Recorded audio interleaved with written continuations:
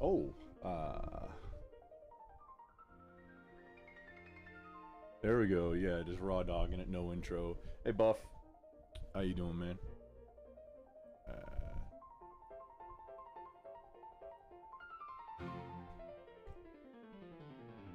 I had planned to do some like messing with clankers, AI stuff tonight, but instead I'm like in, and which I might have even broken it by like, hey, you know what? Let me just be live for this instead of changing gears because I'm getting some stuff done.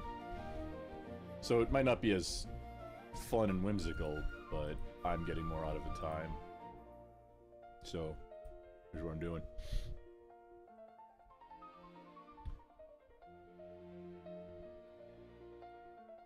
This is like a slice of life look into the fishbowl for how I'm operating lately.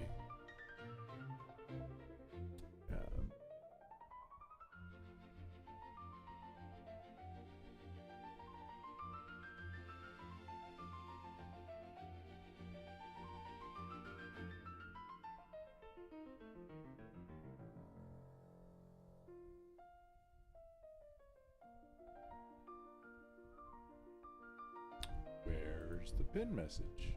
Oh, there.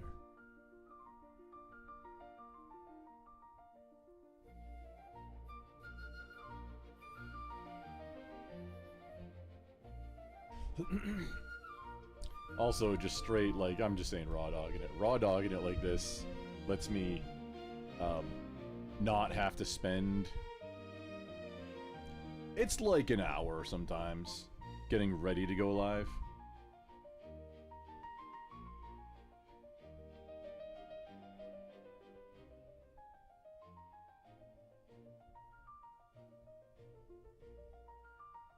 Lately, a lot of it has been also like an unnecessary, in addition to normal, checking for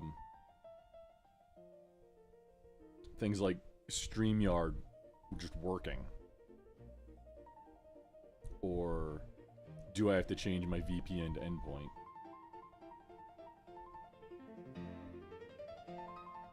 Rome in the house. Good evening. I'm gonna be kind of focusing. I might have already broken it. I'm not sure if I'm gonna be able to get back in the zone by, because even this is still like X amount of time I have to take out to go live. But I thought, hey, you know what?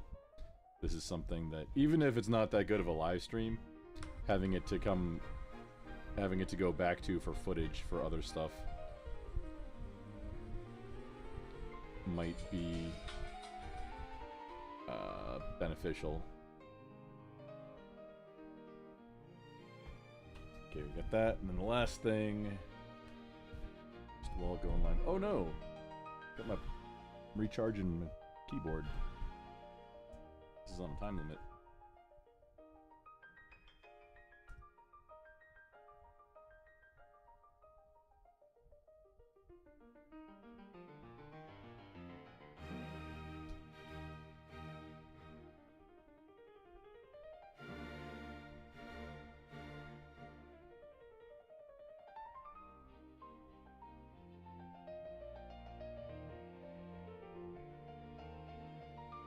Is it gonna work? No. Try again.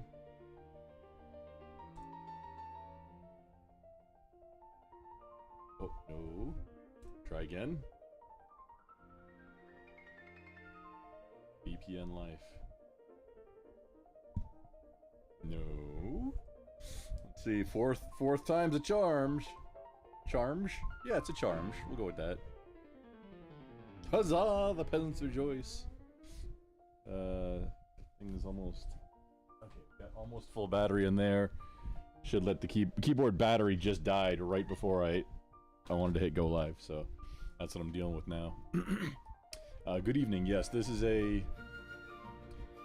As I started to branch off into, this is a kind of slice of life. You get to watch... I'm like a monkey in a cage right now. You get to watch my process creation Lately, I've been using Grok, and this is like literally overview of implementing my process solution. I've got all these notebooks that I've started using for different strategies for things that I've done. I live in OneNote generally at work. That needs some refinement. And then living in OneNote at home and for personal things definitely needs refinement. The thing with OneNote is you can just keep adding pages and making things bigger and bigger and girthier forever. Like each individual section, like a page, it can be, I mean, there's mechanical limits, but there's no like page, like you don't have to be concise. You can just put massive details, girthy details. So I started using a physical notebook for my agenda, daily planner, and log of activities with like one spread. So you've got in a notebook like this, you've got each individual page. You've got each individual like page on the book, but then the two pages together are open. That's called a spread. I didn't know that like had a term, but apparently it does. So one spread I use for a week. On the left at the top is my agenda, 3 lines per day with like morning, afternoon, evening. Pretty easy. So that's like what, 21 lines for a week, the agenda for the week.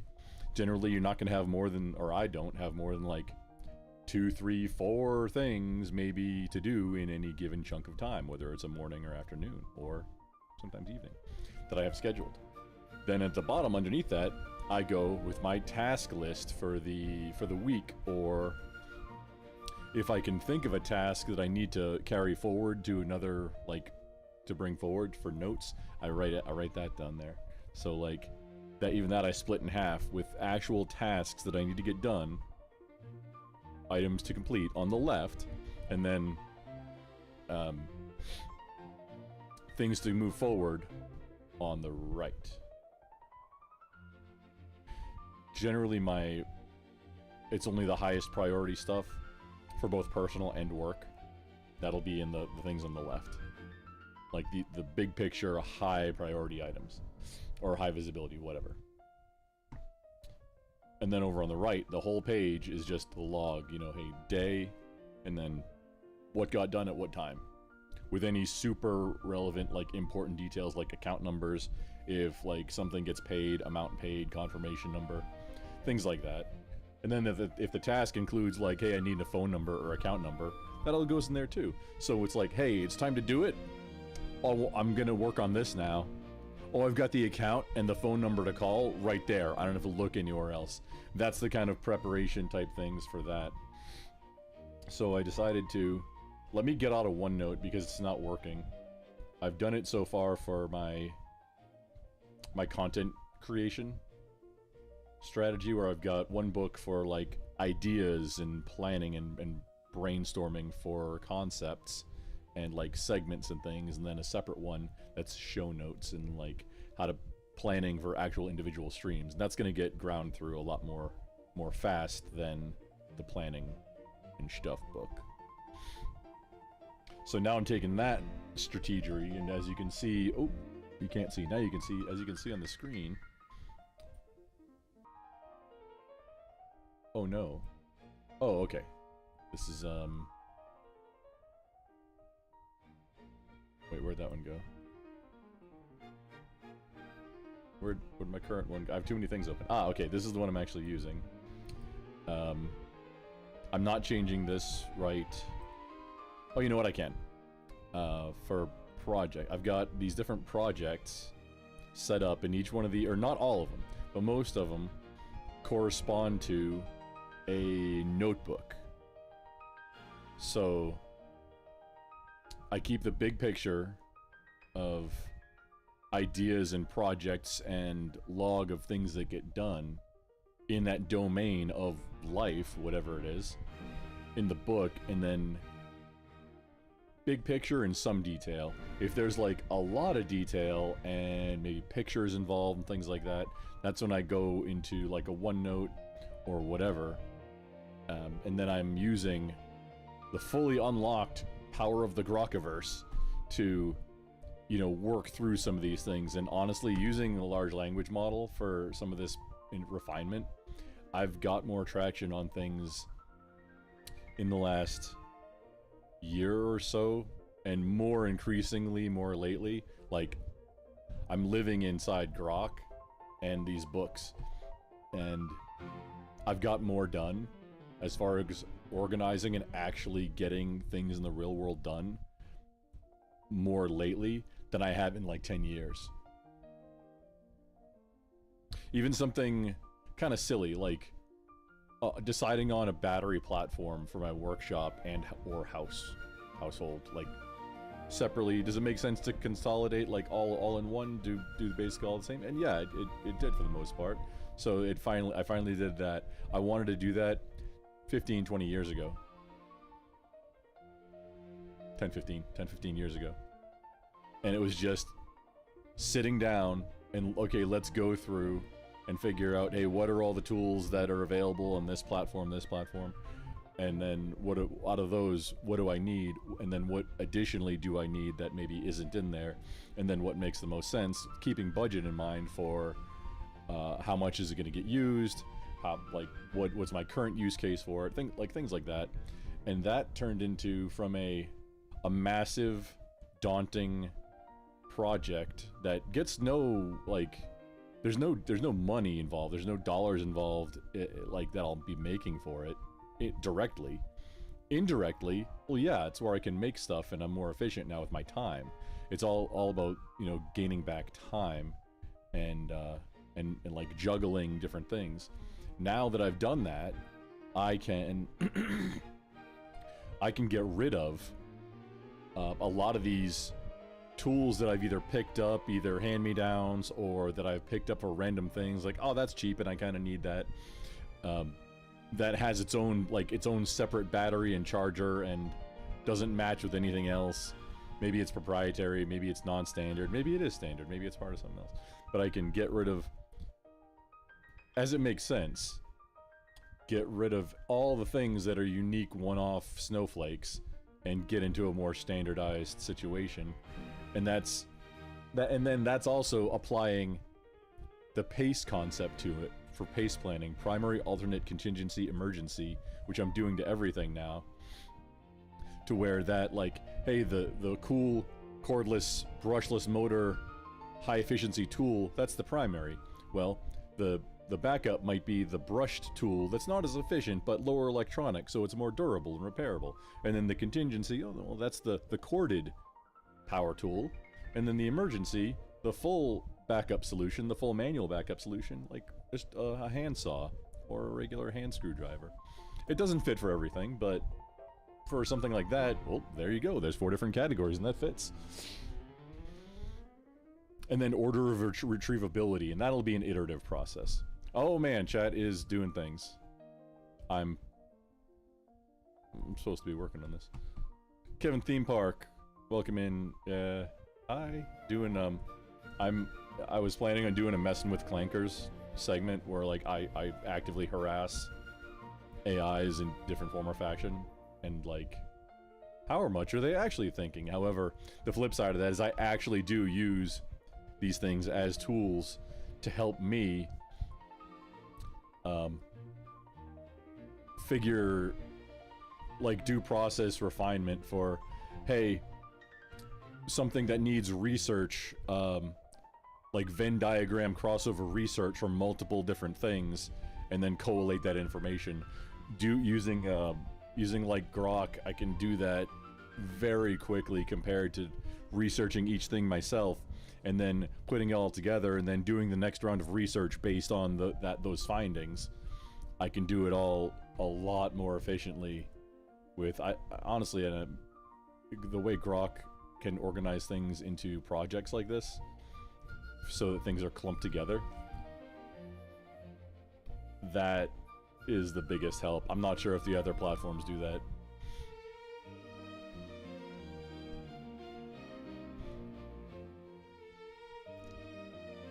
No De Niro, no Dilo.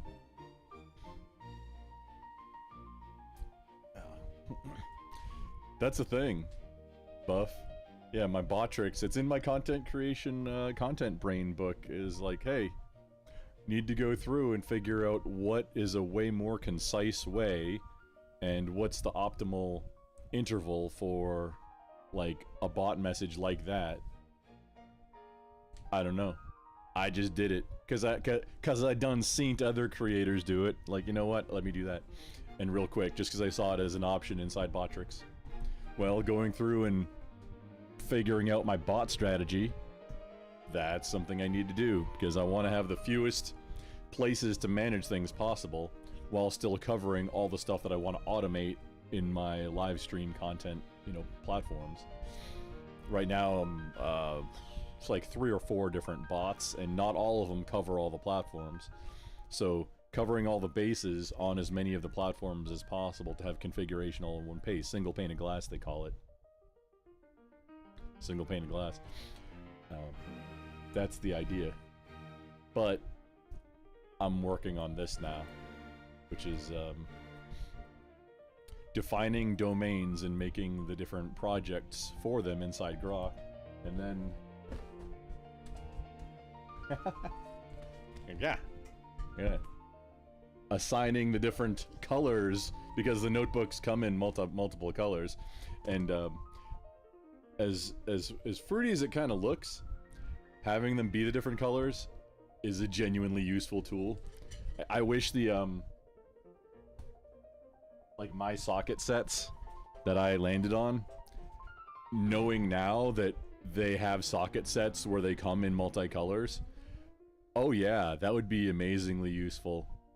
Instead of having to look and see if it's like laser etched on there for the number, like picking up, oh, is that a 10 millimeter, or, you know, or excuse me, is that like a half inch, or is that a 13 millimeter? And having to look around and, oh, hey, A, it's metric, and then B, it's, yeah, 13, is it 13 millimeter, 12 millimeter?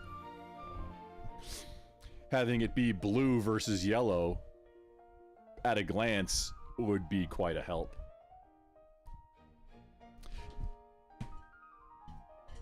Yeah, looking back, like, I would have loved that. Maybe that'll be a project at some point. Maybe I'll re-anodize all of my sockets, my non-impact sockets, with like different colors. We're not going for like rainbow aesthetic. We're going for easily identifiable usability as a tool. Oh, sick. See, that's a process thing right there. Why would he pin the YouTube link to the stream where it's being watched? Because I send the same message out. I send the same message out through my restream, which sends it to 5 different chats. And yes, it doesn't make sense to have that in the YouTube one, but it does make sense to have both in the other 4, where I'm trying to drive traffic to the YouTube one right now while I'm working on getting monetized.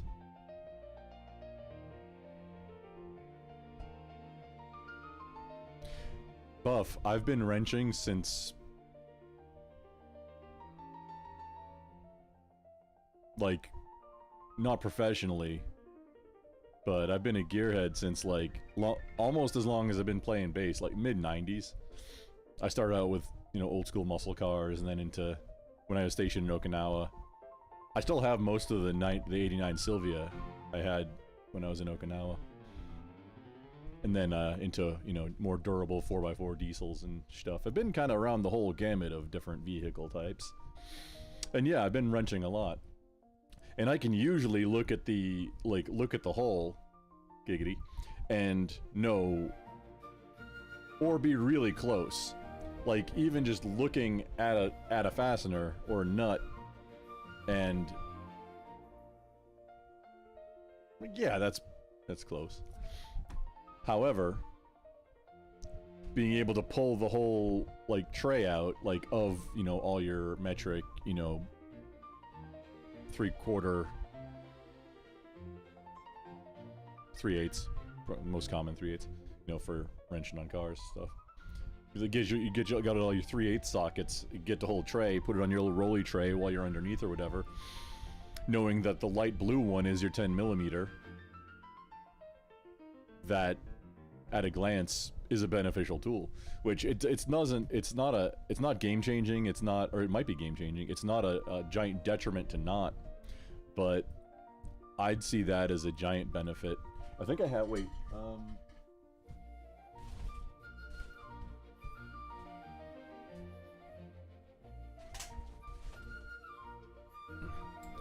this guy.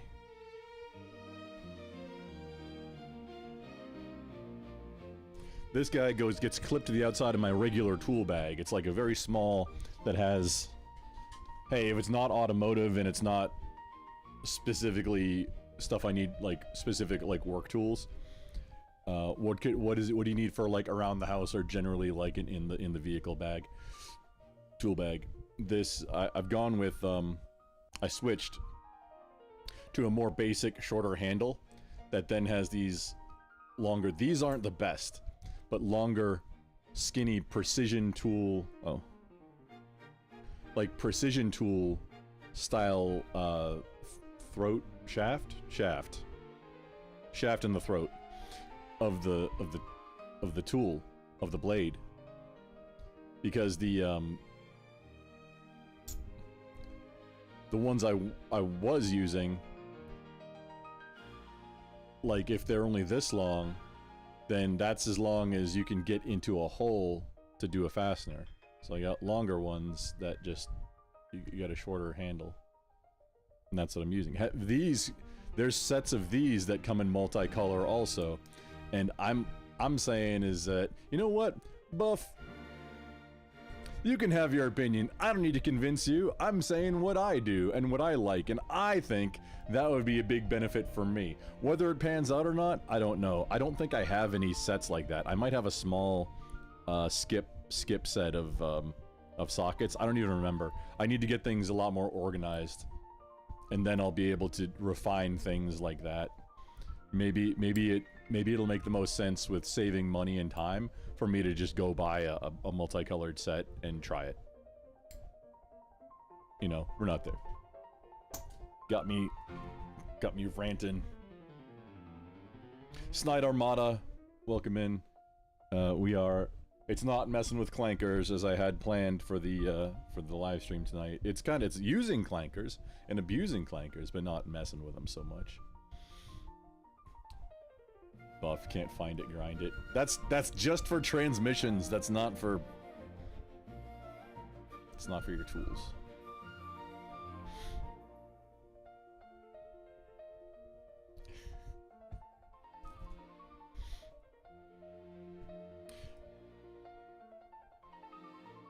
Buff, a 10mm. The funny thing is I made a wager in 2016 when it was trading for very low. I put a Benji on it, and the winnings that I came back with was enough to buy a 10mm. Glock, I mean, a G20, not a socket. However, yes, the funny thing is, the super funny thing, you know what, here, I'll pull up,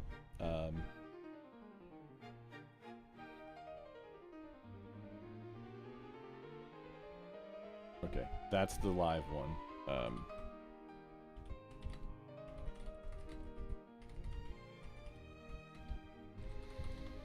There's a set.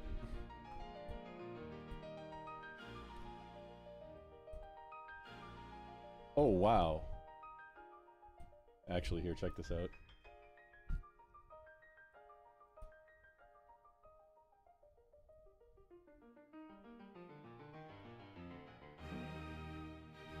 Look at this. Before we continue, confirm you're a human and not a bot. Press and hold. Okay. What's gonna happen?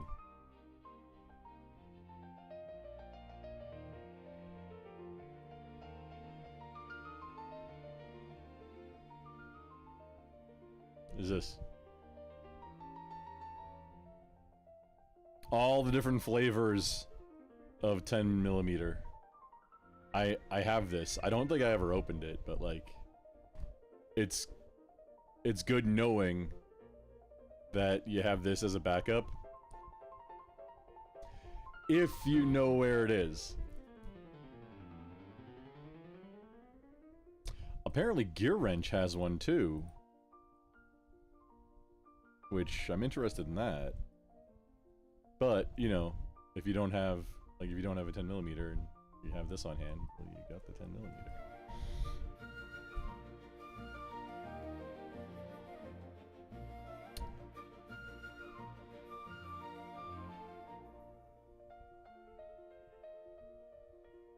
Rome, I had to read that like 3 times. Like, wait a minute, that's from Rome. Oh, it's the Shaft theme song.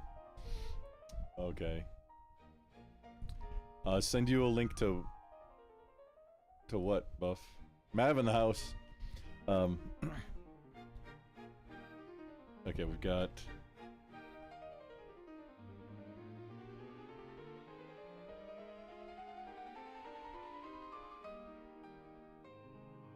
And then if I just noticed that these have like little icons, and you can change the icons, so I'm adding that in there too. It's kind of hard to describe all of, like, what is it that I'm doing? It's like, I'm really focused on doing it, but describing what I'm doing, it sounds kind of wild.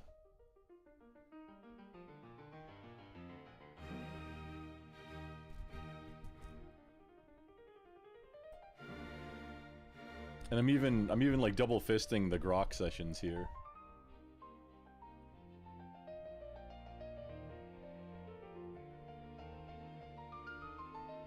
I've got this guy and then a separate one where like I do this for the, I just started, I upgraded the grok, so I have 4, I'm using the 4.3 beta, and then you can set up multiple AI agents. So you can have up to 4 active ones, and then they confer and do like a council, a bot council. It's wild.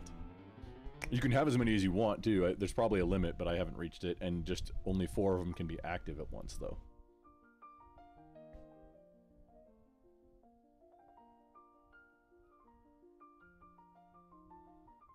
Buff, the funny thing is that those are regular Pittsburgh also. They're not Pittsburgh Pro. And, I mean, if you try and use a Pittsburgh socket on an impact, yeah, it's probably gonna crack. I've never had a... The only sockets that I've had crack are ones that I've mechanically modified, like... I needed a deep well, like super thin wall for some head studs on an engine. I think it was for my race car. Oh, you know what? That one didn't even crack. I used a quality socket. No, the only sockets I've ever had crack are like not named, like they're just straight Chinesium, which Pittsburgh is, but I don't think any Pittsburgh sockets have ever cracked on me.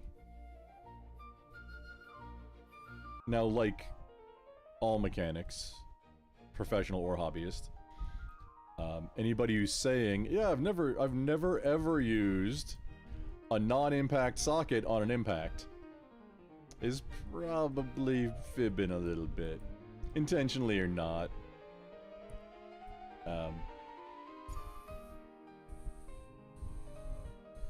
I've had very few sockets ever crack on me.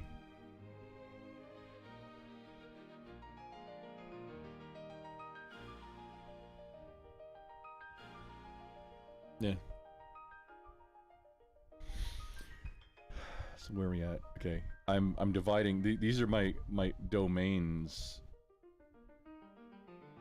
Now, is this feature creep? Is this creep? Is this scope creep? Yeah. Yeah, it seems kind of like it is. Wait, hang on. We had about a dozen before. 14.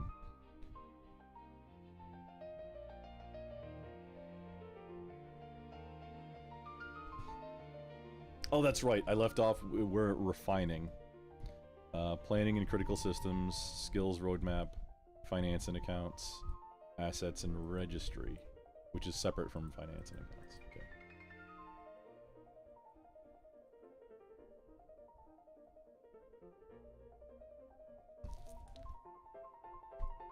I'm not going to be as entertaining. This is like, I wasn't even, I wasn't planning on being live to do this. However, I got caught, like, hey, I'm doing this right now and it's getting into I should be live already time, so And it is dealing with clankers, even if not messing with them. Maybe we'll mess with like clankers later. I want to get this done today. It does involve ordering some more books.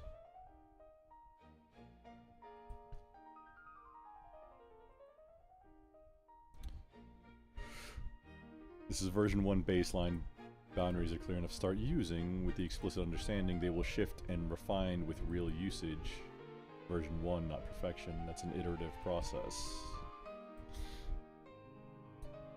Okay, we were up to 14. Okay.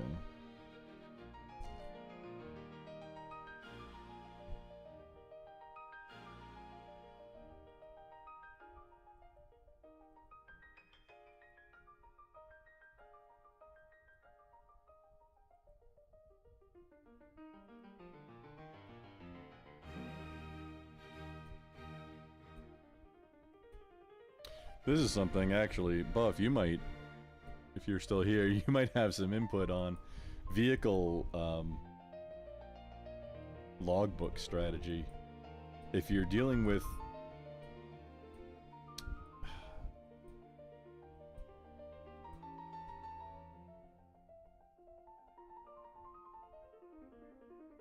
fleet management, where I'm having, so obviously if you're going to keep like a mileage log and a maintenance log, that should be possibly in mileage and fuel. Obviously that should be in the vehicle, because you put fuel in with the vehicle when usually you're not at like home base.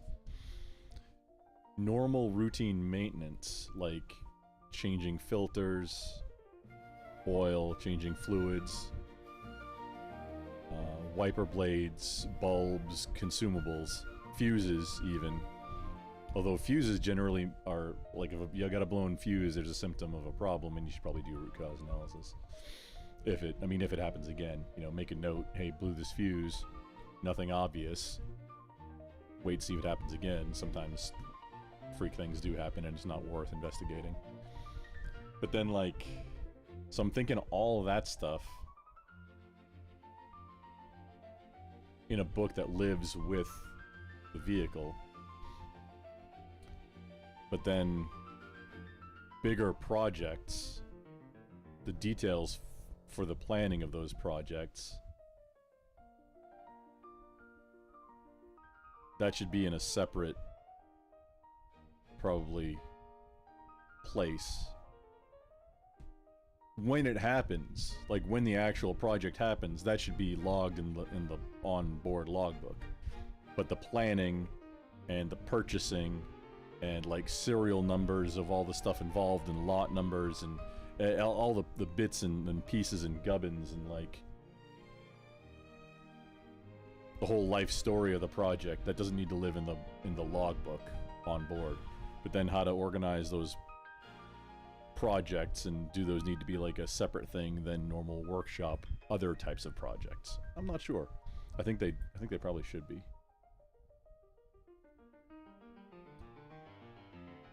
Oh, here we go, different categories.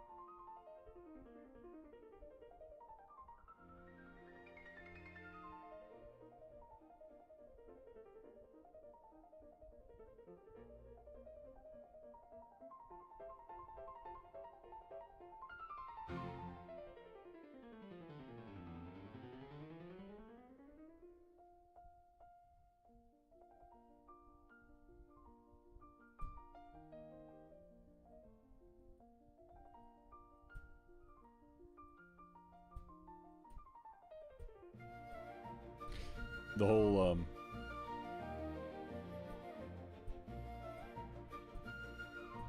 realistically, the whole purpose of all this is to help me deal with ADHD and like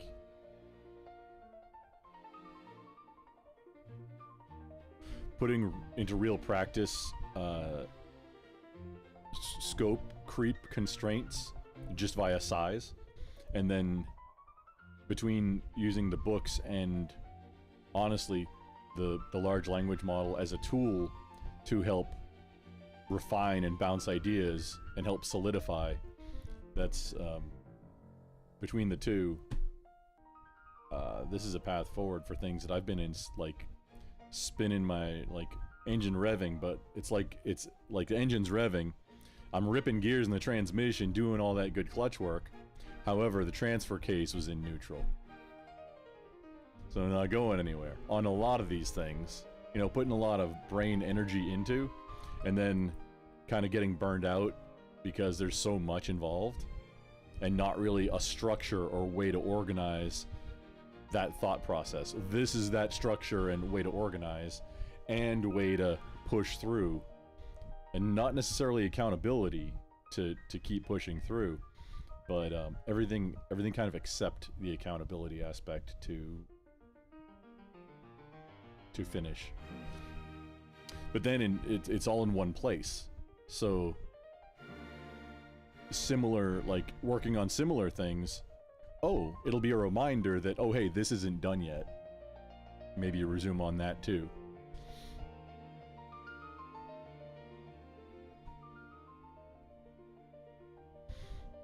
And one of the domains or books is actually a master kind of time constraint per domain, like get stuff done on each one, and here's the thing, you know, like one major thing a month, say, or put effort into one major thing every month. It's like, it's very doable stuff. It's just my brain don't work so good.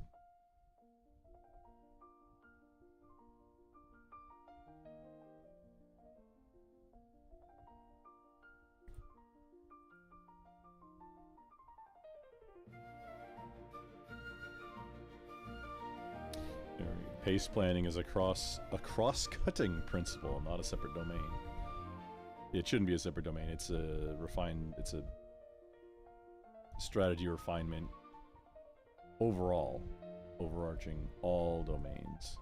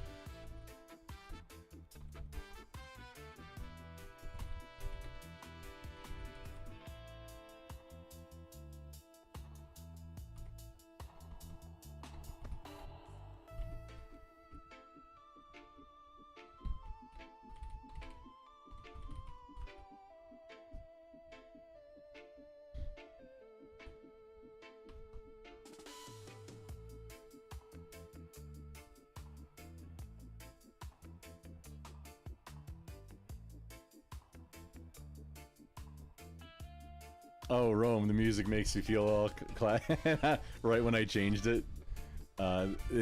Sometimes it gets stuck on a style, which sometimes it's really cool, but it's supposed to rotate like every, I don't know, 5 or so minutes.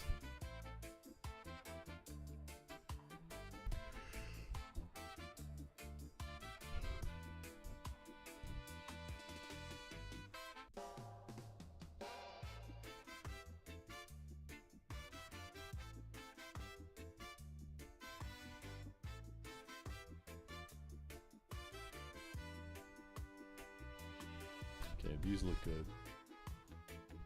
Working domains list. Home and daily operations.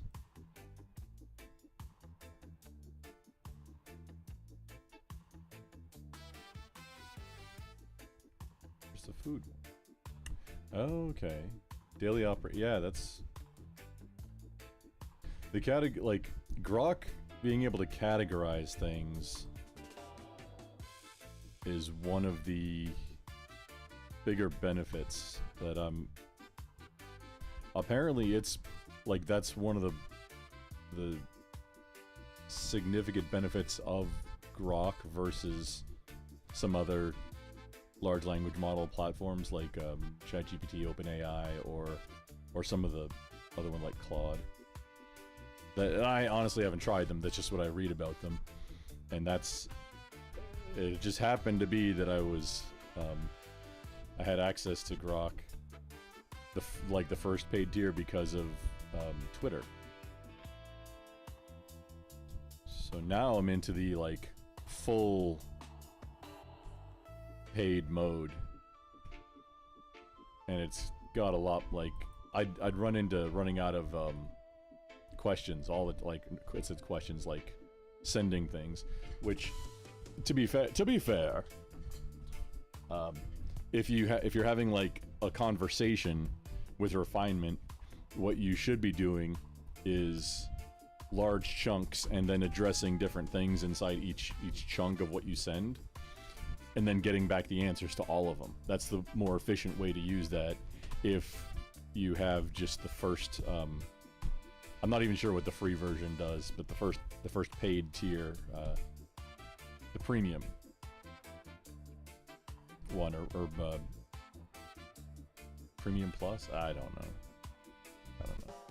know. We have Super Grok unlocked.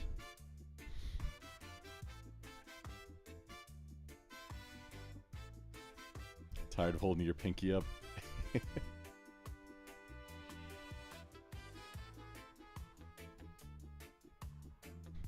Workshop. Okay.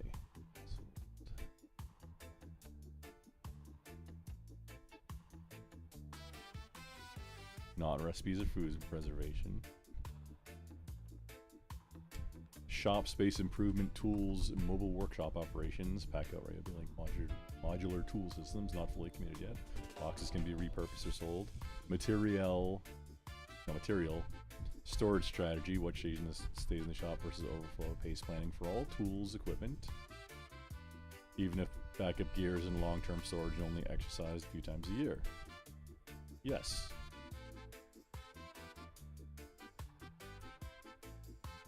Property, buildings, yard, land, farm, infrastructure, fences, barns, large equipment, tractors, excavators, garden layout, usability, bed width, raised bed, less spending, etc. The where and how it fits on the land decisions. Requirements for gardening comes from number 9.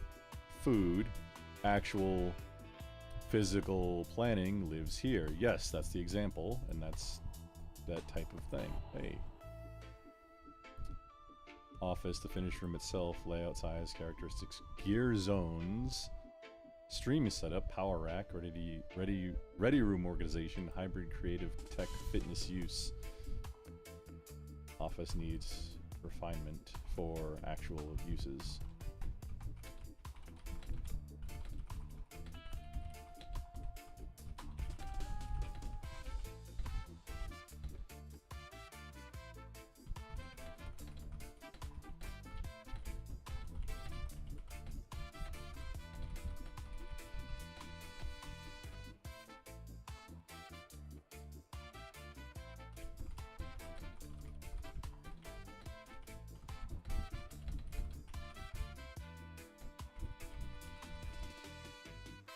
Office space needs refinement for actual uses. Some uses may need to move in, some more likely need to be moved out entirely or trimmed down in space. In space consideration? For space consideration.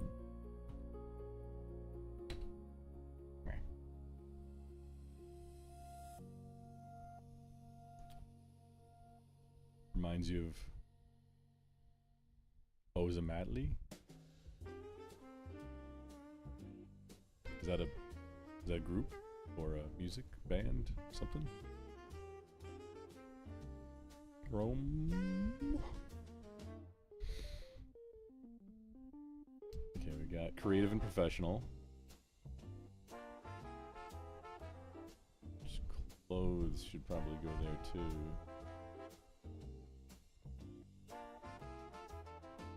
Creative and professional.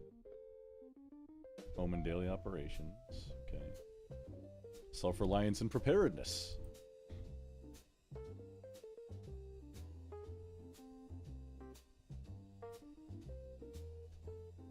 Practical homestead skills, food. Oh yeah, this one I already have. We're refining. I'm refining bone broth. About to do a second or third batch since starting this book, because it takes a couple months to build up the chicken bones. I think last time I didn't have as accurate of a scale at that point, so I was guessing. And since then, have purchased a food scale, like a kitchen food scale, and it's like an heirloom tool kind of thing. But I haven't even unboxed it yet. So before the next time, which in this coming week or so, I need to do another batch. Before then, it would make sense for me to move my ass and do my very first unboxing video, because all these things that I have, they're in boxes that I haven't opened yet. It's like, oh, I'm saving that. I'm gonna do an unboxing video, except I haven't done one yet. I need to set up, like, what's the best way to do an unboxing video? That's in the content strategy. I don't know if I have that in there yet, but that's, you know what, I'm gonna add that. Figure out this week, which we're running out of time this week, so it's maybe today, maybe tomorrow, maybe this, maybe Saturday, whatever. Figure out, I'm adding this to my normal agenda. Figure out unboxing video.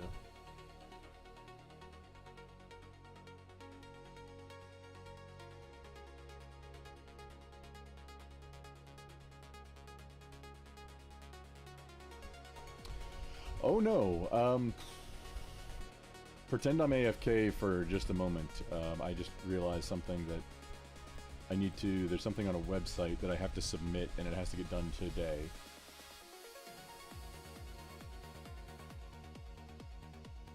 I might have already missed it, but I think it's calendar hours, so like until midnight. So I've got a few hours. It may be already too late. I may be host, but I'm gonna try it. Should be just a couple minutes. Cumbia de los Muertos. Cumbia. Not Colombia, cumbia.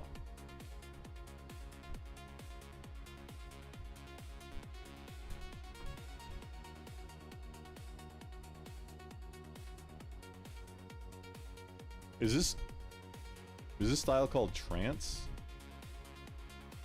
I know, like, when you get into, like, techno, which I just, it's always been techno, but I guess electronic music, there's more subgenres probably than any other style.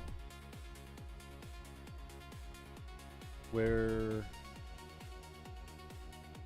Oh. I was in the wrong thing. There we go. This is what I wanted.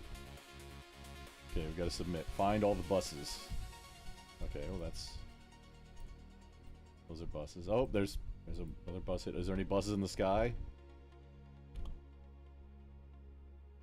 Okay, that should be good. More. Okay, find more buses. Just one. But it's like 9 boxes. Okay.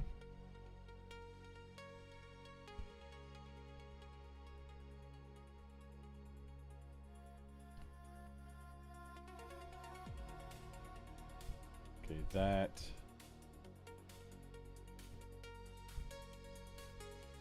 Find additional, but wait, is that a bus?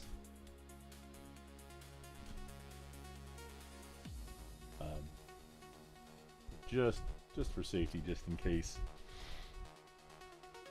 It does have some personal information. I would hate to dox anything.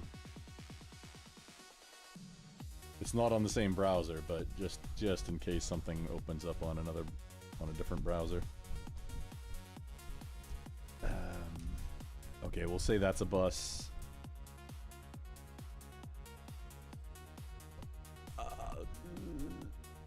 That's a boat.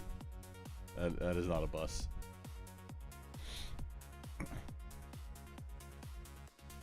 Okay, need just a few. It's just some quick like forms that have to be filled out.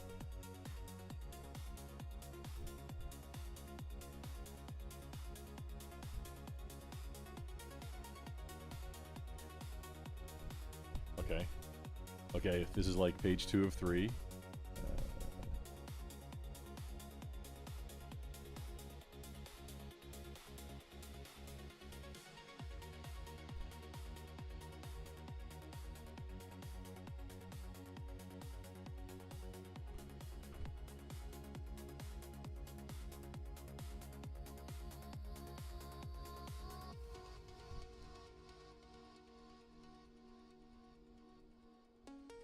And we're done?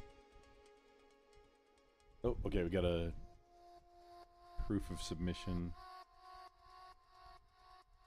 Just in case it comes up. It's never come up. It's like a...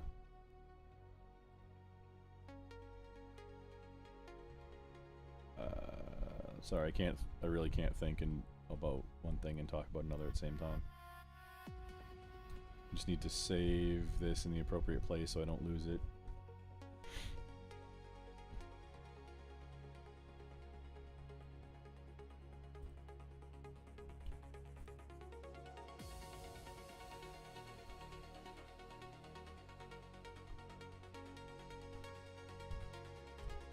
And this is May. Oh no, this is not May 1st. This is April 30th.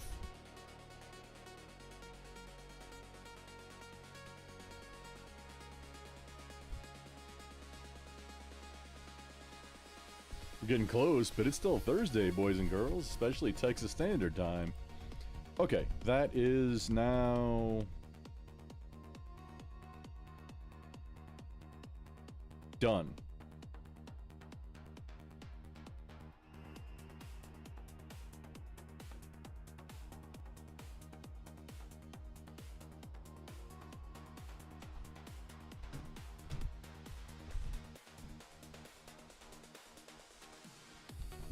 Okay, we can get back to it. There we go, Rome. Oh, we got a Chrissy in the house. Good evening.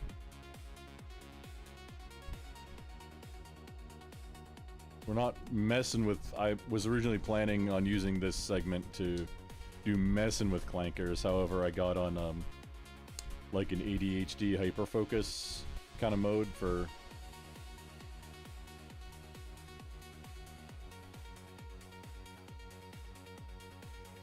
Yeah, it was hours before I just said, you know what, I'm not stopping this, I want to finish this. And so I says to myself, self, hey, just hit go live and do this. It's not going to be as entertaining, but it is. Generally in the past, what got me started streaming was keeping myself accountable for projects, so that tracks. And this is messing, like, not messing with AI, it's messing around utilizing AI. So it all kind of sort of fits.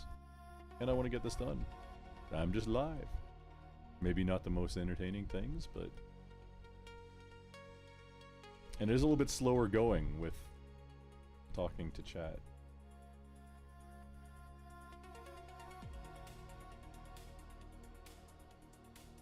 This is kind of an experiment. I've never done this before. I might need to stop and or just turn off so I can't see chat, and or just not be live for it. But later on, I'm gonna look back and see how much time did I spend actually in it versus, like, is this good for me to do as content? I'm not sure. Maybe it is. Maybe having crowdsourcing additional ideas or talking about things with real people will help. Oh, we're trying it out. Oh, she's not here. Okay. You want to spin your hula hoop with LED lights? I mean, why not? There is no try. There is only do. Do it. Record it. Why not?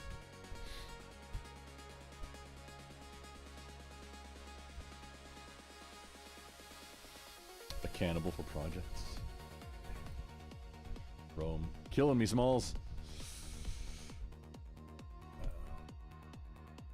Okay, so we've got 3. Distraction. Okay. Fame. That is submitted.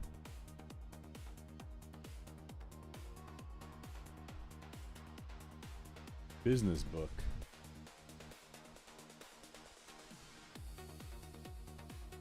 Oh.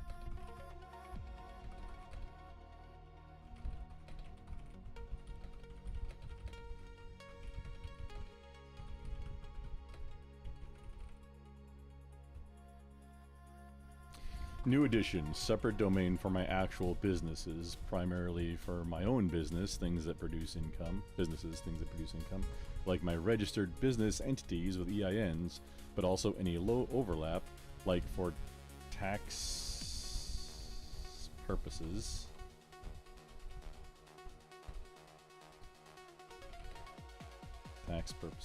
Also with contract positions.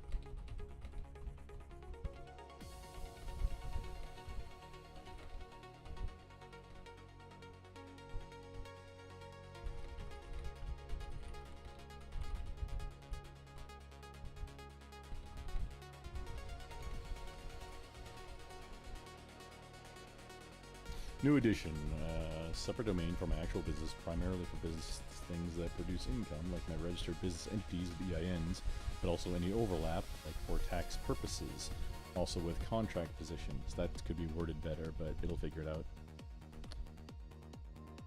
Things in here like documented, this is poorly grammared. Like like the registered agent for the business's plans, mission statements, process equipment. This would be a much larger scope if there were actual employees, but this is a start. Phone.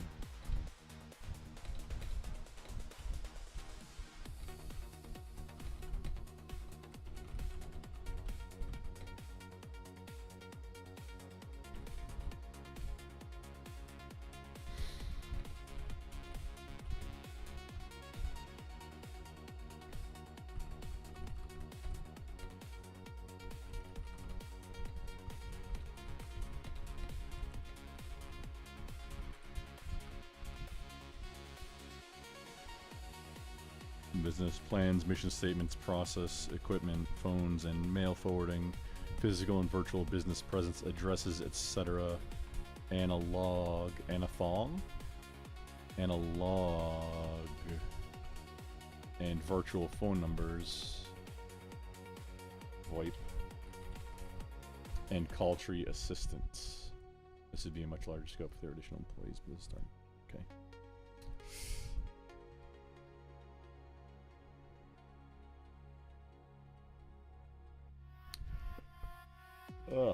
Rob, you don't have to stop chatting at all. I'm kind of focusing on this, so I'm not gonna be even as bad of a streamer as I am, and not looking at chat as much as I should be. It'll be even a little bit less while I'm kind of focusing on trying to get this done. It's kind of like, that's what I put, like, I'm a zoo. It's like you're watching an animal in a zoo, or like in an aquarium. The chat is tapping the glass.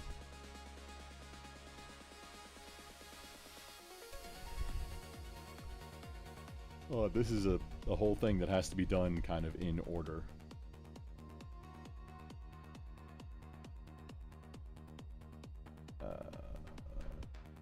Property infrastructure. Office.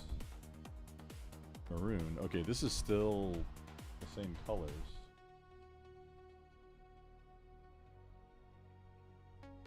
Oh, they're in a different order now. Okay, let's see. Music. Teal. Work and contracts.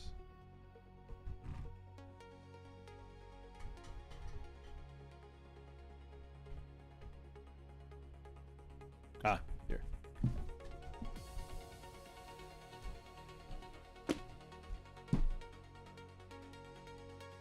Speaking of, I should have a show notes notebook. Oh, you know what? It doesn't matter right now. I don't need show notes open because this is just live while I'm doing something.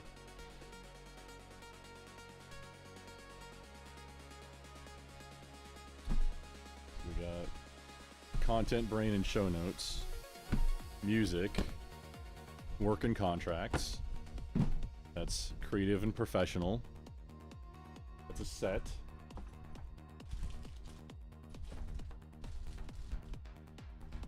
That's a set of books and domains. Okay, for daily operations at home, we got household, peach, workshop, black, property and infrastructure, dark. Is a very dark green. Yeah, that's green.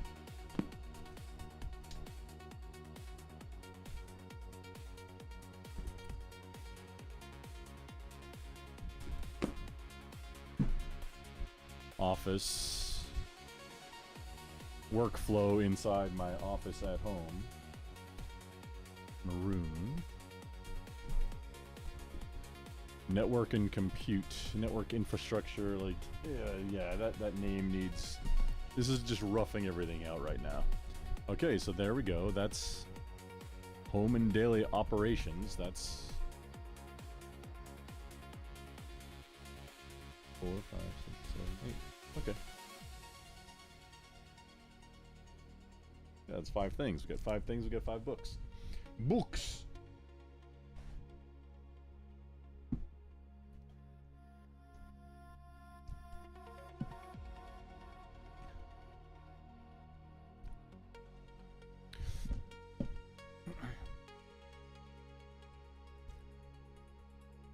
of just left with this one yellow over all of these other things here, which...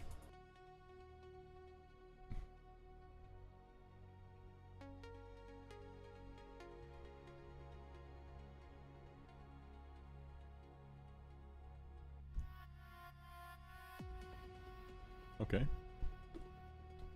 we go. And yellow isn't even... Yellow's not even on here. Oh yeah, that's right. We were gonna do colors after. Get the cat, because why assign colors? You get the categories of the domains kind of set with clear boundaries for what goes where. This is to prevent creep in scope that has eventually overcome every... I love OneNote, and it's a tool, but it has to be used with discipline or else you get creep. Scope creep. And then sometimes something should have went to one place, but you end up putting it another place.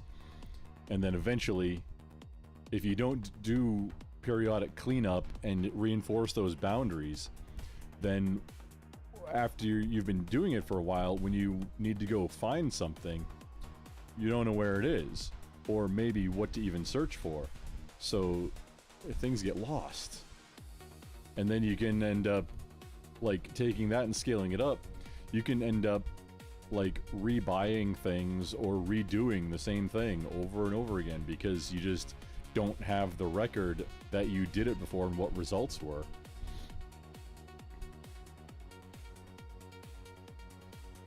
Or me, I can't anyway. I don't know about you.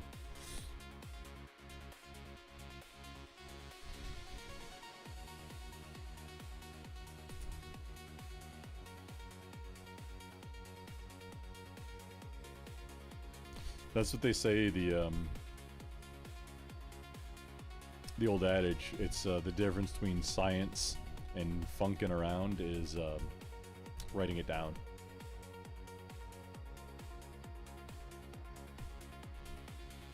And this is all 2 new whole categories of domains.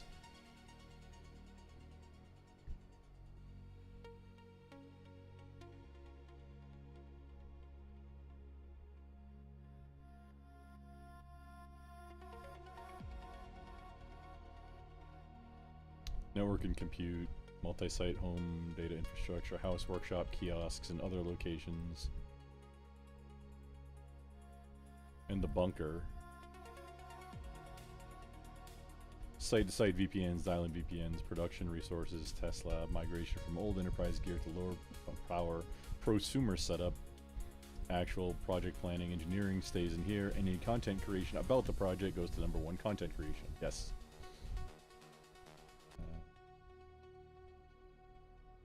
Layout, size changes, gear zones, live stream setup, power rack, ready room, organization, hybrid, creative, tech, fitness use. And that...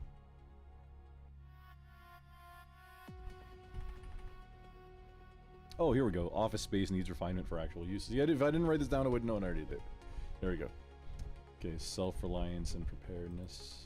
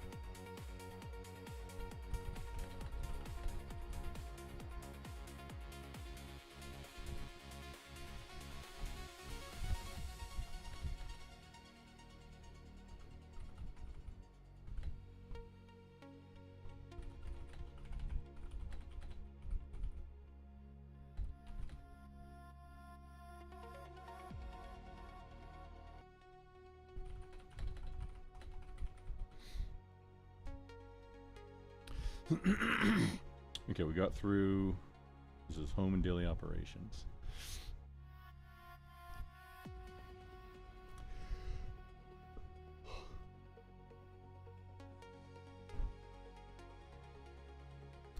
Self-reliance and preparedness. And we gotta plug the laptop back in.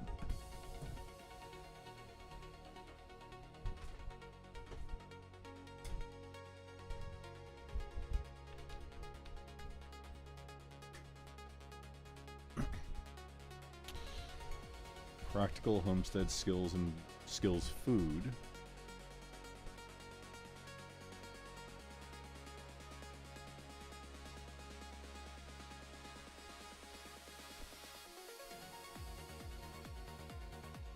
Entire food system, growing, procuring, preserving recipes and processes.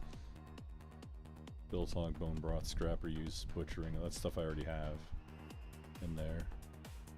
Mine, I don't have butchering in there, but that's a few like diagrams generally. Actually,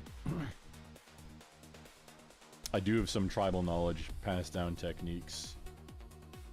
They're super simple to explain, like having gardening tree branch loppers on hand to crack the pelvis when you're field dressing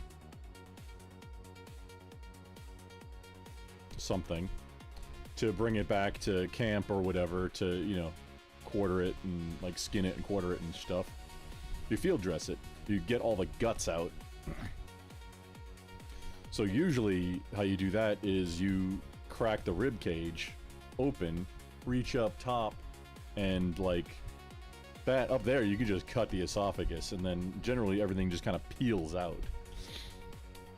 But down at the bottom there's another contact point where the where everything connects in.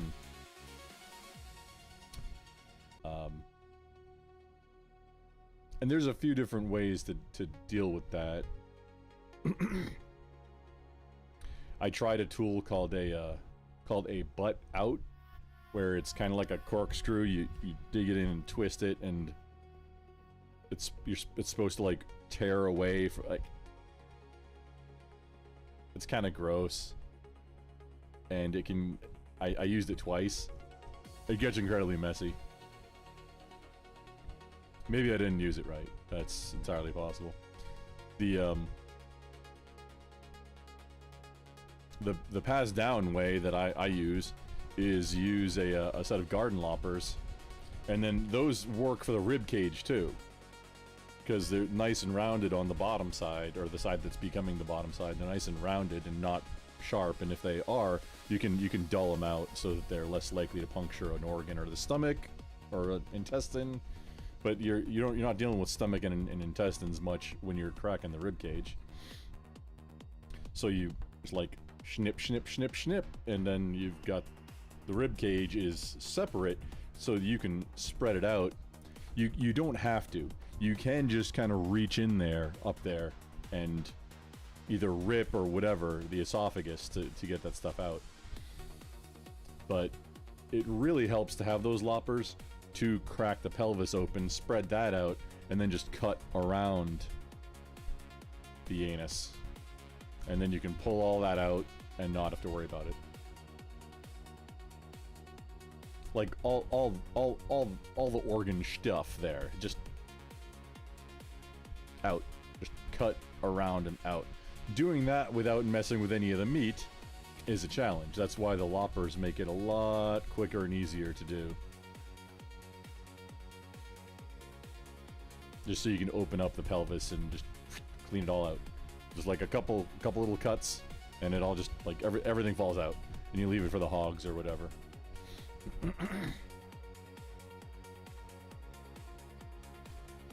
But stuff like that, I should have in there.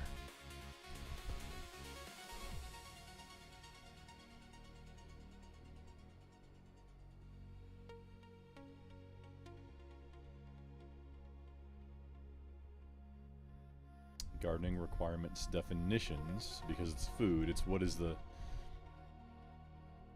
Yeah, for like a garden bed, then we're figuring out what the requirements are to grow whatever that food is. And then the combination of what are we trying to grow, that combination will dictate the requirements for then the engineering, which will go into the property and infrastructure book to plan and actually build garden beds, whether they're raised or whatever, and then what type of soil and amendments are needed. That gets defined here, but then the actual project, let's figure out materials to buy and how to combine them, etc. Do we put chicken wire down first? Maybe. At the bottom? Will that help prevent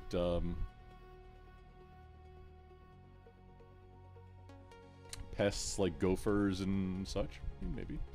I just recently figured out about landscaping cloth. I think it's called landscaping cloth. It's a mesh. It's much finer of a mesh than chicken wire, and that'll help prevent like voles and smaller critters from burrowing in.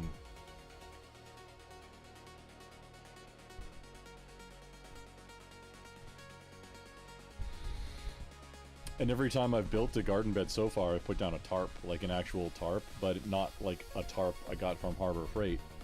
It's the ripstop material from dog food bags. Like, I buy big dog food bags. Oh, speaking of, I need to add another book. Yeah.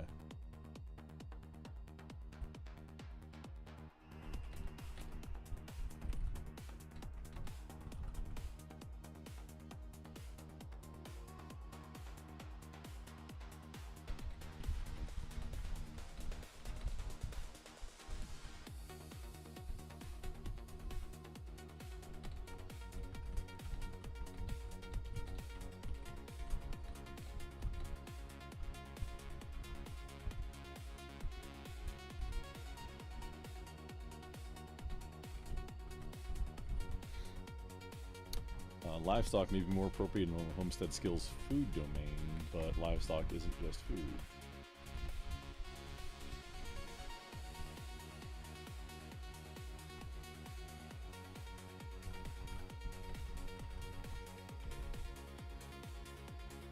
It's mostly food.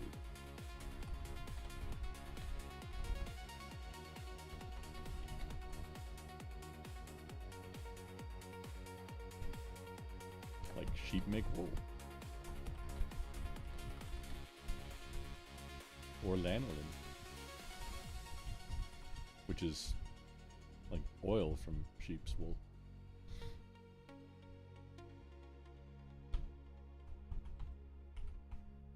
I don't have any sheep.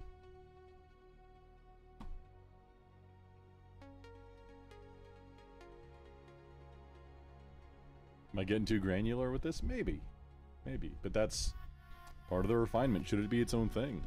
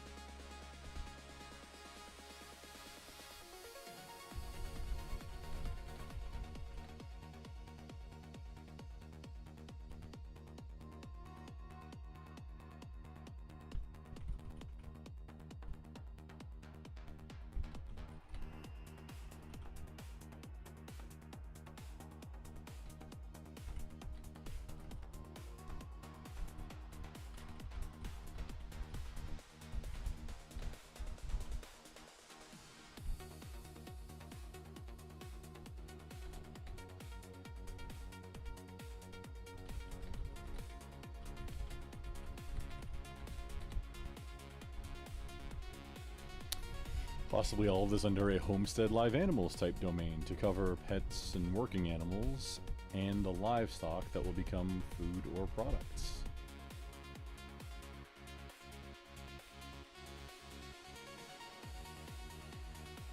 breakdown of categories. Okay, giving Grok that reinforcement of, hey, that was good. Do that more.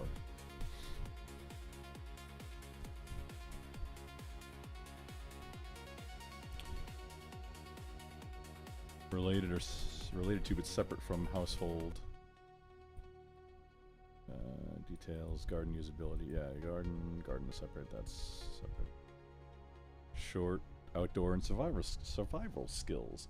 Short-term survival, bush trap, camping, wilderness skills and gear, homesteading, long-term survivals. Deliberately split across 6 farm infrastructure, household, and workshop, and number 9, food, growing.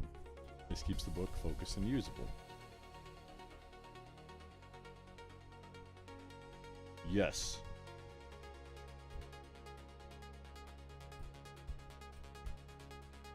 Growing food, workshop strategies, how your furniture in the house and the kitchen things, and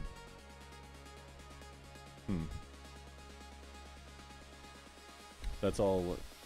Can't, like, essentially camping. Outdoor and survival skills are going to be a lot different. There's something, okay, like water catchment. That's an example of one that's across both domains. Water catchment and purification.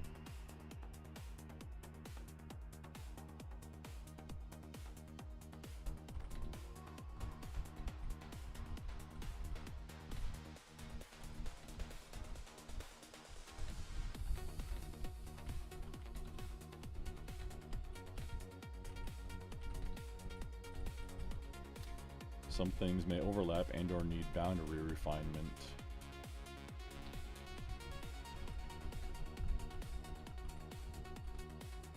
For example, water catchment and use.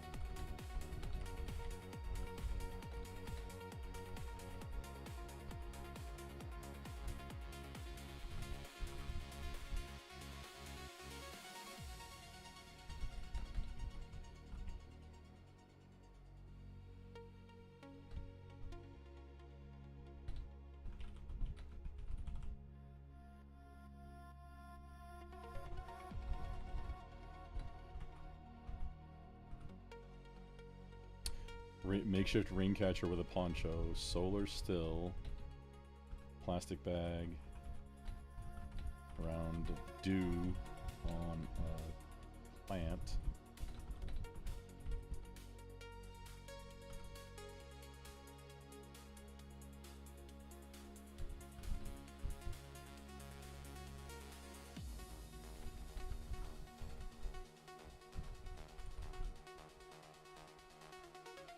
All more camping / survival, small scale, skills,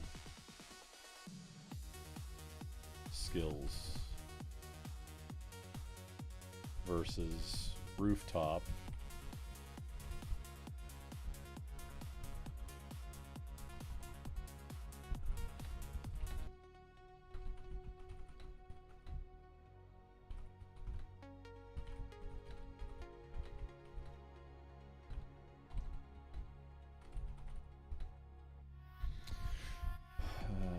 More camping / survival, small scale skills versus rooftop catchment into a cistern that feeds garden beds or a building.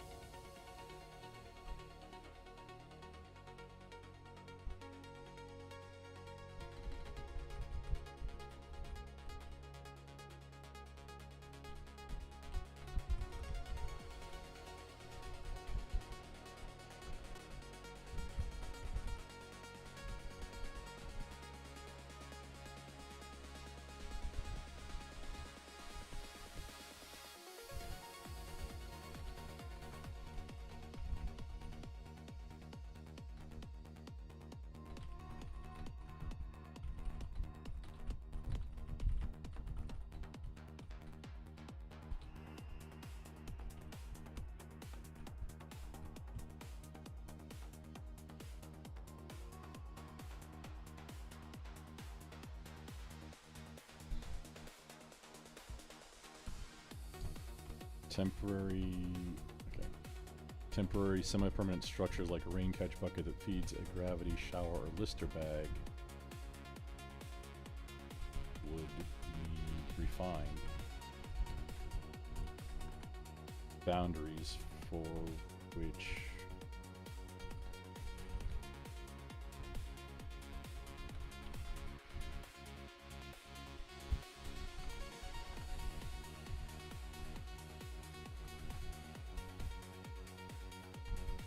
would need refined,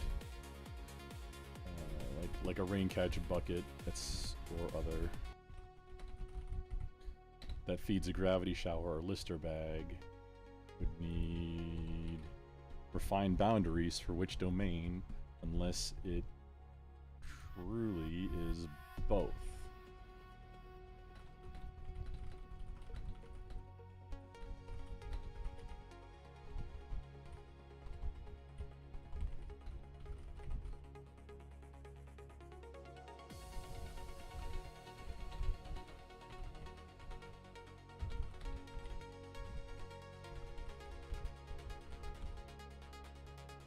Unless it truly is both, and how to deal with it being both without duplication of effort and or sprawl. Ah. Okay. Yeah. Chrissy back. And Smokin' Spaceman, yeah. This is a prepper homestead book. I tried doing something like this years ago. It got too complex and chaotic trying to organize because so much can apply across multiple topics. Kind of. Not just prepper homestead, like that's a component. This is, yes, that's a goal, getting stuff organized, like plans and taking my own tribal knowledge. It's in my head because I have brain issues. The most ADHD is in effect. This is all, this whole effort of what I'm working on right now is I still do at work, and for some things I still do it at home, but a lot of these things, I live in OneNote, but OneNote is so great that it has a tendency to inspire sprawl, which is where, like, you can just keep adding things maybe in the wrong places, and then what goes where, I don't know, and then that turns into a whole separate effort or job to fix it and like realign borders that you don't have well defined. So what I'm doing here is I've been using these notebooks like these style, the dot grid, like bullet journal style notebooks. These are the best that I've come up with, both bang per buck, and what, 312 pages. They've already got the index, they've got the lines, they've got or the dots. They're decent paper, 100 GSM, and are pretty resistant to bleed through. They're definitely Chinesium. I think they're made in China, but they're fairly durable. They're not like waterproof paper like I would prefer, but you know, not everything can be on. It's called stone paper. My calendar that is like back pocket, you know, passport size calendar is, but my notes, that is the same form factor that I keep in there with like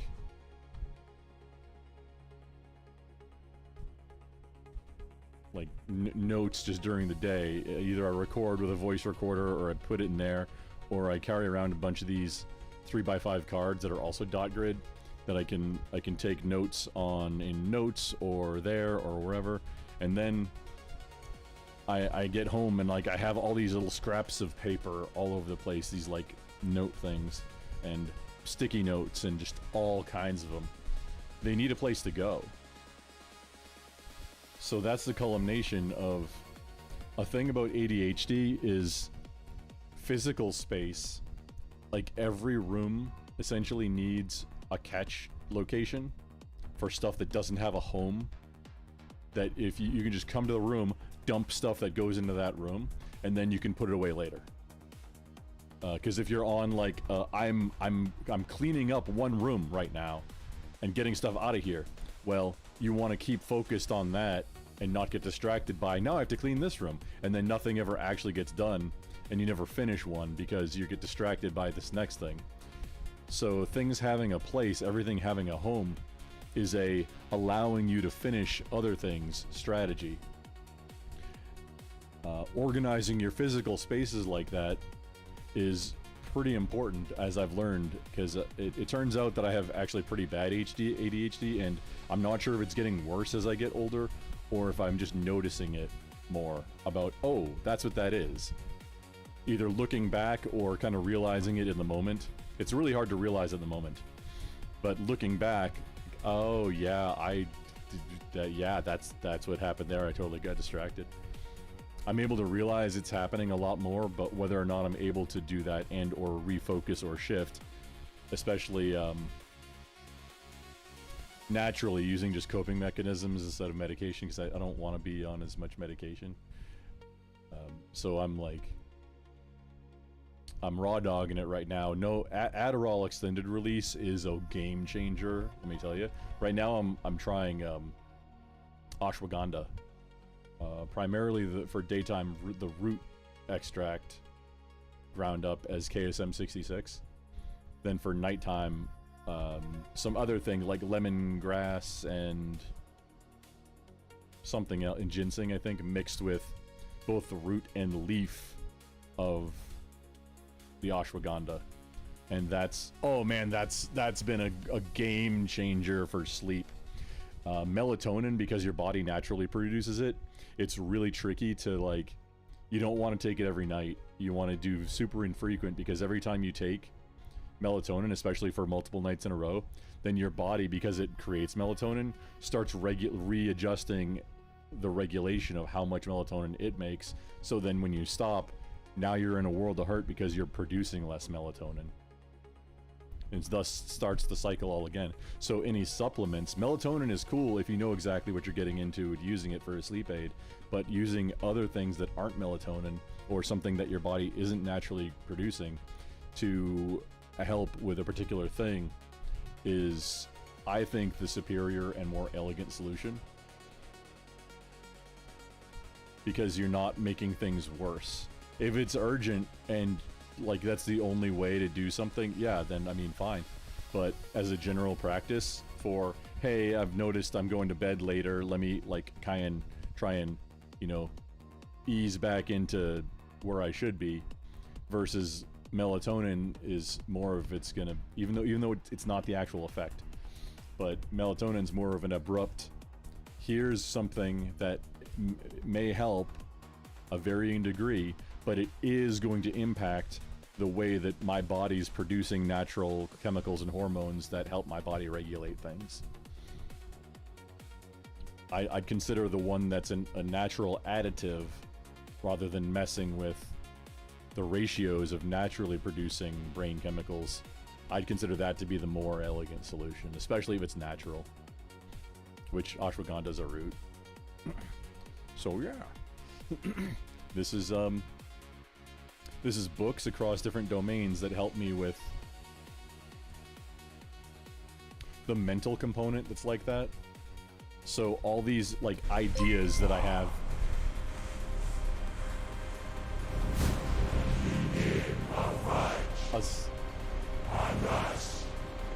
It's supposed to say one of us. The zombie's saying one of us. Asake vibes.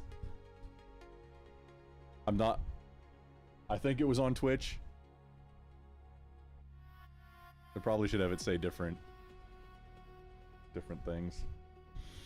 But welcome. It's welcome to the. It's totally not a cult. It is not a cult. Let me finish the thought. Okay, so each of these books, at the back of the book, there's a section.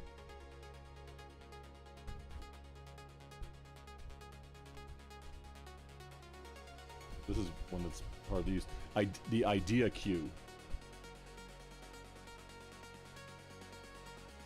And then in the idea queue, then over here, yeah, you start putting things like any kinds of scraps of like sticky notes,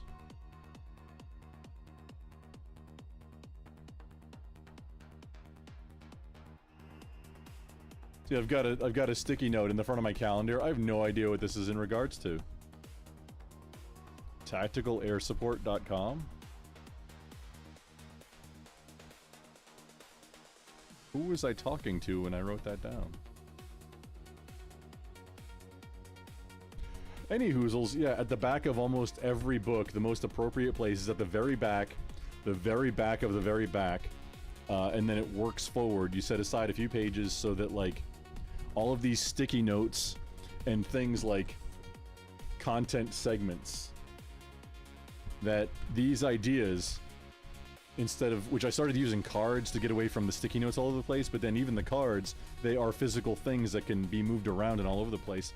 Really, that's an intermediate solution. The best idea for me, seriously, is looking like, instead of having to try and, like, have one for all, the cards, is very many sticky notes all over the place, so I have at hand a thing to write down an idea or note, and then gather those up, bring them with me to my office where the bulk of my books are, and then take a note, say, hey, okay, this goes into this domain, this book, and then I can take it, write down that idea in the back of the book, take that piece of paper, shred it, and then it's done. It's in that idea queue. That's the drop-off spot. And then when I'm ready to deal with things, or organizing for the next month or week, like for a week, I'm not gonna go through all my books and say, hey, what idea should I work on? I'm not at that spot yet. Right now, no. Right now, I'm trying to, like, free up throughput in my brain so that I can work on implementing some of these things that have been languishing for 10 to 15 years in some cases. Just because I get wound up around the axle about them and then never actually do the things. This is my help me get organized mentally and physically, because the mentally piece inside that is the planning and execution of the physical piece. I want to get what are my needs and what are my workflows and what's my use case. That's gonna inform the requirements for designing these spaces, or at least, you know, the first or second iteration of them. It's an iterative process. You know, get something in place, start using it, see what the pros and cons and where the deficiencies, what I really like about that flow, about that layout of that room, about this piece of equipment, whatever. Start using it, and then kind of get a pros and cons list together, and then refine, and then do another iteration of, hey, okay, so this was good, this wasn't so good. Let's keep all the good, and first thing is address all the not so good, and let's see how we can improve that to get it as beneficial as the good stuff. And then, hey, the good stuff, maybe we could improve that stuff to make it even more efficient, or roll something that's not so good into one of those processes of the stuff that ends up working out really well. It's an iterative process, so there's not like there's not really an end. What is it? The 7 Habits of Highly Effective People. I think it's number 2. You begin with the end in mind. That doesn't mean you have to have the absolute finished state. You just need a goal of what does version 1 look like? What is getting the job done look like? What is the checkbox, the ultimate checkbox that we're trying to check with this thing, this task, this project, this whatever? That's the end. For a large scale thing, for like something for work, there are going to be requirements that are given to you, or you have to figure them out. But there's always going to be something that, like, what is the goal? And then getting to that goal being checked the first time, that's the first iteration. That's version 1 shipped.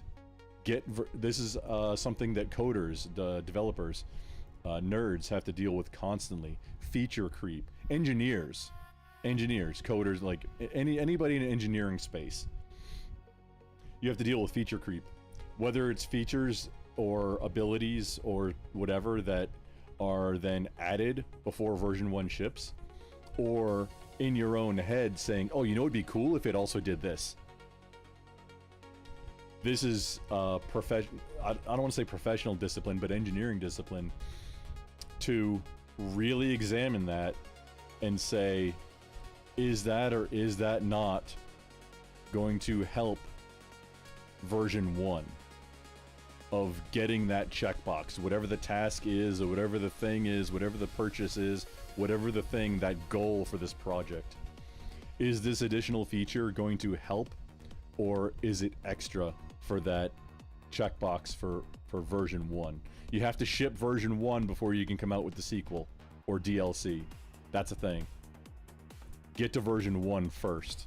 And then everything else that's a nice to have, that all goes into the idea queue, that all goes into the list, that all goes into like the features that maybe, hey, okay, we've got version 1 down.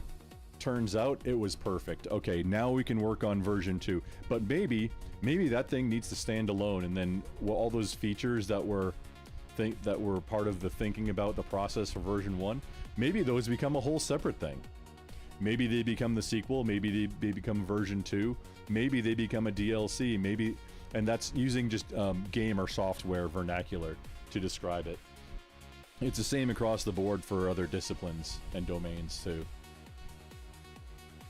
Like, should this excavator also make coffee? Well, I mean, how great would that be? Like, you got your heavy equipment operator sitting there and doesn't have to leave. Or more likely, honestly, adding like a urinal to it or something. So you got coffee on this one, urinal over here, but then, so you don't even have to leave the cab, you can be more efficient. Yeah, but are those appropriate? Like, are those helping the excavator dig holes? Maybe? Maybe that's worth going through some, you know, go through a process refinement round and say, hey, so you've got a guy sitting in a box, operating controls, levers, and switches and things. Is that going to help get the hole dug? How much? And then is it worth? A great example of that is modern car radios, of all things. GPS and infotainment systems are by nature way behind on tech. People complain about this. They're way behind on technology, say, versus like a cell phone. I don't agree with any of it, first of all, but they have to be, because an automobile is not all the time connected. Doing a software update, it's like an old school Nintendo NES cartridge, like old video game cartridges. You publish, that's it. So they naturally need a longer testing and QA, quality control, quality assurance and quality control scheme than something where you can just push a patch. Especially in something that is part of a 4,000 to 8,000 pound death machine that's being piloted by high schooler Susie Q while texting.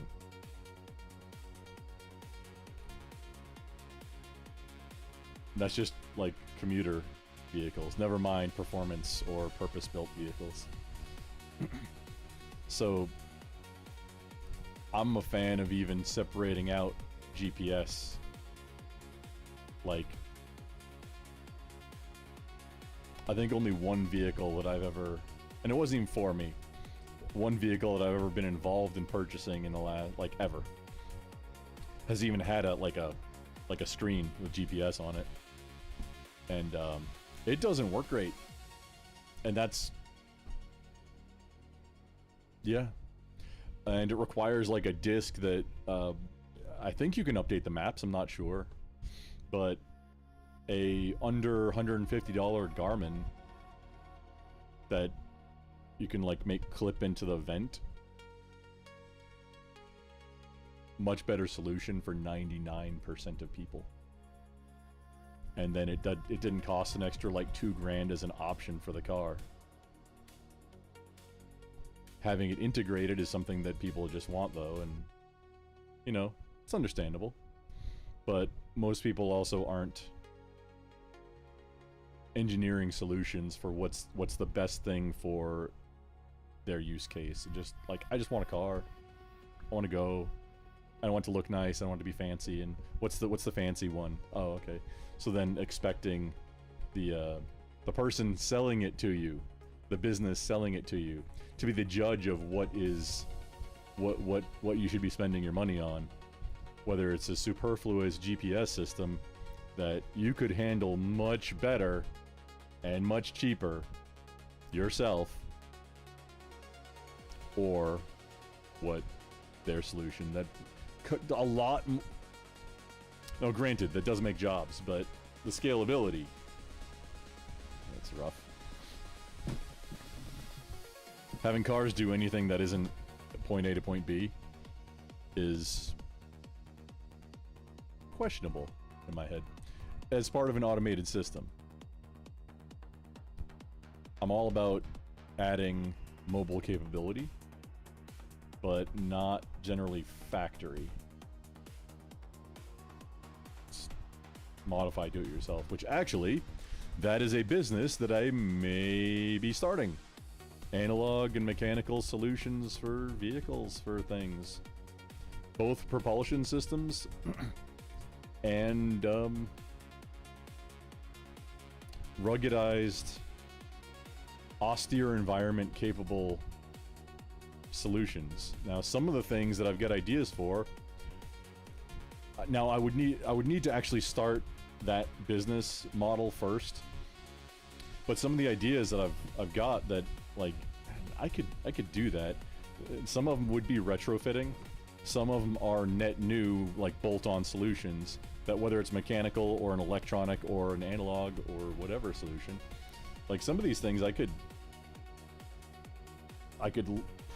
probably end up being that I license the, like if I patented, if I license that out to whoever's doing the contract for the vehicles, retrofitting a whole bunch of, like Humvees or whatever the new replacement that's based on a GM Canyon, retrofitting a bunch of those things, probably not in scope for anything that I want to be doing at scale.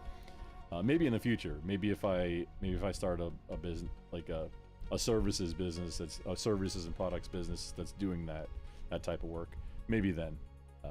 For now, I mean, I'd rather do the proof of concept myself, sell at very small scale, where maybe I get a couple helpers to help me out, and then possibly license that to GM or whoever to do the work for the thing that they're selling using a COTS solution. It's commercial off the shelf, which a lot of government contracts now are being fulfilled with COTS solution, where all the parts, the physical hardware parts, they're all off-the-shelf components, but then the systems that tie them together, that's the proprietary, that's the engineered solution thing. It's selecting the right off-the-shelf parts and then arranging and organizing and automating them in such a way that the brains is what you're providing, and then the components can be replaced whenever. They're like commodity items usually.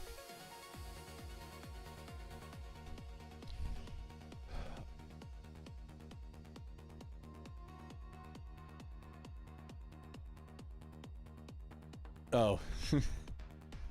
Spaceman, so you end up see how things overlap, refining one's vast knowledge of text and words to write a book can be difficult. Find it becomes necessary to whittle down to essential. That's exactly what I'm doing, yeah, whittle it down, and I'm using, I'm not just writing the books myself, as I encounter projects and things that I'm trying to get done, that's the stuff where I'm using the books not only as a log for the future, but also as part of the critical part of the planning process inside, like help me get to where, okay, this is what I'm trying to do. And honestly, that's where I'm using it in tandem with an AI large language model. These clankers, I'm using the clankers to help me grow past their existence.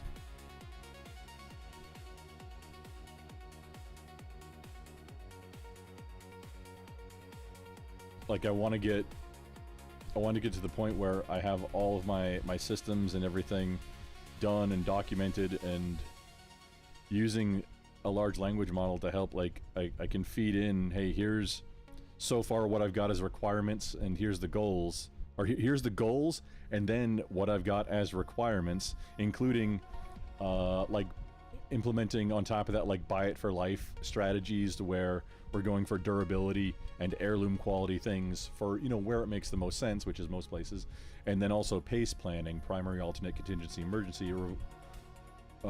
These methodologies overlaid with the requirements and the actual goal, well, now that's, hey, now you can get an engineered solution in there, because what the best, I don't want to say the best solutions, but usually the best things come from where there are not necessarily rigid requirements, but there's some kind of requirements in place that inform how the things go together, rather than just what, hey, choose this thing that's going to do this from anything in the world.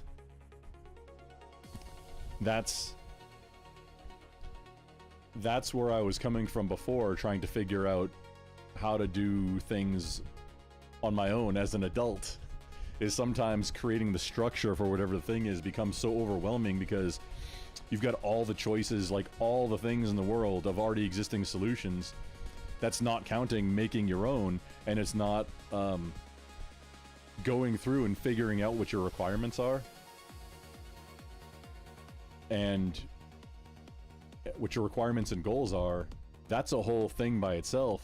And then figuring out what are the already pre-existing, you know, COTS solutions for those things, and how would they integrate with each other? Like, how would these multiple COTS things integrate with each other to achieve the goal?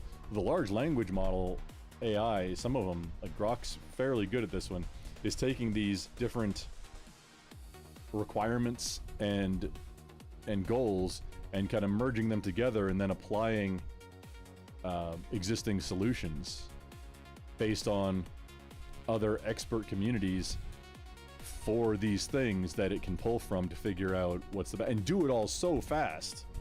That's why I think that's why I've been getting so much more better results in the last just few months to a couple years. It's been slowly gaining as I've been leaning more into it. That now I'm getting serious about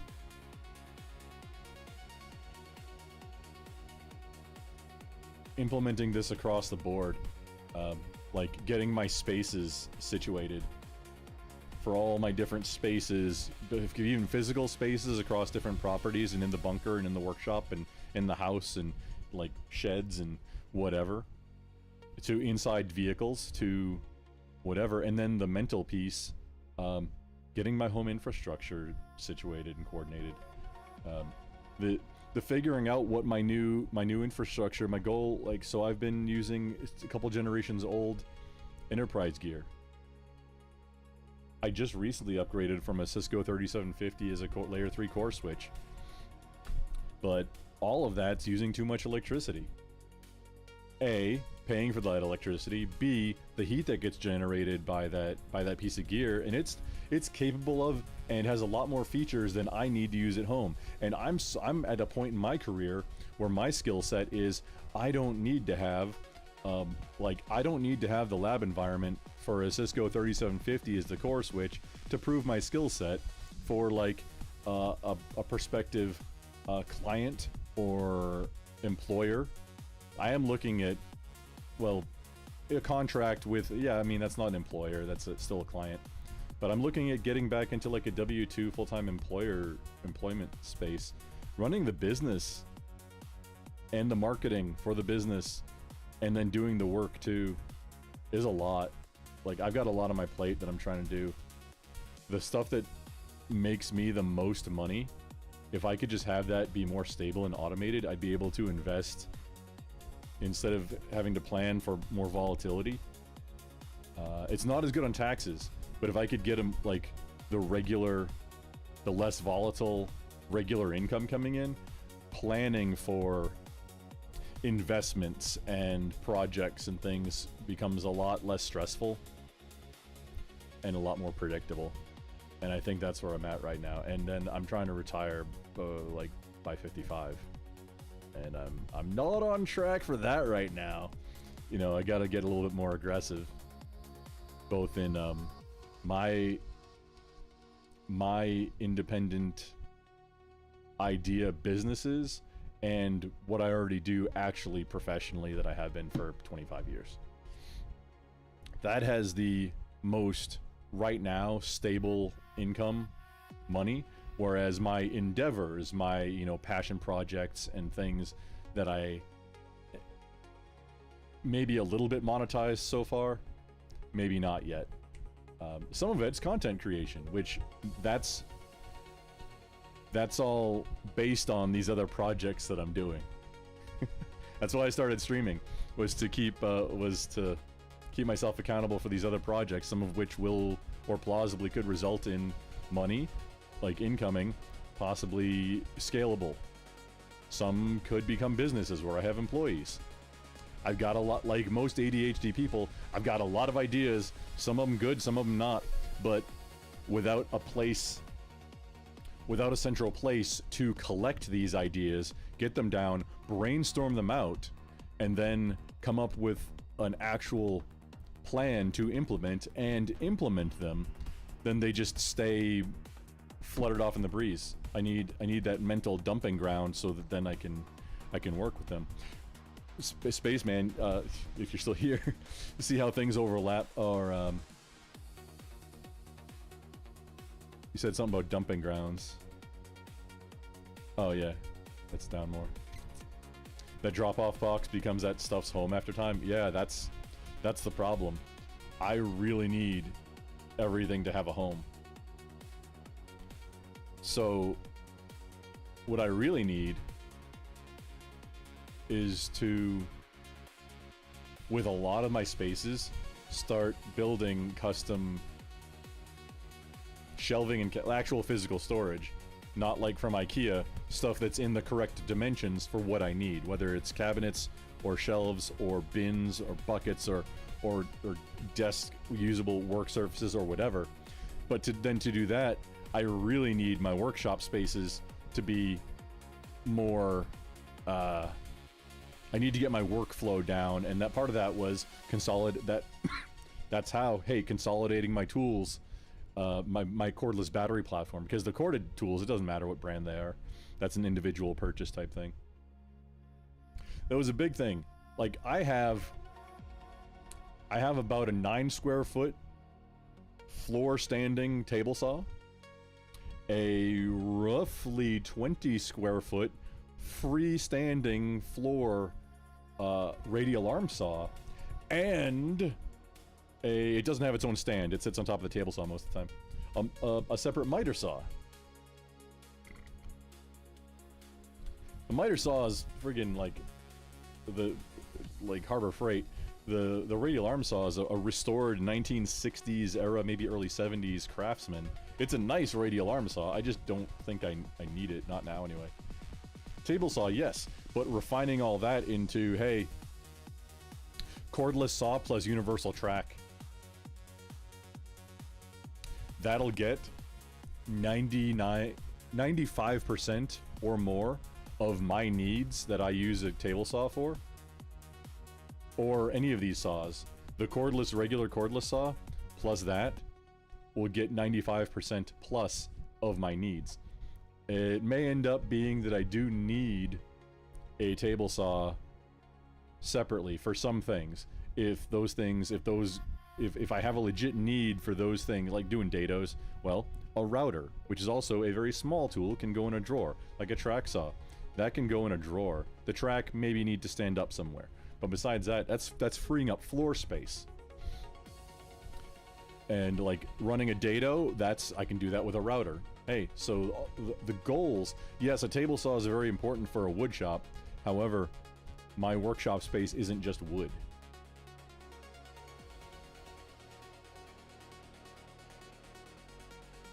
But I do need to be able to making structural lumber and shelves and cabinets for my spaces. Those are a big ask for my space, for my shop. I need to be able to do those, but I want to clean up and refine the workflow in the shop and get my tools more organized. It's kind of a chaos bomb. Like I've got this guy set up now. It's hard to see. It's a Think Center, M75.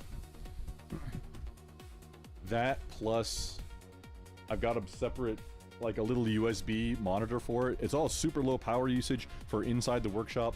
I just need, I have cameras, I have extra USB cameras. I just need to fit one to it and then put it on a cart, like buy a cart for it so I can have it inside the workshop, wheel it around, and then either record video or I could stream from it.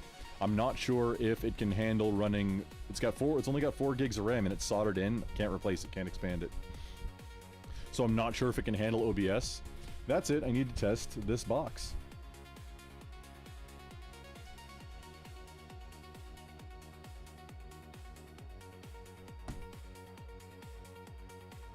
That's the next thing. I'm gonna do that this week now. This box, find a camera for it. I've got the little monitor for it.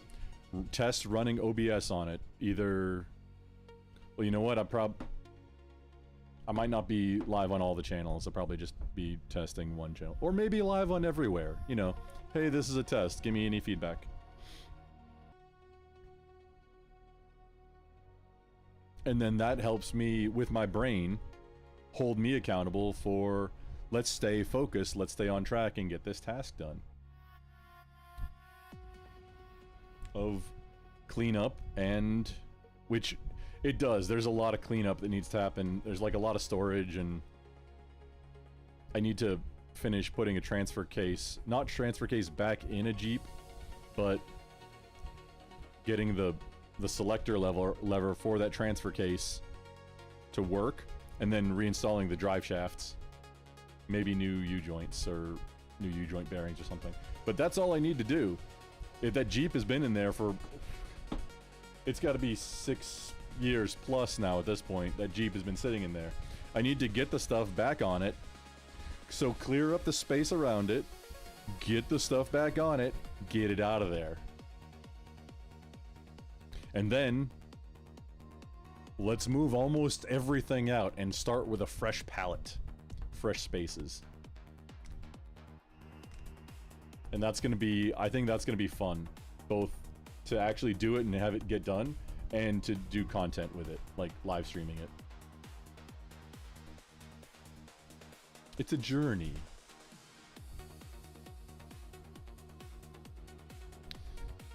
You did beat us in Jeopardy, but we beat you in Wheel of Fortune. Yeah. Leafy in the house, over on YouTube, no less. Thank you for the YouTube view hours, sir. I do appreciate. GDE in the house. Am I adding aquaponics to my list? That would be under...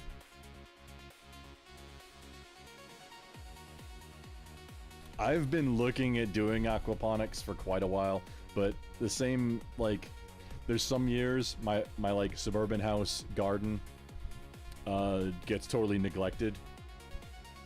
Same as like backyard chickens or rabbits. That's a thing that I've looked at but never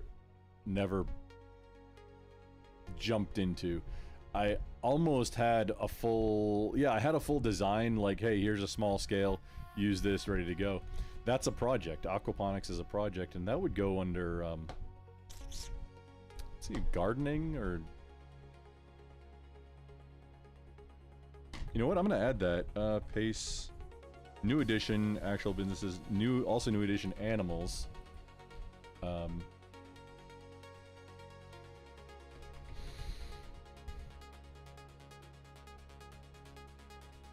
Yeah, because aquaponics is a full, like, life cycle management where you take the water that's got the the excrement from the fish, and then you're cycling that up and using that to fertilize the plants.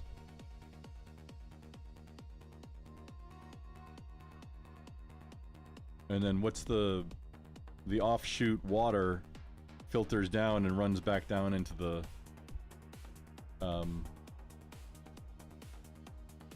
tank for the fish.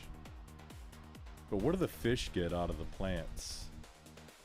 Just like food? It's supposed to be a totally closed circuit, if I recall. That then, where you can, if like some of the plants you're supposed to be able to, are food, actually I don't remember, food plants, but then like if you're the fish you're growing, you're supposed to be able to use them for food also. That's a good, yes, I have, so the answer to the question is yes, aquaponics. Yes, in my head, or previously, yes, but I'm not sure where it should go in here.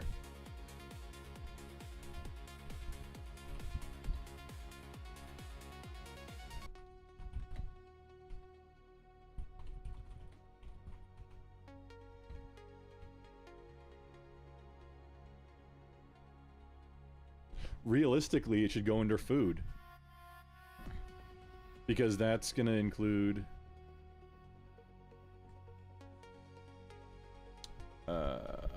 workshop.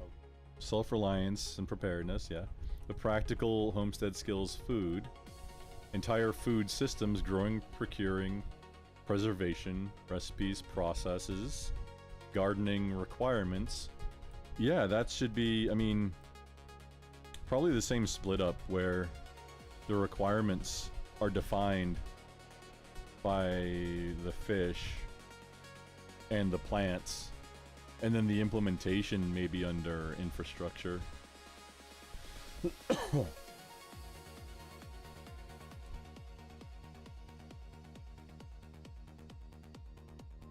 that right?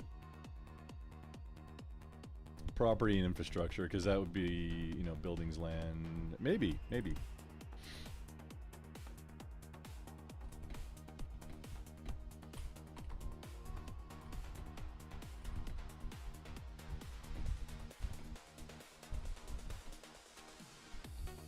Under current number 9.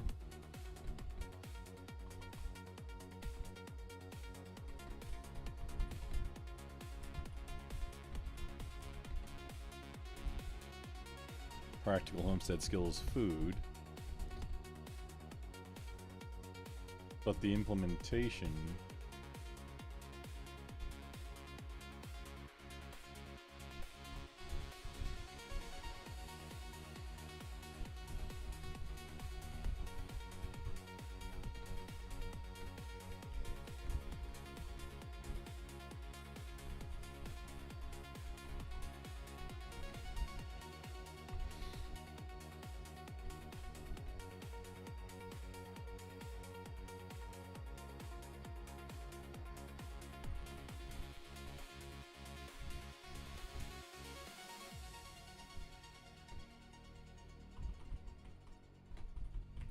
There we go. Where should aquaponics go under domains? Because I'm having trouble thinking this, and this is where the large language model, this is where my clanker comes in. The fish and plants portion, probably under current number 9, practical homestead skills, food, but not sure if the implementation and or the whole effort should be there or somewhere else. Refine domain boundaries for aquaponics effort.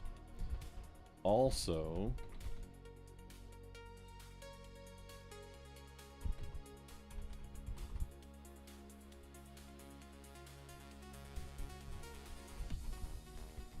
self-hosted AI assistant.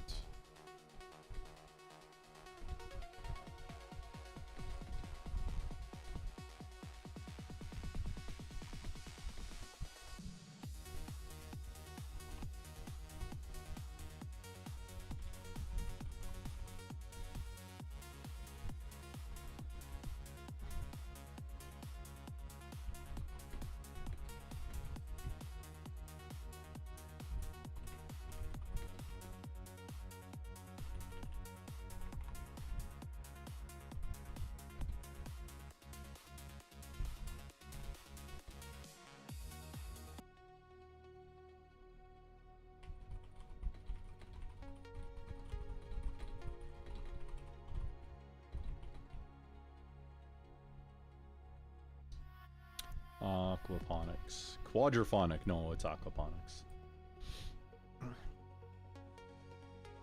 Oh, Spaceman, you're heading out. Thanks for stopping by, man. Yeah.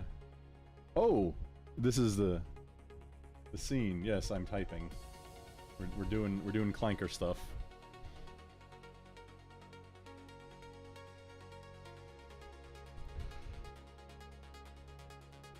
Ah.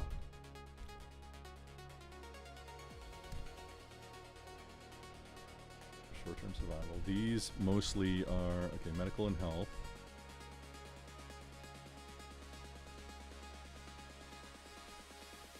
Physical medical supplies, currently disorganized in bulk long-term storage, organization, accessibility, applicable maladies, treatments, remedies, long-term medical preparedness, soft boundary with number 9 food on nutrition, that's expected and fine, okay, yeah. Wildland firefighting, high-low profile work, gear set storage.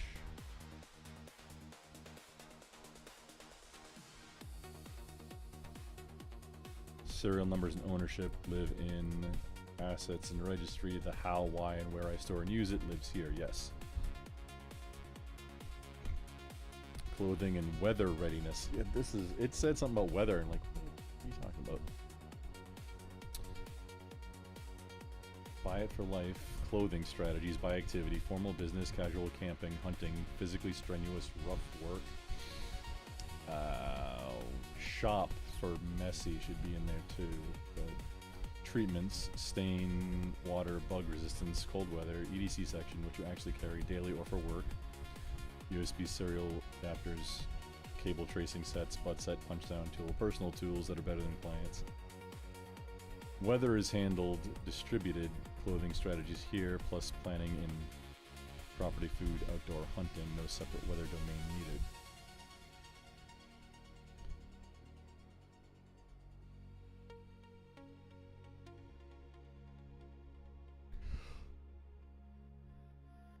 What did you mean when you said weather, though?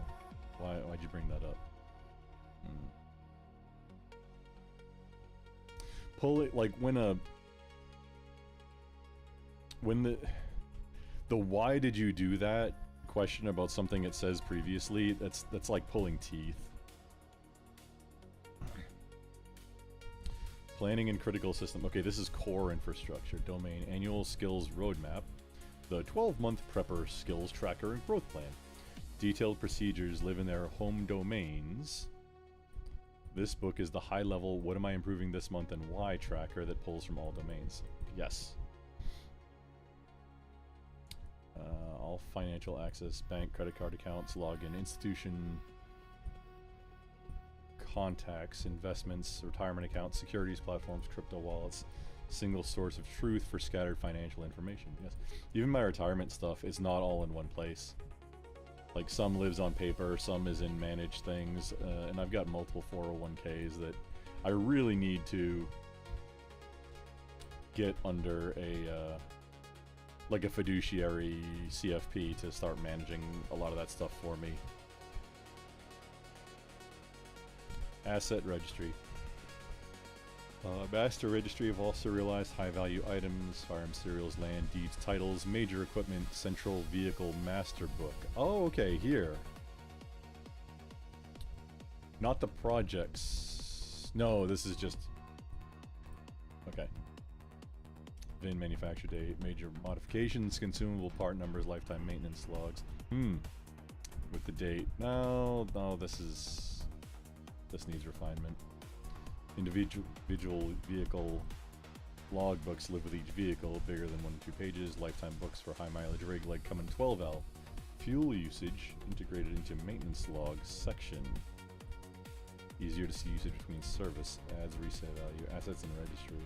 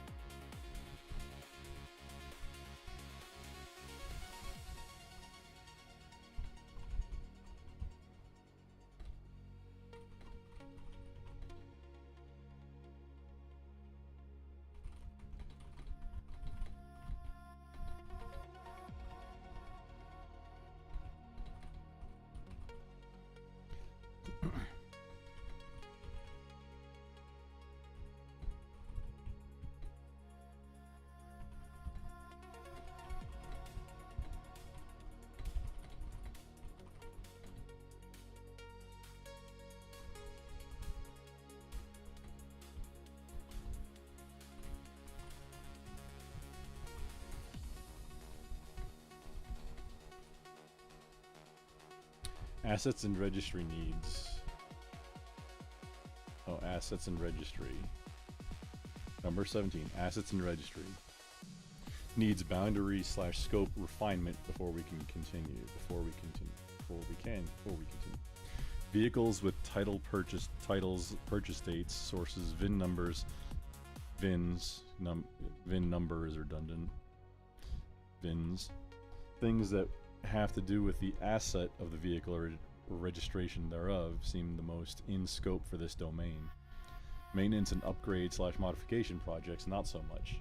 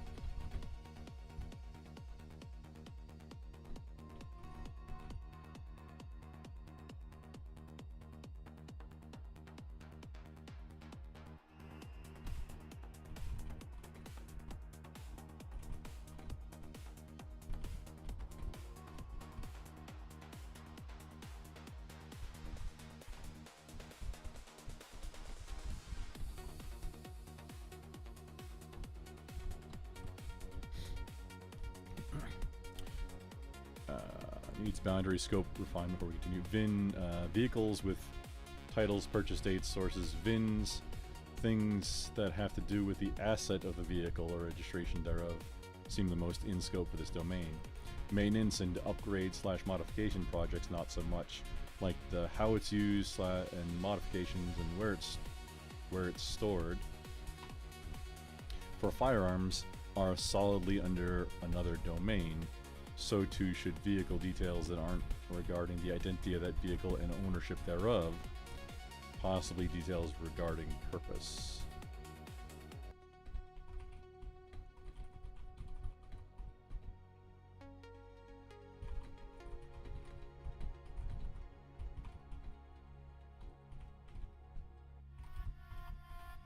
Possibly details regarding purpose should be included, but these seem to be the natural cutoff / boundary.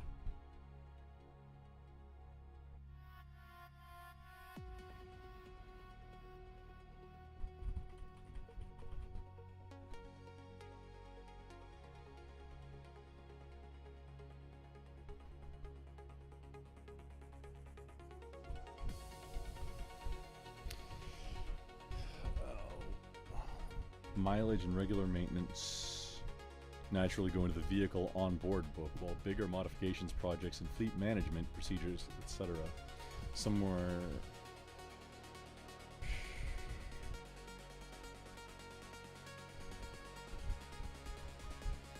should probably go somewhere else that we haven't defined yet.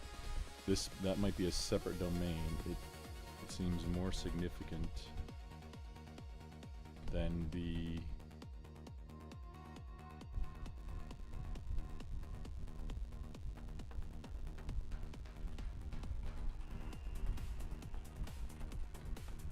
first glance obvious choice of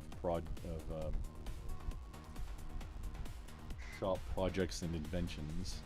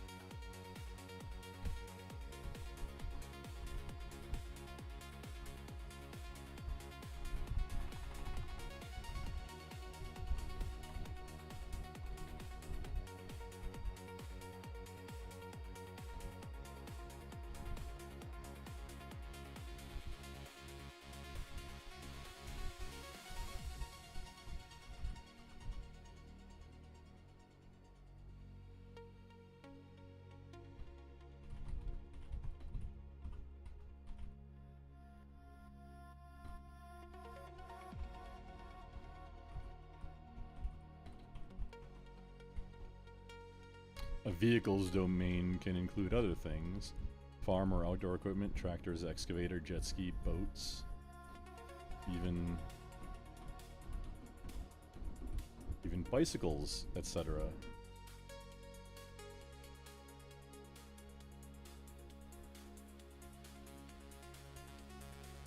Yeah, I think it needs to be a separate one.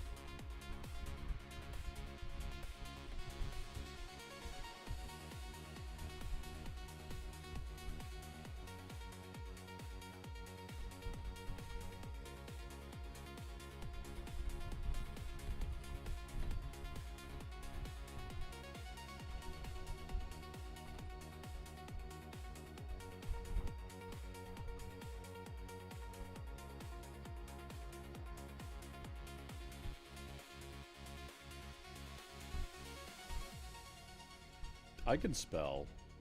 You can spell. P-E-H-I-C-L-E. Like vehicle. This started doing this too the other day, like, and I just haven't dealt with it yet. Got two. I'm not sure. It's an overhead fixture. It's got either 2 or 3 LED bulbs in it. And like... Okay, yeah, it looks like it's got 3, or it can have 3. And one of them is dead. And then another one... The one that's kind of facing this way the most is maybe on its way out. I don't know. These LED bulbs are supposed to last like 10 years, right?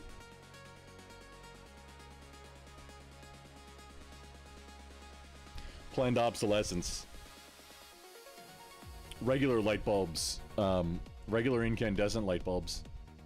There's a lot of information that I'm finding now that, like, there's supposed to last roughly 10 years. But then light bulb manufacturers wouldn't make as much money. And there it goes again.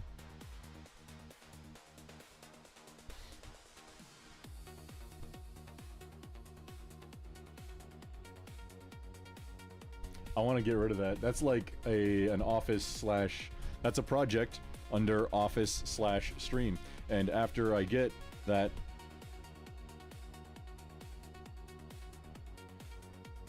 Theoretically, it's literally this book right here. But probably, colors are probably going to change and things. And I'll go order some more books. After I get that, the domain situated, and the structure organized, and these books kind of set up, not all at once necessarily, but as I need them. Okay, now it's time to set up, and let's refine what needs to go into that book, because they're not all going to be the same. What's important for this book? There's going to be a lot of similarities and overlap, like the idea queue. That has to be in all of them. Not necessarily mission statement, but like goals. Maybe mission statement, but like the first few pages, mission statement, goals, trackers, that type of thing. And then, I mean, this is my baseline that can be modified. And then, so at the back of the book, idea queue, and then for like, I don't know how many spreads, like 4 or 5-ish, maybe up to 8 spreads for idea queue. And then going back, you know, that many pages, and then brainstorm section where that just starts and then, you know, goes back towards the middle. And that's like, take the ideas and let's, you know, flesh them out, brainstorm. Use a lot of, like, just anything that comes to mind. Searching, just internet searching, grok, like, hey, ideas for this, and get a whole bunch of ideas. And then once those ideas are all in place, when it comes time to actually plan the thing, whether it's like building a shelf, or in this case, the brainstorming will be, hey, I've got this overhead lamp, and it's not good for this office slash content creation stream room. What are other possible solutions for lighting in here? And whether it's, you know, like string lights around the top corners, or what, probably should involve my key lights in there. Maybe more key lights, maybe some shotgun mics, or not mics, but lights, shotgun lights. Maybe that integrates with my workshop, where what I used to do is I had a snap-on floodlight that I had plugged in the corner. That was my key light for like lighting for my face and stuff that I'm doing while streaming, pointed at the wall, so that would diffuse the light and make it very much more bright in the room without significant like you can see shadows and stuff from my key lights right now. Without doing that, just making it brighter in the room, the light essentially coming from everywhere. So I got away from, not all the way away from shadows, but the light was a lot more distributed and bouncing around the whole room to illuminate me and things on camera. I kind of stopped that when it was just sitting on top of I won't say what exactly, because that'd be explaining ridiculous things. But it was kind of up high and I didn't have it secured down. There was one point where it fell and landed on a laptop and busted the screen.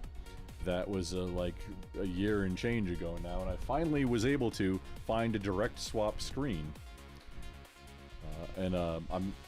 That's ready for me to, like, I'm gonna do that while I'm live, but I lost a bag of screws from the last time I took the thing apart. So I need to find those screws. That's the last thing I need. I've got the laptop, the replacement screen, and the proprietary power supply all in a... It's literally right here. It's all just sitting in a bag right here.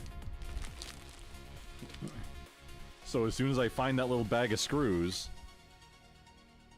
because I need that to fully reassemble it, as soon as I find that little bag of screws, I can do that stream. Even if I'd wait, even if I wasn't going to be live while doing it.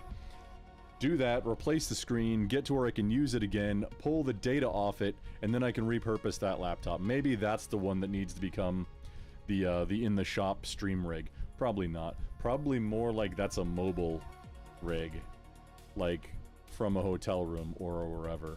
Not until I maybe get together, you know, enough need or whatever for like IRL stuff. Right now, my IRL, I'm not doing like anything out or doing stuff. I'm not doing live. I'm recording with GoPros, like when I'm performing music. That's I built out GoPro solution, clamps onto the headstock. Still working on settings.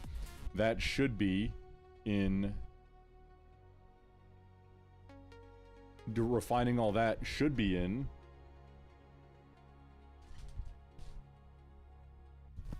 this book. Like, setting up GoPro, what the tools that I needed, like what parts I needed to buy, and then now figuring out the settings. All that should be in here. Like, I'm going through the process without the book right now. In order to remember this stuff for long term, it needs to be in a book, and in order to be in a book, I have to refine the structure of the domains, these different domains, where the cutoff and boundaries are. That's the foundation.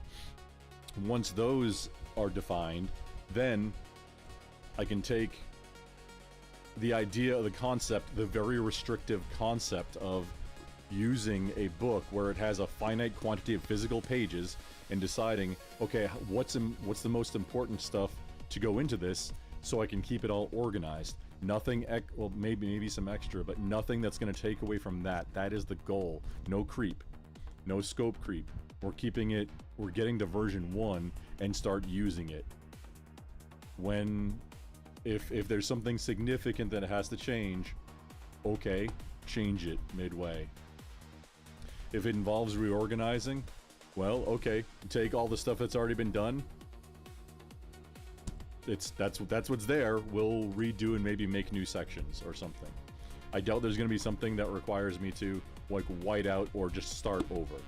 Keep using this as it is. If it's something that drastic, maybe I just start over with and use, okay, this is previous reference to use in order to use it as a tool. Something was that detrimental that it's going to interfere with it. Okay, had to redo the thing. Just use another book. Or, you know, use correction tape and wipe and start over. I've already done that a couple times with my first iteration books, the food, this food book, and then my content brain, my content creation books. I've already gone through that process of, hey, you know what? After thinking about it for a little bit and using it just a little bit, yeah, well, let's just say like the idea queue. In one of them, I had that in my content brain, my content planner book. That was kind of tore in the middle, and that's no good. I'm not sure, like, I remember why I did it at the time, so that the brainstorm process could be at the back, and then content, like, you know, idea queue here, and then the content section of planning for shows starts, or segments starts here, and then the content brain, the content plans and the brainstorm kind of naturally meet in the middle, and then we move on to the next book. Well, no. The idea queue needs to be the easiest thing to get to, because that's going to be the most commonly used and needs to be used like in a hurry part of the book. Yes, there's a part that needs to be used in a hurry, and that's the idea queue. That's the dumping ground. That's the, hey, let me quick grab this book off the shelf, open it up, have a tab that goes directly to that section, open it, have a pen on it. If I don't have a dozen on hand plus one in my pocket, a pen that lives on it if possible, that I can go, okay, open, boom, idea in the queue, and then either if I didn't have a sticky note, or if I did, then that sticky note can then go get shredded or whatever the next piece is. But getting these ideas down is critical. That's almost the most important part of them. Getting the ideas somewhere organized. It's like the physical stuff. You need to have a place, the dumping ground, and then a home for it. Well, the dumping ground for ideas is the idea queue. And then, from there, naturally, take an idea from the idea queue. If it doesn't have some place currently, which it's not going to because it's a new and novel thing, then that goes into the brainstorm section where we brainstorm it out, either a page or a full spread for an idea. And then from there, it can get turned into a concrete plan. But there has to be a place for the ideas to go and live while they get kind of munched around in the brain. But just the sticky notes is a partial solution. The way my brain works, now imagine many similar ADHD havers, ADHD enjoyers have, is writing stuff on a bunch of sticky notes. There's some anxiety in there, and that still takes up brain resources to remember that it's on a sticky note and where that sticky note is. By putting it in a place where it goes, your brain can release it and not have to worry about it, thus freeing up working executive function RAM, essentially. Instead of using a tab suspender that suspends the tab but still takes up some RAM for a browser, it's like closing that tab. That frees up, at least with Chromium-based browsers, that frees up the RAM. That part alone, big deal. Kind of like having a dumping ground where there's like a basket in the doorway of a room and you can just come into that room and dump things. Then naturally, the next time you are cleaning up or organizing that room, or once a week, once a month, whatever is your appropriate interval, grabbing that dumping ground basket and then distributing and putting those things where they go. Part of that should also be gathering up anything that's in that room that doesn't belong in there and immediately going and putting it on the dumping ground of the room where it does go. You might think, as I initially thought, well, you should have an incoming and outgoing, like an inbox and an outbox. No, I don't think you should. Super temporarily. Yeah, sure, outgoing box. Yes, that's a good idea. Something that lives there. No. The outgoing box is like for when you're doing a cleaning effort. It's a temporary thing to gather up all that stuff that does not go in there. You have a temporary bin, and then you can also move it around, no biggie. Whereas your inbox, your dumping ground, should have a home, a place where it lives all the time. Because it's a dumping ground. You need to be able to enter that room and dump things that go into that room in that box. If you have something and you notice, hey, this doesn't go here, go put it in the room where it belongs and dump it in the dumping ground. If it's not critical, you could even put it in the inbox. It could go into the same box. Yeah, that's outgoing, but I'll deal with it next time I deal with all the incoming. One box, not two. One box is the elegant solution. One permanent. It could be a surface that's messy. A box where probably open top, but that can look messy too. Closed top, maybe, but being ADHD, that can be out of sight, out of mind, and then you never put the stuff away. So an open top bin or a clear bin, I think is the best solution. I could be wrong. I haven't got to that point yet. I haven't got to the refinement of the dumping ground type strategy. This is all being like workshopped in my head based on things that other people do, things that I've learned. Whatever. But that's all part of it, both mental and physical spaces. It's very much similar strategy. It's kind of like how what I do for, you know, my main gig professional work.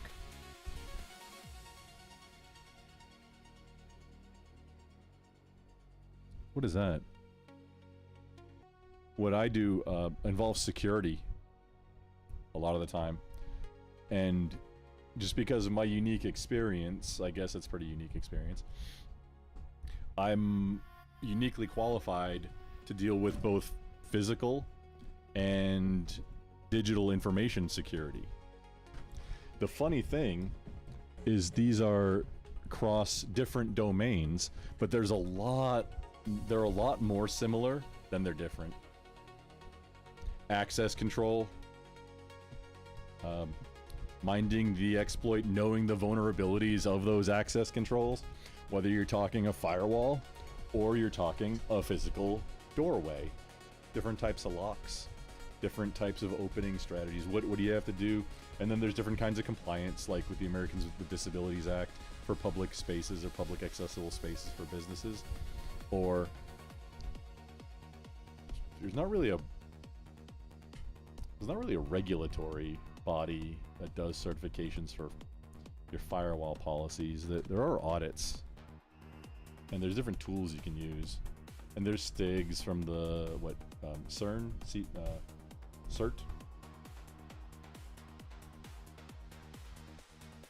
the Computer Response Emergency Team. Keeping track of all the government agencies is a giant pain too. But it's all very similar. In most cases, you realize that you cannot 100% secure anything. It's all on a scale. The best you can do is slow down an attacker. That's the best case, is you can slow down an attacker and make it difficult enough to where you're gonna keep honest people honest. That's what most locks on doors are. You're keeping honest people honest because a professional is gonna get through. Even Medico locks, they are defeatable. You're trying to make it not worth the effort. The goal of most security is not necessarily to be hidden and actually prevent an attacker. It's, better, it's different strategy too. Not necessarily better case, but different use case is you're not hiding the security, but you're making it very obvious that it's going to take a lot of effort to get in here. And you'd probably be better served to finding another target for whatever it is that you're trying to do. Now the flip side of that is giving away, broadcasting how much security you have and what types and flavors it is. That gives a professional who wants what you got, because you say it's just a friend, a well-funded and well-motivated adversary generally is going to get your goodies. It's just how long and how much resource allocation, how expensive is it going to be? both in actual dollars and like time and human cost for them to break through your security. And then how much monitoring do you have in place to where you're going to get alerts? You might not get anything. There may be 0 days that maybe you forgot to patch or didn't patch, or because the business processes. Here's another thing too. In my line of work, audits generally, audits and compliance, generally if you have a assigned policy and for a business process, that's a reason why you can't comply with a certain requirement, generally you'll get a pass on it. In my experience of where I've been like primary for getting ready for compliance and audits, at least 15 years. You know, it's previously been like, you know, a gopher, you know, a foot guy, you know, oh hey, do what the lead guy says. Yeah, long time ago. But then I became the lead guy, and this is where I'm the one looking at what are the criteria here, what is going to be on this audit, or hey, what tool do they use? They don't have any criteria, but what tool do they use? Oh, well, let me use either that or a very similar tool to find what our vulnerabilities are, because that's what's going to show up there. Let me do that and then address those, and for things that we can't fix because it'll break something, then we get a policy that's signed off by management or whatever to address that. And then when they come and do that audit and the same thing fails in the same way from that audit tool, then we say, oh hey, yeah, here we have this business process that says that is why, and we can't change it, we're not going to change it, and it's due to this and this and this, and hey, if there's a way to do all these requirements while complying, please let us know. And usually that's going to be a, oh okay, yeah, whether it's a high or critical finding, then it's like, okay, that was addressed. Even though it wasn't resolved, it was addressed. That's how large organizations do auditing and accreditation. They should be few and far between, though, those kind of exceptions, which is why the exception gets, that I've usually seen exceptions get granted. I haven't had to lead an audit in, it's been a few years now. Maybe there's new stuff.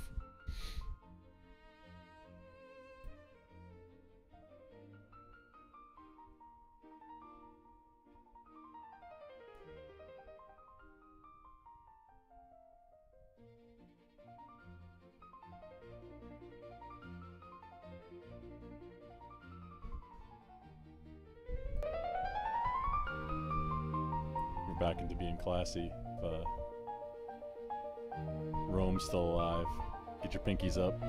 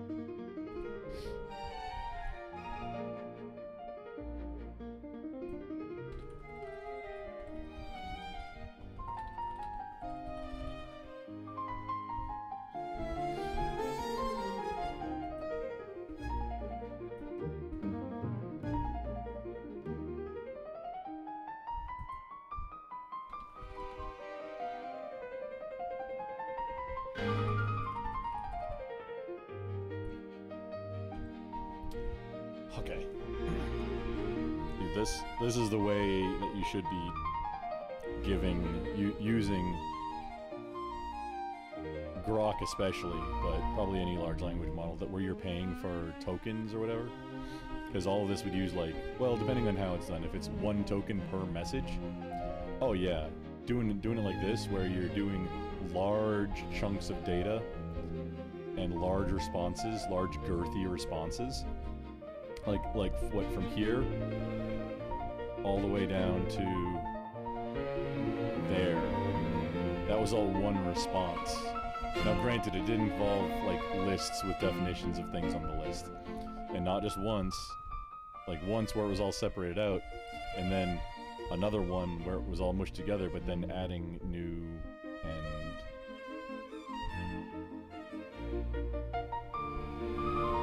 and new information.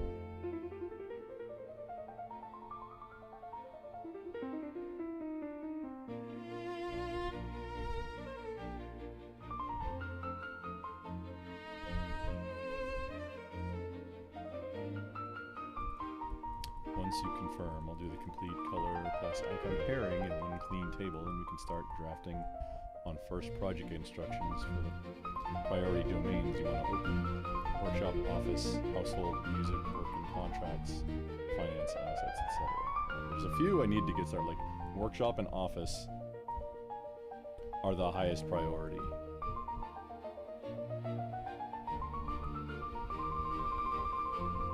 Which, disambiguation.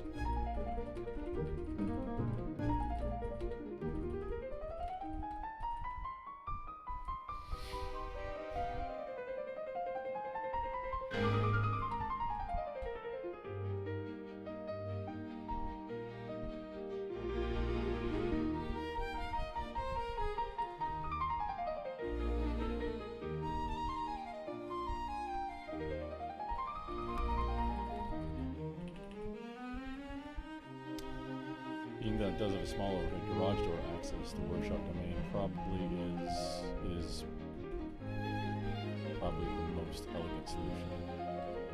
Give me feedback on this.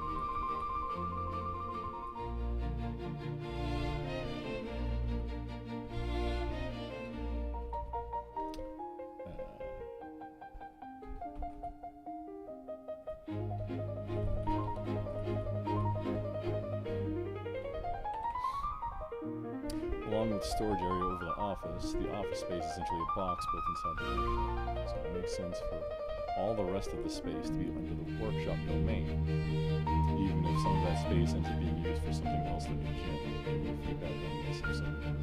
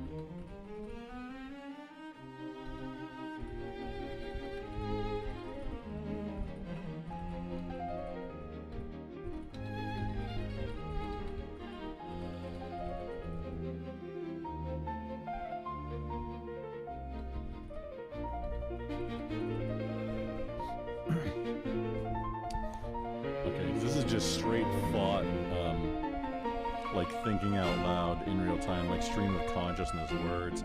Which the funny thing is, it seems to deal with that really well. I'm giving Sreepy Mav. Nah, well, I had a nap. Like I had a wild nap today.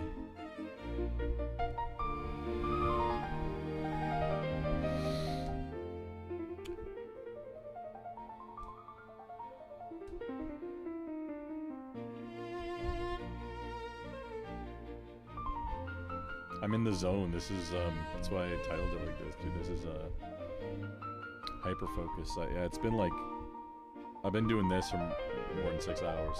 A few little inner breaks of like, oh, I forgot to eat. Let's go do some food. And then, hey, oh yeah, it's Thursday. I'm supposed to be live, like, an hour ago. I'm bad at meeting that goal too. But hey, I'm in like, now realizing what I'm doing, yeah, I'm in like, it's called ADHD Hyperfocus mode. Apparently it's like, that's the superpower, that's the benefit you get for all the trade-offs that I'm not sure if it's worth. However, now that I know that, oh yeah, I'm not gonna break it. That's like leaving money on the table. I'm gonna maximize it. And let's just be live for this. Otherwise, I'd be doing this exact same thing, just not live. So getting little distractions is natural and okay.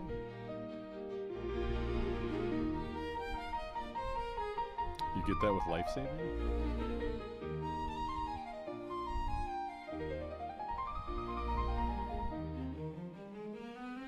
Not sure what you mean.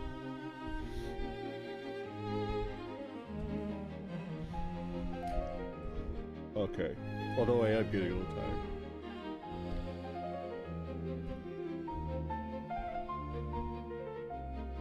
But with the nap I had today, it's like I have to stay up for I don't know how long, so that I can sleep until an appropriate morning wake-up time.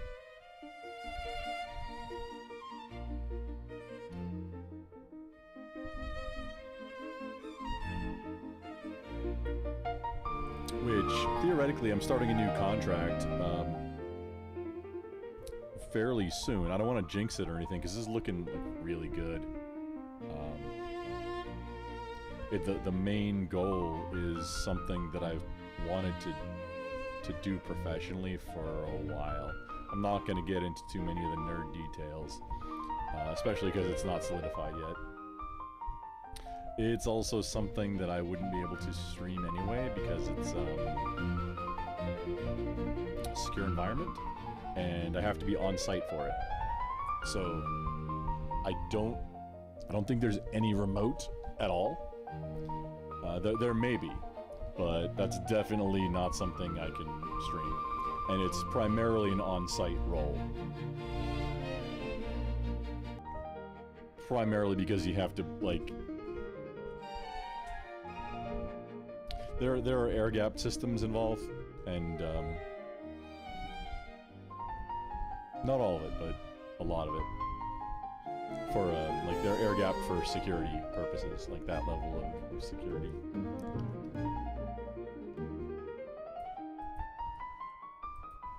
And air gapped, not like virtual air gap, like physically air. And if anybody who doesn't know what that means, air gapped means it's something that no matter how any of the gear is configured, it can never touch the internet. Or a lot of other systems, even local systems to it that are in the same building or the same. I'm not sure if honestly, it's having. You don't get a whole ton of information before you start this type of role, and I probably shouldn't say too much about it. However, it is an on-site role with defined hours. Not my usual, whatever I feel like, because I'm the lead engineer. This is a much different type of environment, and I'm just getting some work done. Well, to start out, it may be something. Actually, this one I don't remember if it's contract or contract to hire. This might be something where, I mean, I like the team, working with them, I'm kind of on board with getting back into something more stable, like a W-2 full-time employee type situation, just because it's nowhere near as good as self-employment or being the owner / only employee for an LLC. That's way more beneficial for taxes and for a lot of reasons. However, like, the stability of being a permanent employee,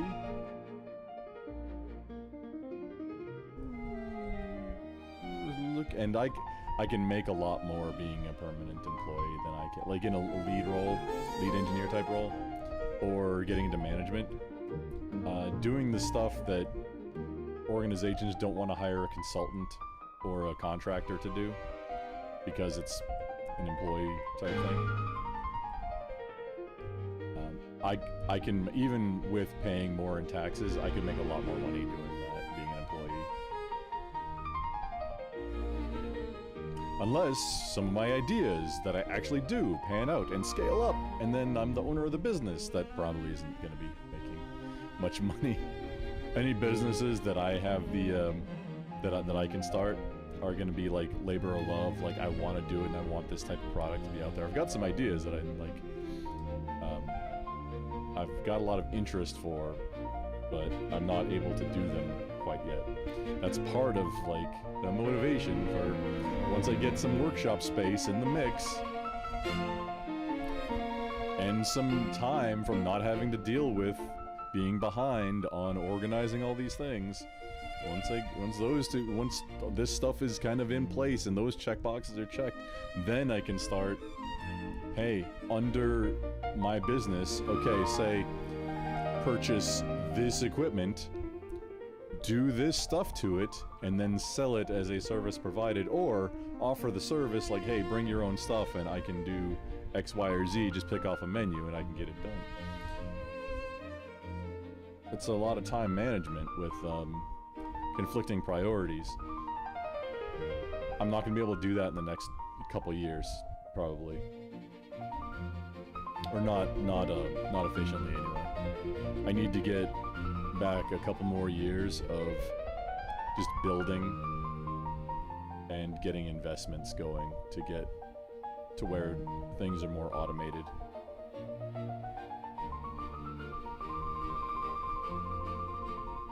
So that then I can, that time invested, I recover through automation, like the Judoka principles. I recover that time, and through discipline and automation, I recover time that then I can use for more creative endeavors. That then maybe those can scale into being something that also makes money.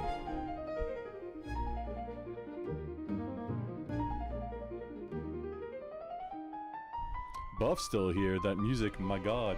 Oh, and I didn't notice. I'm sorry. A Marilyn in the house. Good evening.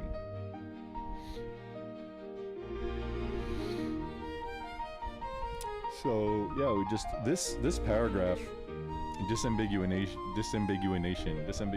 needed.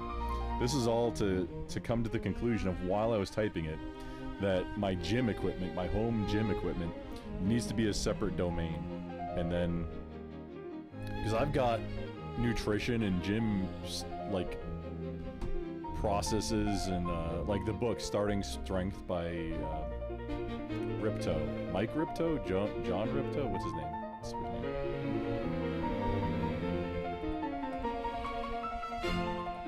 Dude lives in Texas.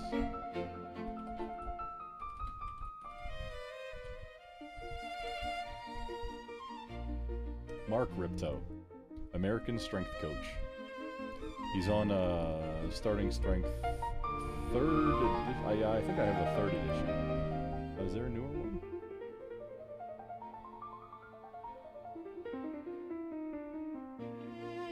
Hey, you can pick it up for $23. Used $15. That's a thing.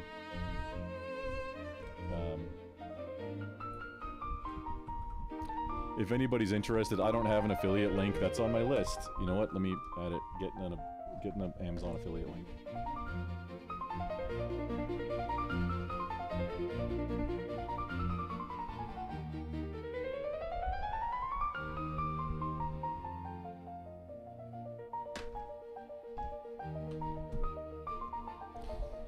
Starting Strength by Mark Ripto. It's $15 used with free shipping right now. For almost 24 new for paperback, 43, 44 for the hardcover. I think the hardcover is spiral bound, which is really good for this kind of thing. I'm not sure, it's hard to tell. But yeah, full endorsement. Grumple endorses this. He doesn't need my endorsement. This dude's been doing...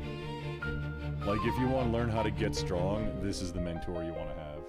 Or if you want to get strong, this guy being your coach or mentor or some form or fashion, Mark Ripto, this is the way.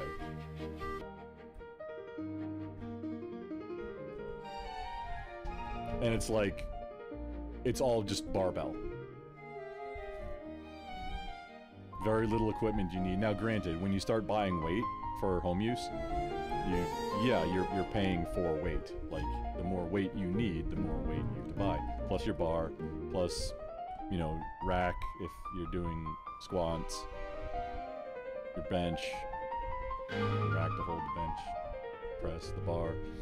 But you can also go to a gym and not have to buy all of it. It might make sense to go to a gym and get some in-person instruction too. That's the fastest way. Like, read the book, learn what you want to do, and then having an in-person, at least for a few sessions. Well, if you haven't ever done it before, or even if you have, if you're getting back into it, even if you are into it, just getting somebody that you can say, hey, this is the form or technique, like, yes, this is what standard, and I'm going for this in addition, which you should probably be doing whatever is the best form standard. But getting like a trainer or whatever to critique you and help you refine your technique, you're going for form. Always form. I believe it's called ego lifting, and I didn't know it was a thing, where you're lifting more than you can manipulate yourself. Like, you got to do giant kips and stuff. You're not getting as much out of that, and it's just for showing off at the gym. in some, I guess in some circles that might be a big deal, but like I'm the getting stronger and the conditioning, for me, it's not the end state. If you're a bodybuilder, getting the muscles big is the end state. If you're trying to do something practical and get stronger for it, that's the end state. Like if you say something else, fighting combatives, having your cardio up so you don't get gassed, and being able to physically hit harder, that's your goals. Now, most of that comes from technique, but technique can only get you so far. At some point, you do need to add more muscle so that you can execute those techniques, A, with more explosive power, but then B, just with more weight, with more mass behind it.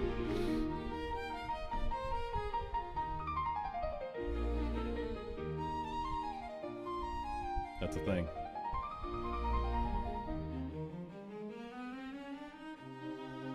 Just remember you're one of the boys.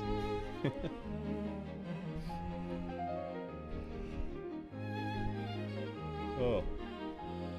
I am getting tired. Practical programming for strength training. This is Mark Ripto. Oh, Mark Ripto and Andy Baker. Hey, this is probably what this is. Free on audiobook. See, this is kind of squirrel, but I kind of realized it and then said, hey, you know what? But this is on topic with what I'm working on right now inside the, I'm literally talking about gym stuff and exercise, health as a domain of knowledge inside the text box with the LLM right now. $15 used, shipped.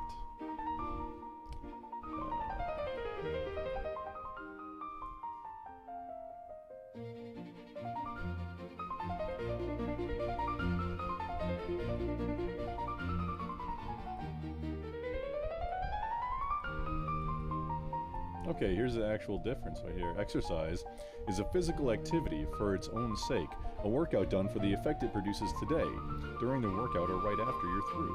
Training is a physical activity done with a longer-term goal in mind, the constituent workouts of which are specifically designed to produce that goal. Training is how athletes prepare to win and how all motivated people approach physical preparation.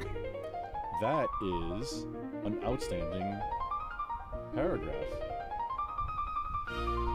That's about what I was just explaining, the difference between like what I believe is called ego lifting, where you put more weight on than you can manipulate yourself, and you got to do all kinds of crazy things and maybe not get your full range of motion. You're not doing the best exercise just so you can say you got a new PR or a new PB, whatever, for single, you know, max deadlift or whatever.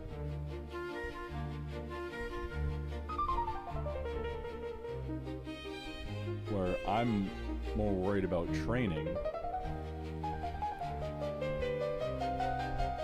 Exercise is the thing itself. Training that's a component in a bigger scope.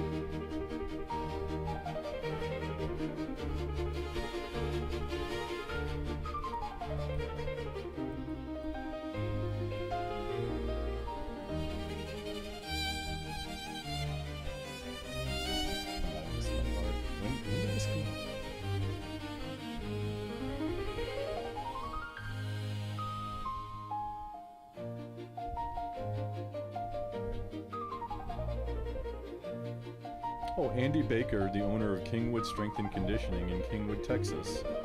He had his degree in sport and health science from American Military University. Yeah, oh, he's an Aggie, never mind. Wait, he was an Aggie before he joined the Marine Corps in 2003. I might have...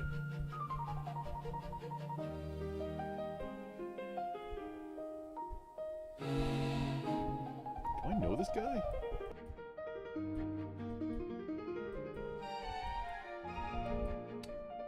opened KSC, Kingwood Strength and Conditioning, in Kingwood, Texas, a private training facility near Houston that offers barbell training to competitive athletes and the general public, as well as program consultation for competitive lifters.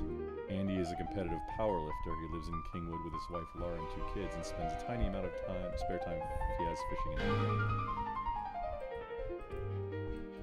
These are both Texas guys, and okay, publication date 2014.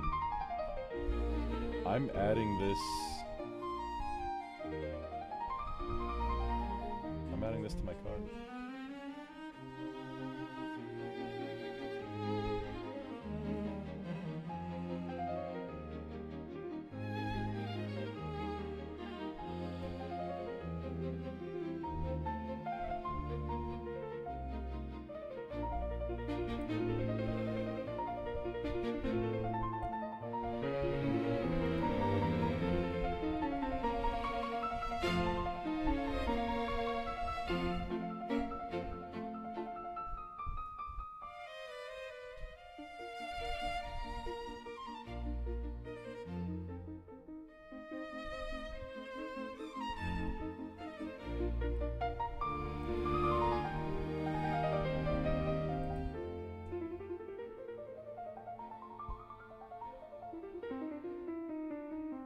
Oh, used in very good condition. Okay.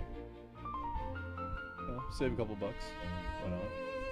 I'd kind of like to buy the new so it counts for him, but I mean, you know, we all falling on a budget, right?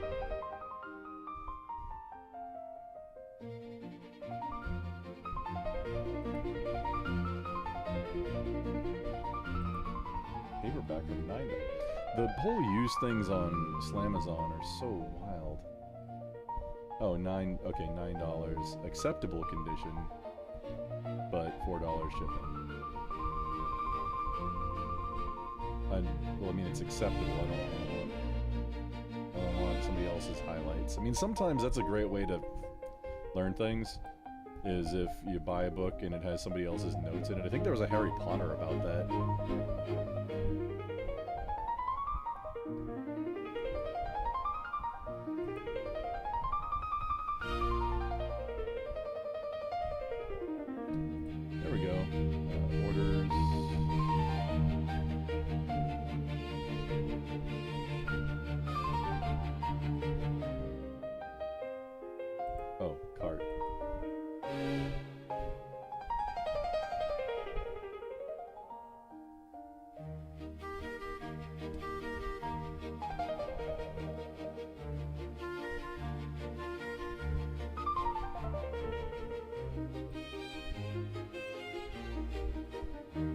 Your prices have increased and decreased. Oh, has anything gone down significantly? This is a strategy too. I mean, put things in your cart and then, well, just in your cart and save for later. Then you get notifications whenever the prices change. If you see the price go down significantly, then maybe that's the time to buy. I mean, unless it's something that you need right now. But for most things, I like to set them in the, I mean, unless it's something that I don't need right now, you know, just set it in the cart. And then that gives you a chance to think about it too. Evaluate it. Maybe go through another set of evaluation. Maybe it was just in the cart as a reminder. I do that sometimes.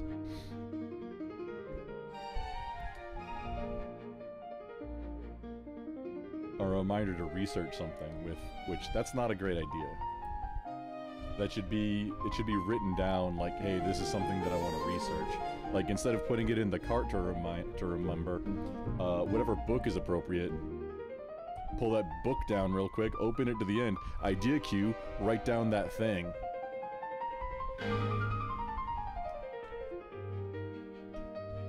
Then if it's worth exploring, then you'll explore it. But preventing impulse purchases.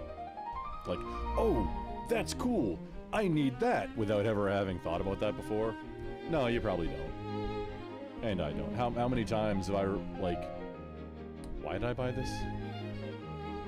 Or even looking at my shopping cart like, why is that in there? Palited.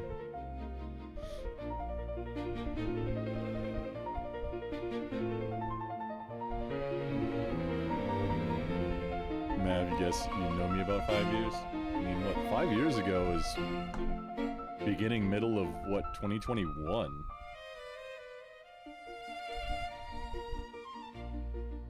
I've been doing Twitch since, I think, 2018. I need to look at, like, when I start going live.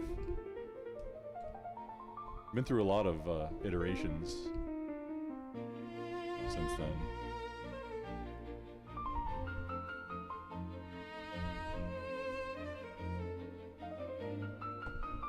Man, have you got mad swimming power strength? Cool. Swimming is one of the... So swimming and sex are probably two of the best cardios that you can do. They're full body. But, like other things, both are only as much as you put into it.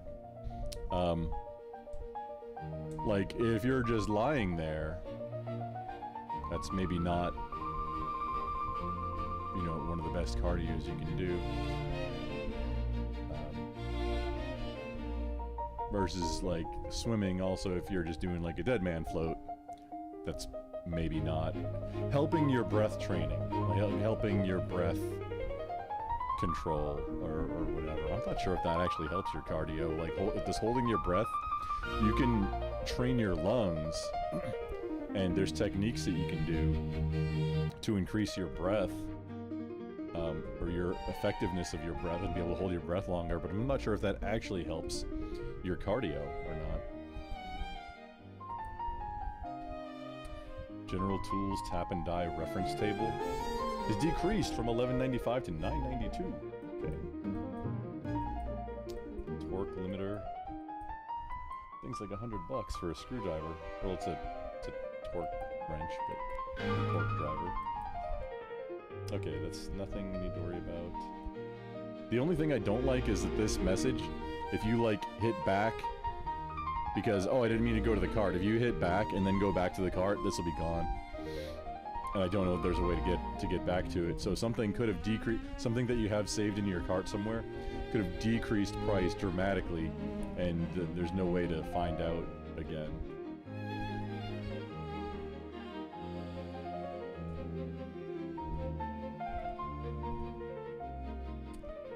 And all these things are going up. Oh, what's this? Gel pen. I have this on my medium point 7mm. I have no need for that. I need to delete that off my list. Went up in price from $33.28 to $43.52.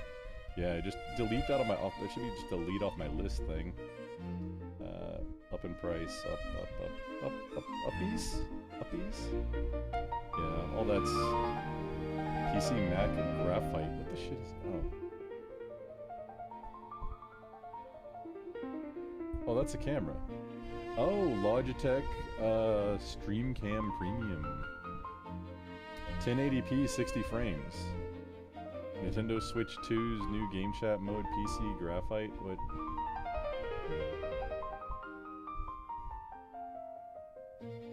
I'm not sure that I need that.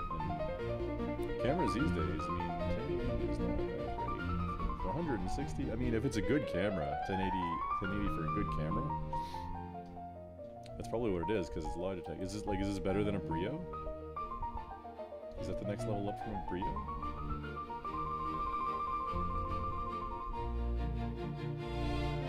I think I'm using a Logitech 920 right now.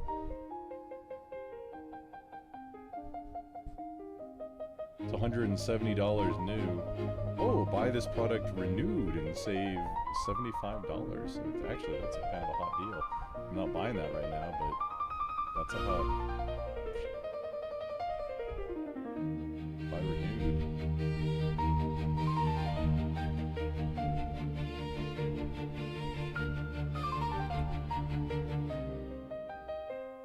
Used, very good. $108, $120. Yeah, some things like.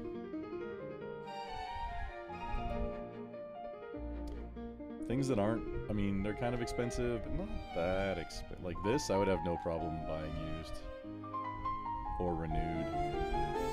And then, like, I mean, if it's free delivery for Prime, that means it's on Prime. That means you can do, like, if it doesn't work, you plug it in. If it doesn't work, free returns. Oh yeah, that's a deal. If it doesn't work, I mean the 2 months return for just Prime stuff, whatever, that'll cover it. If it lasts past 2 months of using it, then you're probably good to go for the normal lifetime of it. Saving half off retail price, so that's significant. Half-ish. Just a little under half. Okay, what are we doing? Cart. We're gonna buy that book. I'm not starting strength. I have that. Practical programming for strength training. And some more batteries. We need them? Not yet. Just a book. Check out the book.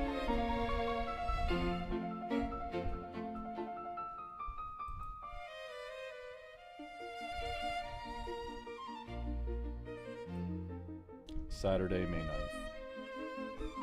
$5 shipping. Done. Okay, so that's within the context of this current conversation. It's the same thing. This is a book on strength training, gym, etc., and this is what the current topic is that I'm working on.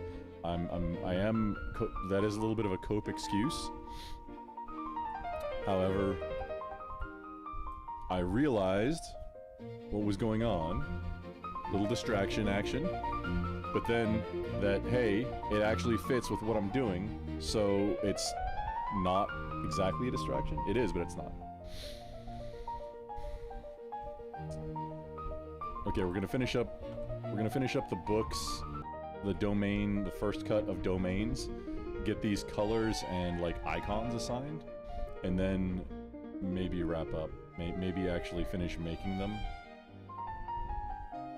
Oh yeah, because each one of these needs a prompt, and so that's gonna take some refinement too. Yeah, we just finished the... See, I thought this was already done, but as I'm thinking about it, like these other domains are popping up. Like, well, yeah, that's significantly different enough to where it's gonna need its own book.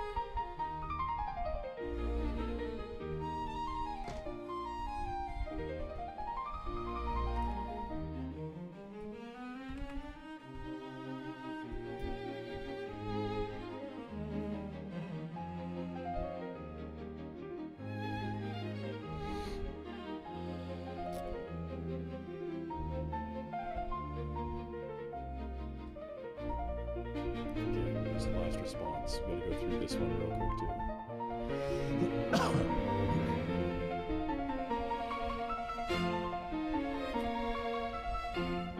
Taking every refinement you gave. Face biffle is cross-cutting. Office uses refinement, water catchment boundaries, assets as vehicle, split, aquaponics, self-hosted AI, new business domain, new homestead animals domain. Category groupings you like, and produced clean, usable list with explicit boundary notes for the tricky areas. Okay. Cross-cutting principles, which that's a new term to me. Apply to all domains. For tools, equipment, processes, and storage strategies, well, that makes sense. Buy it for life, especially for equipment purchases, builds, and major tools. These are not separate domains, they are quality filters applied during planning and purchasing in every relevant domain. Yes. Creative and professional content creation.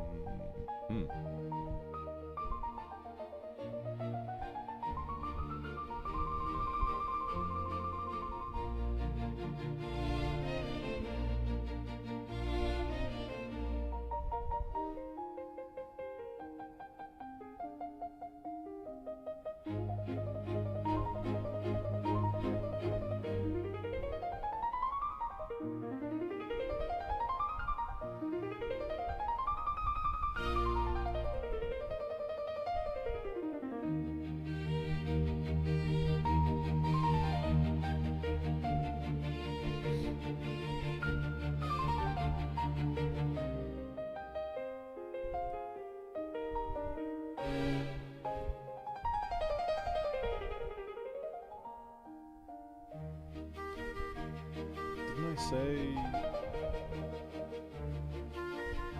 for actual businesses?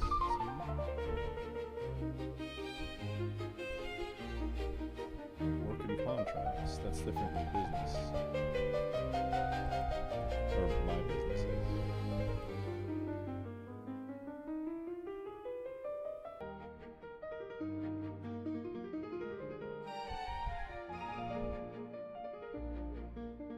Separate domain for my actual businesses.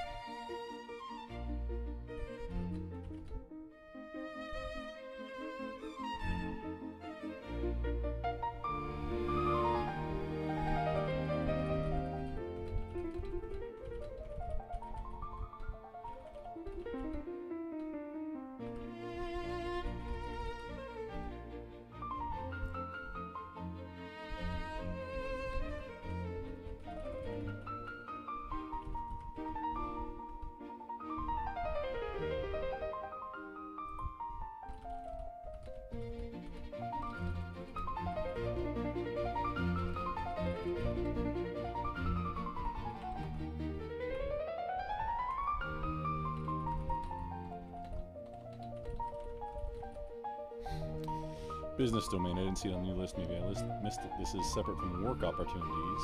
That is specifically tracking down roles when an organization is hiring or contracting with me for specific work or job position. The business domain differs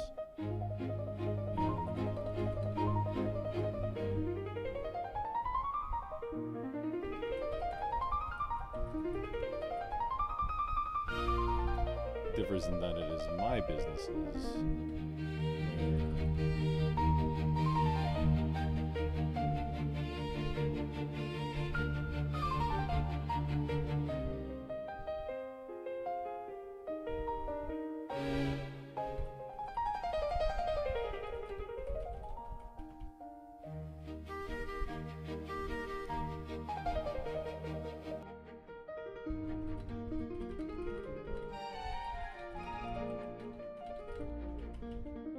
My business is where I am running the business, and for now, doing the bulk of the work.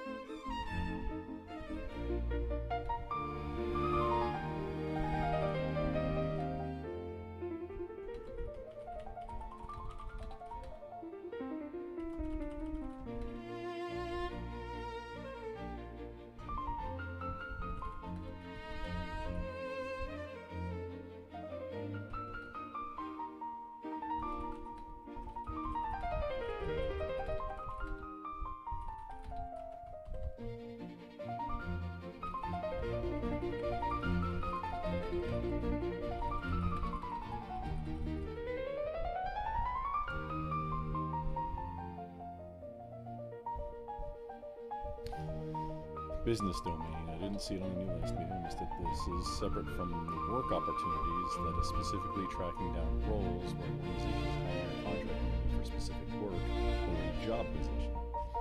The business domain differs in that it is my businesses where I am running the business for now and for now doing the bulk of the work. For right now, this is mostly covering business expenses and tax strategy in one place, but also brainstorming business products and service ideas that I can move into. These aren't as appropriate for the smaller book, smaller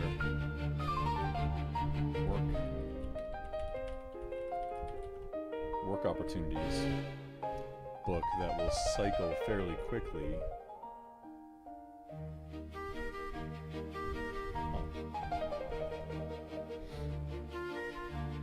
For every work opportunity that I document to explore or engage. These are, I mean, it's all involved with making money, but they're two very different things. Like, not every time I apply to a job or engage a contract, because some of these contracts isn't just like, hey, I take the contract. Some things are, I have to bid on them, and in some cases, where it's more like an employee type contract situation, where for the role, like I still have to interview in some cases for some of these things. Even though it's a contract position, you're not an employee of the company. It's different, but the hiring, or not the hiring, but the engagement for it goes just about the same as a hiring type interview. A little, honestly, a little less in depth, because they're not buying an employee. They're evaluating an engagement for a particular task that they want to offload or bring in expertise that they maybe don't have, or skill sets that they're lacking, or a combination of previous hats that maybe I have as a combination skill set, where they don't have any individual that has that combination of skill sets, to where it'd be much more efficient to bring in somebody who already knows how to do it, or how those things both work, instead of having two people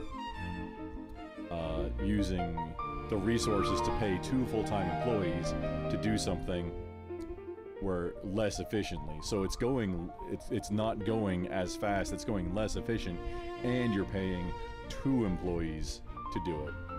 Yeah, that can make a lot of sense. It's super easy to write a business justification for that, to bring in an outside source to do that kind of thing, especially because it's not a knock on either of those employees, that neither of those employees have the cross-trained skill set, like each one being good at their own skill sets, their own portion, but that cross-training piece, I mean, that's not, unless that's a job requirement for one of those roles, that's totally reasonable.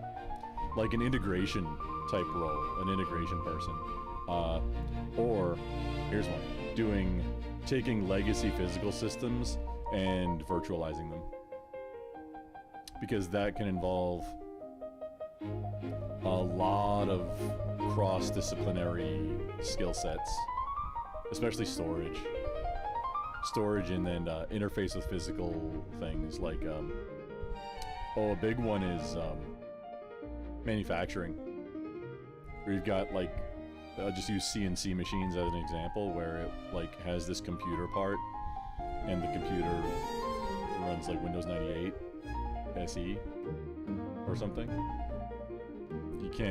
It's quite difficult to run that on modern hardware, so you run a hypervisor with a VM of Windows 98 SE in this case, and then you present the hardware, whether it's serial ports or a serial port on a USB dongle or whatever, you present these ports and things as hardware to the VM.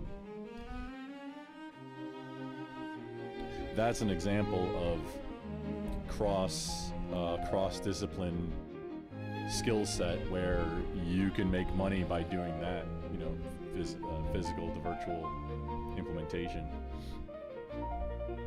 Probably less so now, because that's anybody who's going to be doing that, it's probably already done.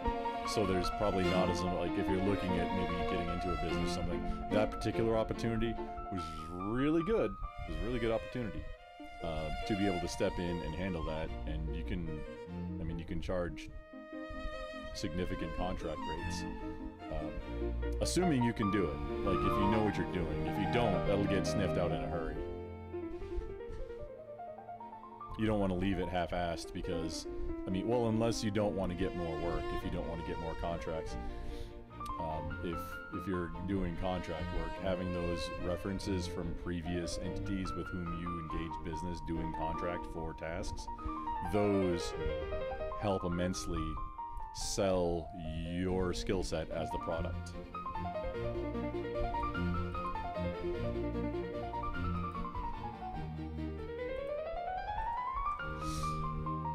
So, disambiguation. Okay, so we're adding gym and adding business domain. I'm not sure if this fits so much.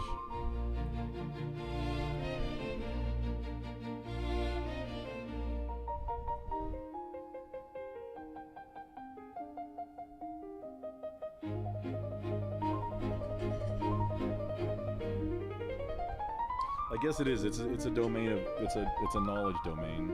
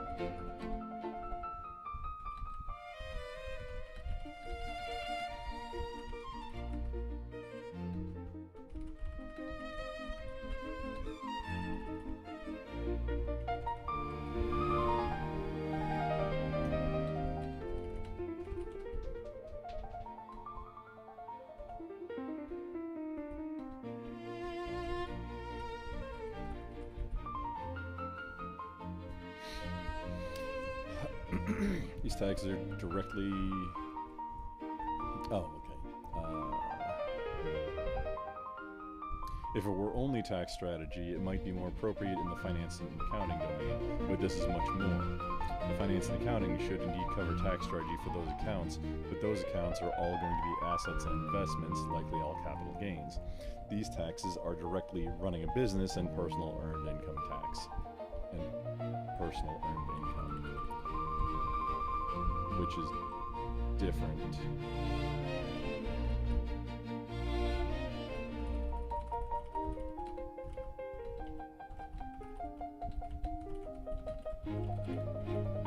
Which is different, especially regarding tax, capital gains versus earned income.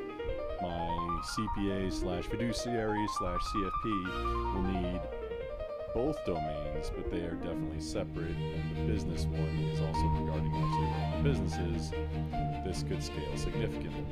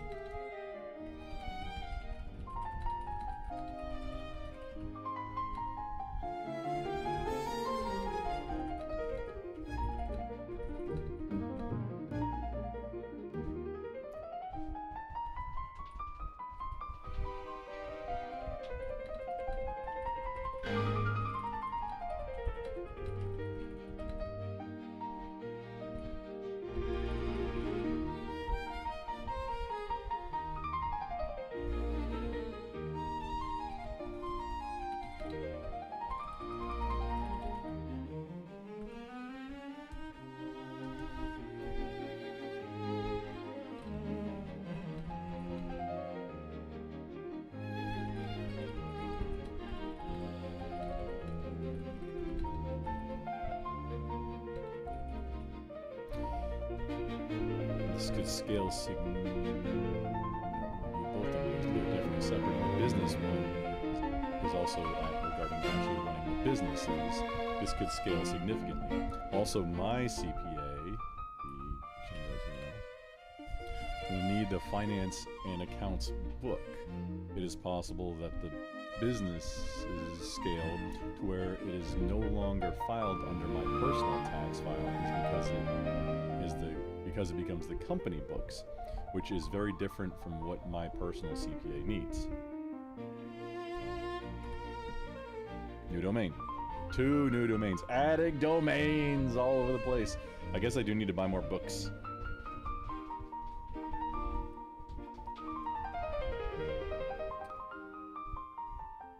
Okay, where's the last thing I said? Because we still gotta go through this here.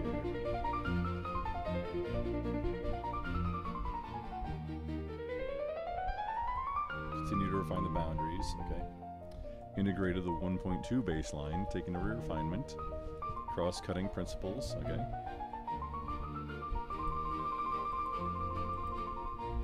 Music, instruments, gear, learning techniques, recording strategies, small dedicated section for song music ideas. Sheet music stays in existing, full-size notebooks, 3-ring binders, split into 2 books later only if song ideas volume justifies it. Yes.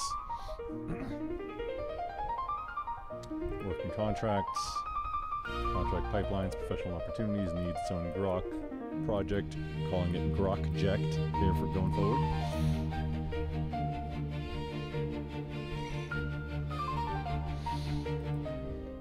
Daily operations, household, daily living, portable appliances, workshop, shop space improvements, tools, mobile workshop operations, boxes can be repurposed, sold, material storage strategy, what stays in the shop versus overflow to shed, pace for all tools and equipment. Property and infrastructure, buildings, land, farm, infrastructure, garden layout, usability, bed width, raised beds, accessibility, permanent/semi-permanent water systems, rooftop catchment, cistern, garden building, gravity showers, lister bags, large equipment, tractors, excavators. Right. Office, the finished room itself. Future refinement projects inside this domain. Decide which uses move in, move out entirely, or get trimmed in space allocation. Multi-site. Network and compute, house, shop, workshop, kiosk. Self-hosted AI assistant infrastructure lives here. Okay. Server setup, access, maintenance, any content about projects goes to... Any content about the project goes to number one content creation. This make doing the thing has certain structure and notes and requirements versus the making the video about doing the thing or live streaming it. That's gonna be a different set of notes and stuff. Vehicles, new, usage, modification, projects, fleet management procedures, storage, purpose. Onboard lifetime logbooks, mileage, fuel integrated into maintenance logs, consumable part numbers, date, mileage, oil filters, part number, quantities, serial lot numbers live with each vehicle. Cross-reference number 18, assets and registry for titles, VIN registrations, ownership includes cars, trucks, farm, outdoor equipment, tractors, excavators, jet skis, boats, bicycles, etc. Okay, that's... Oh, we're still growing. Don't clip that. Self-reliance and preparedness. Practical homestead skills, food, glue, different type already in use, growing. Well, here we go. Growing, procuring food, preservation, recipes, processing, butchering, aquaponics, fish and plants portion, livestock as food products, gardening requirements as defined here, actual garden layout usability is planned in number 6, property.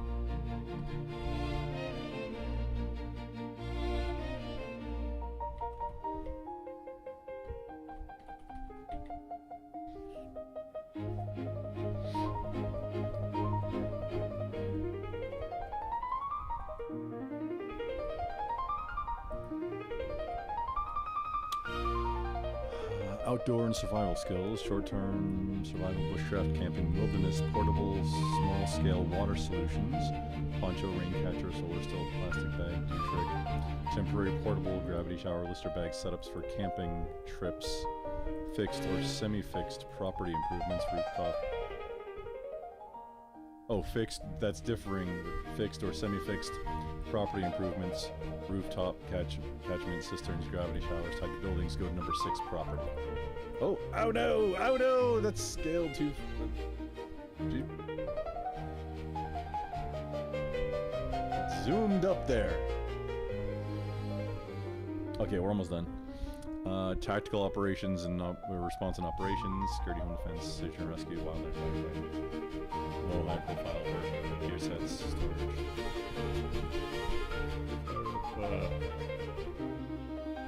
Serials and ownership, go to number 18, assets. The how, where, why I store and use it lives here, yes. Medical and health, physical medical supplies, currently disorganized and involved long-term storage. Organization, accessibility, applicable, this is. Treatments, remedies, long-term medical preparedness, soft overlap with number 10, food on nutrition, expected and mental health, focus and community, ADHD strategies, coping mechanisms, physical books to offload executive functions and memory, noise machines for concentration, sleep, time management for hyper focus, time blindness, community building, and alliances. Ooh, that's something. Clothing, EDC, and weather readiness. If that was right. Applied for life clothing strategies by activity, formal business, camping, casual, camping, hunting, strenuous work, plus treatments, stain, water, bug resistance, cold weather, EDC section, daily work, carry gear, USB serial adapters, blah blah blah, punch down tool, personal tools better than clients, weather planning is distributed across relevant domains, clothing strategies here, property, plus clothing strategies here, plus property, plus food, plus outdoor. Well, if there's specific clothes that you need, like in the workshop, probably want to have coveralls. Those should be probably covered under the workshop. We'll need to disambiguate that later. Do that hard border. Boundaries. Planning and critical systems. Annual skills roadmap. 12-month prepper skills tracker. Growth plan, detailed procedures, living in their domains. This is high level. What am I going to approve this month and why? Book. Yes. Finance and accounts. Financial accounts, bank, credit cards, logins, instructions, contacts, investments, retirement securities, crypto wallets, single source of truth for scattered financial information. Yes. Assets and registry. Ownership, financial, legal layer only, titles, purchase dates, sources, VINs, registration, deeds, serial numbers for high-value items, firearms, land, major equipment, cross-reference number 9 vehicles for use storage, mods, purpose, individual vehicle, onboard logs, live for each vehicle.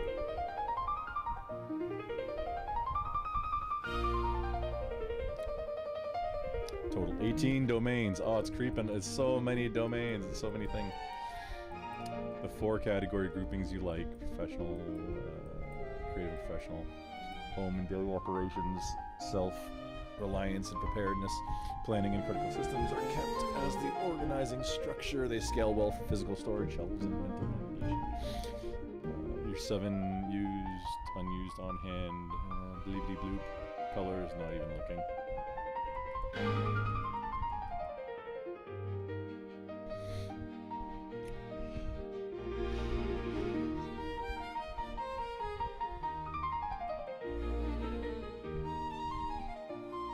I use the new shades, dark green, blue, normal blue, burgundy for the new domains where they fit best.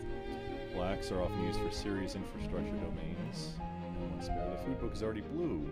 The icon is green, so it stands out visually while honoring the existing book.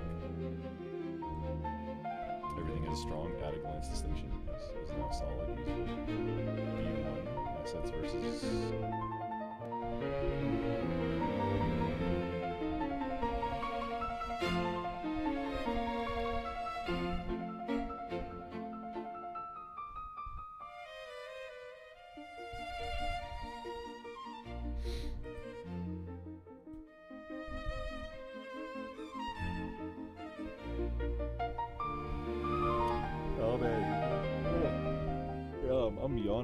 storage. Oh, order placed, thanks. Okay, so we've got...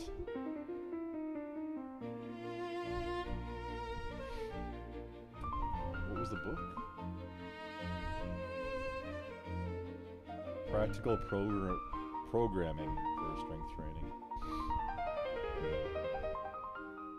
I trust Mark Ripto for being the how to get strong fast guy. His book is just barbell.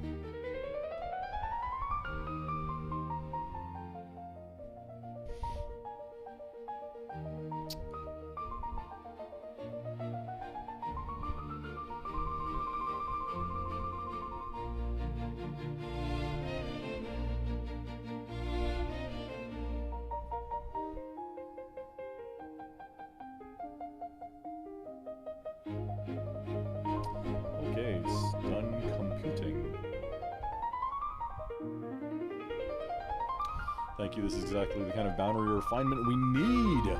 I've incorporated everything and produced a clean, usable update. On the undefined space, former gym, now bulk storage shelving. Put the entire contiguous space under the workshop domain. Why is this most convenient solution? It has no wall separated from the main workshop, physically part of the same volume. It has its own small overhead garage door for access, for moving large items in and out, vehicles, equipment, mobile toolbox systems, gym gear, etc. This is literally a box in... The office is literally a box inside the workshop building. Yes, so the remaining space, including the storage area of the office, logically belongs to the workshop envelope. Currently it's all shelving and bulk storage, which you have identified as probably the worst use of that volume. Moving into the workshop lets you treat it as flexible shop real estate, storage strategy, mobile ops staging, future gym, overflow project space, etc. Gym use case. The physical equipment and space lives in the workshop. The routines...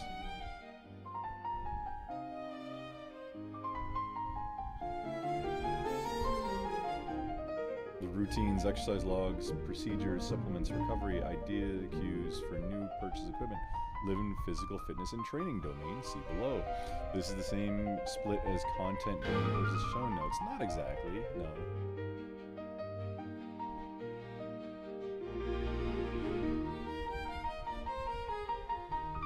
One domain owns the stuff and space, the other owns the ongoing practice improvement. Oh. Oh, okay. Gym use case, if the gym, well, that's if the gym lives in the workshop.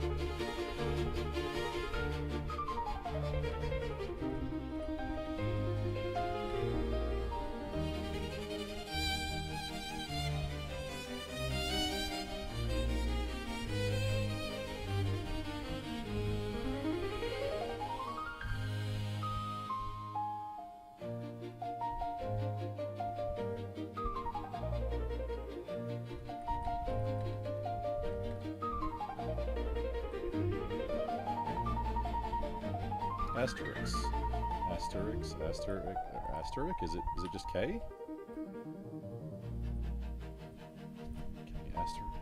Asterisk? Is that it? Asterisk. Asterisk? It's asterisk.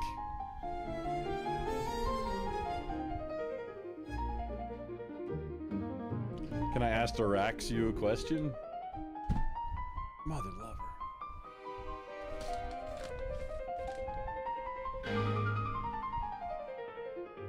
Oh no.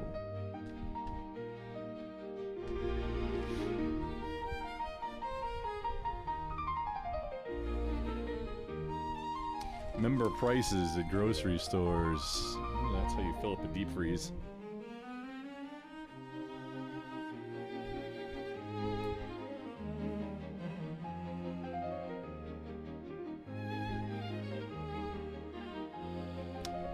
%, lean ground beef, $4 a pound.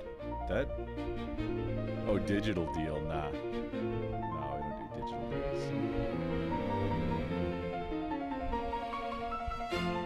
$2.77 a pound for pork baby back ribs, though. I think the lowest I've ever seen, remembering, is like $1.50. It was around Independence Day, probably 10, 15 years ago.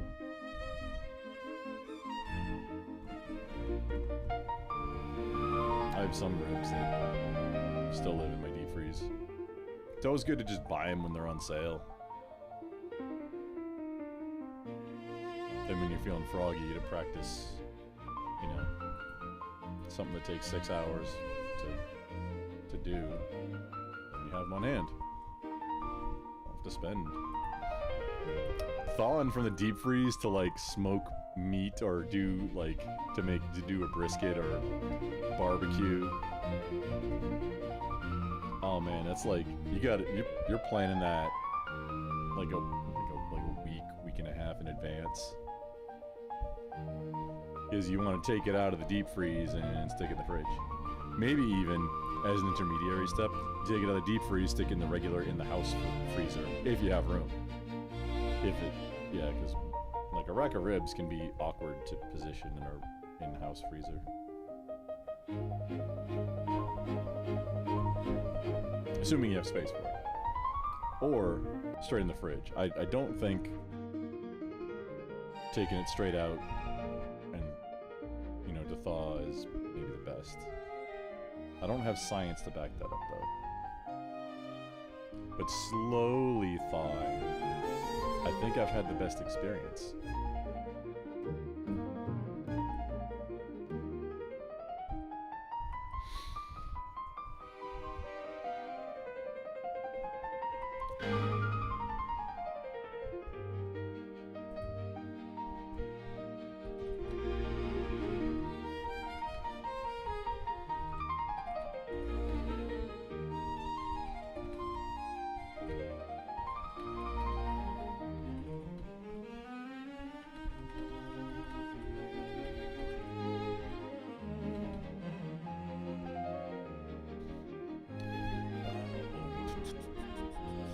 Gym use case. Routines, exercise logs, procedures, supplements, recovery ideas for new equipment purchases.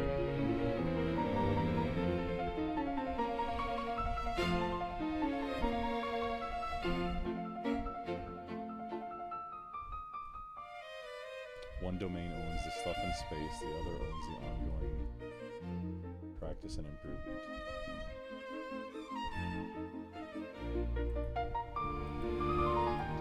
Quick, reasoned decision, no external search needed. Aquaponics, fish, plants, nutrients, cycling, biology, and what to grow, raise, stay. Number 1, practical homestead skills, food. Already decided. Tanks, pipes, plumbing, grow beds, filtration, plumbing, structure, power, integration with garden moves to number 6, property and infrastructure. Yes, okay, that's what I was probably going for. Aquaponics hardware is semi-permanent infrastructure tied to the property, like, well, no, well, yeah, raised beds are kind of a permanent. Because, I mean, what isn't permanent?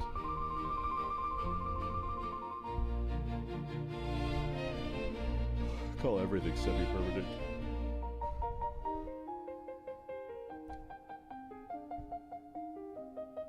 Maybe unless you're pouring concrete, then that's probably permanent. But even that, you can jackhammer it out. Irrigation systems, greenhouses, rainwater catchment would take real work to relocate, even if the system is technically self-contained. The food domain owns the living system management. Property owns the living system management. Property owns the physical plant. Yes, cross-reference between the two domains is expected and likely.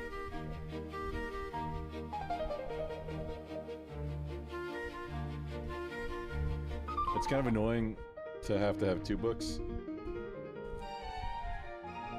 but knowing that, like, hey, if you're looking at stuff like all of the infrastructure stuff for the property, you have that book, and if you need to dig in on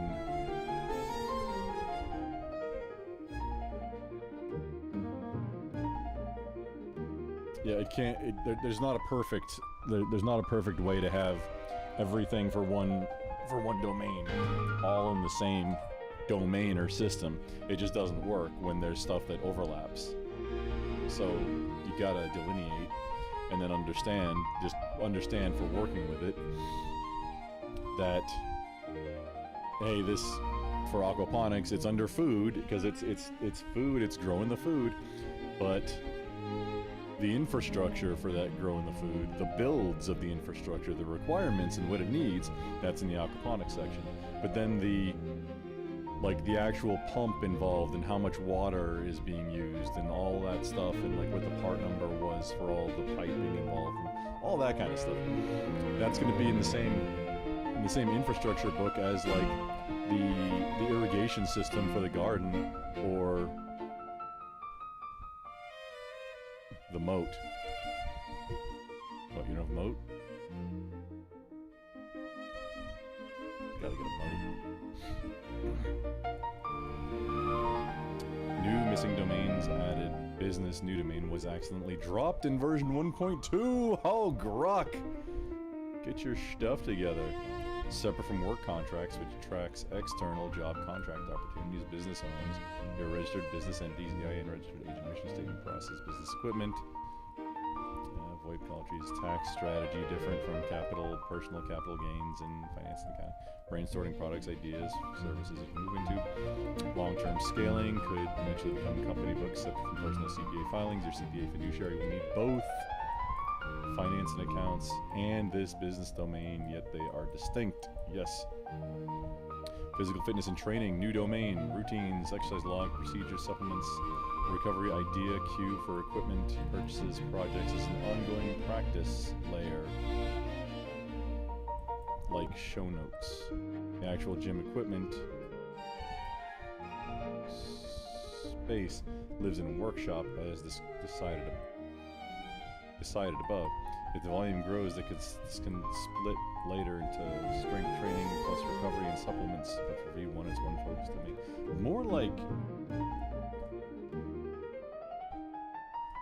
More actually like, well, you know what? Training log. That would be the ongoing practice layer. I like this, like, figuring out a routine and the exercises that fit with my equipment and what I'm gonna do, or coming up with a plan that all goes in here. The actual tracking the workouts would be like more like show notes.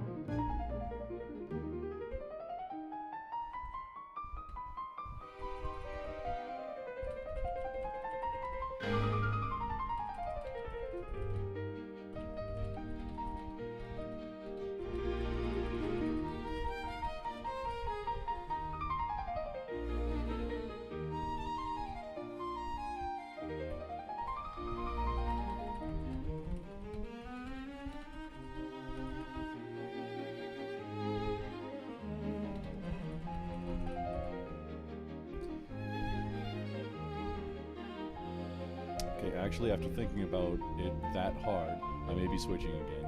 It may make more sense for the equipment, supplement, nutrition, routine, exercises, definition, etc. strategy to all be in the new fitness domain, akin to the content brain book, than the workout log, more akin to show notes as ongoing.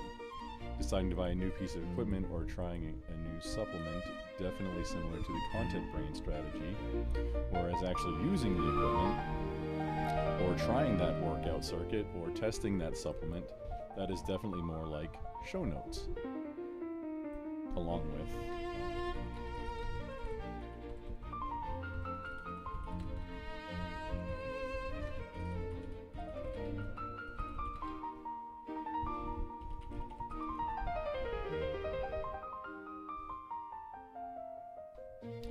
with planning and recording actual workouts. The workout fitness domain is almost exactly aligned with the content creation domain, two-book strategy, with the caveat that, like how content creation specific equipment is indeed spread around, most of it lives and a good chunk of activity takes place in the office. Similarly, maybe the fitness treats the workshop as just where most of the gear and activity takes place.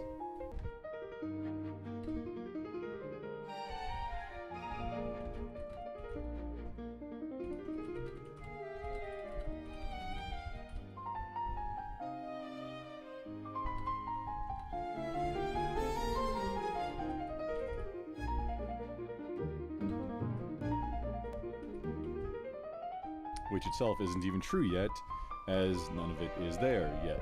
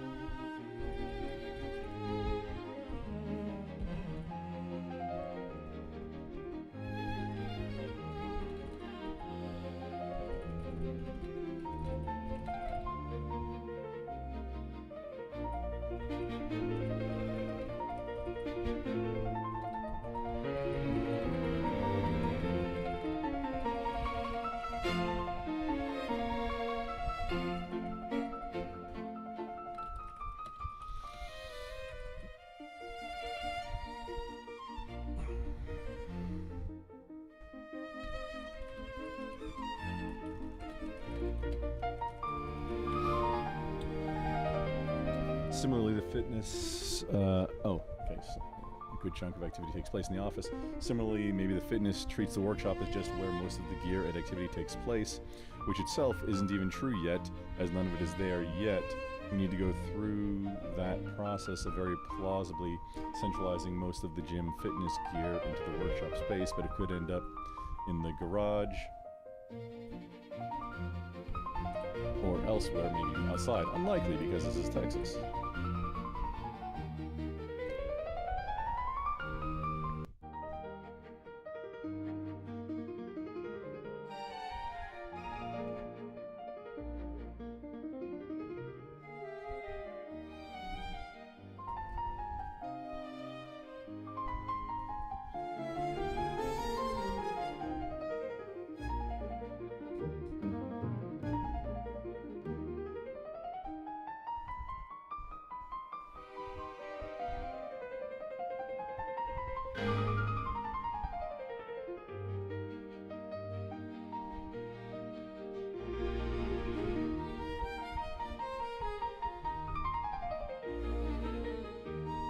Creative and professional, okay, work and contracts.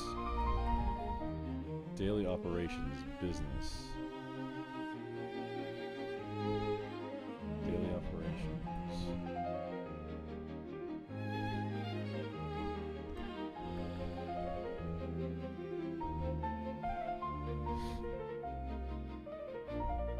Should work in contracts.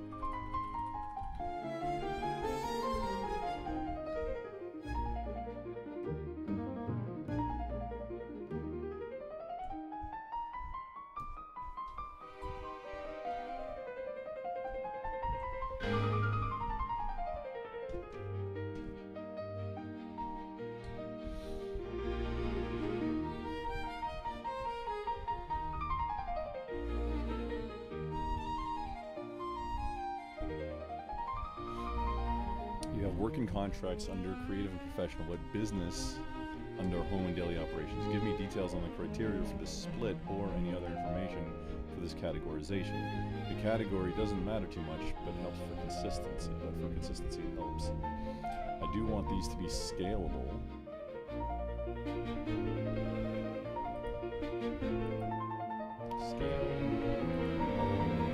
But also compatible with adding new domains if needed. I'd like to not need to add anymore. That's why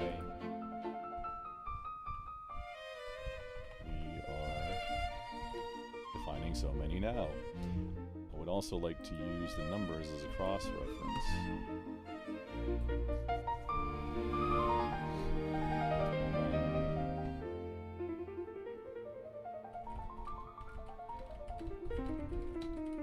When using Grok or any other time. Okay, so we got work contracts, household, workshop,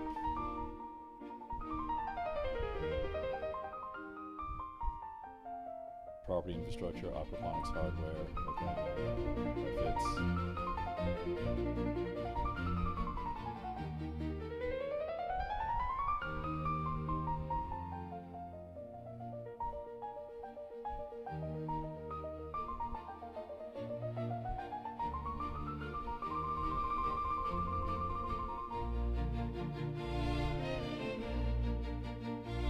Office, command center, oh yeah, notes.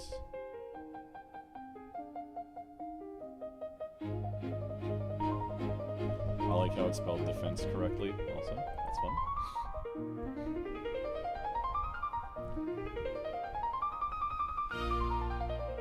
The palette has a person icon and t-shirt. We can combine conceptually as active person or use t-shirt with a heart plus. You can't use two.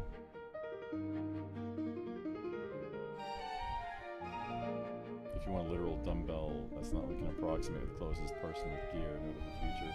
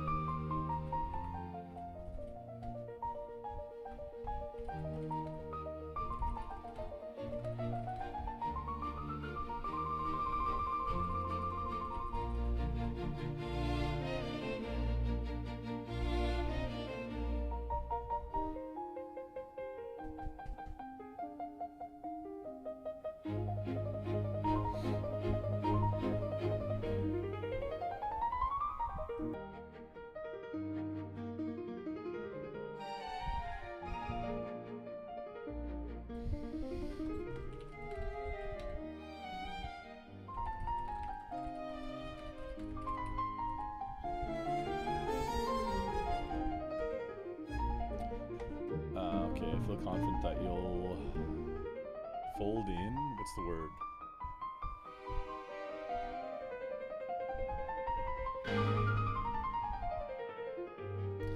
I feel confident that you'll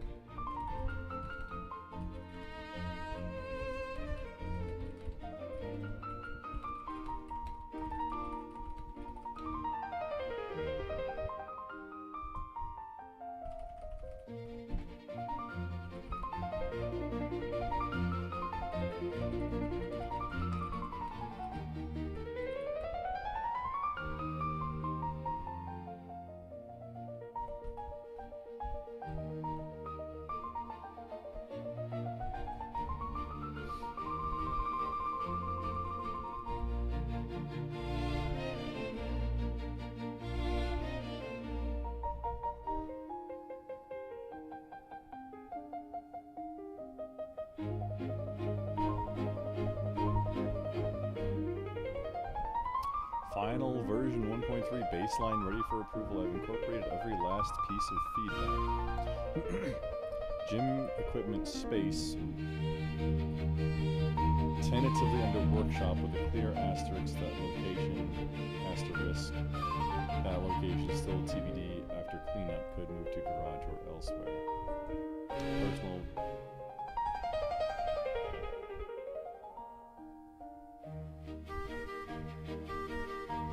Physical fitness and training domain kept as one for V1, but noted that it is structured exactly like content creation, strategy, equipment, decisions, and ongoing log routines.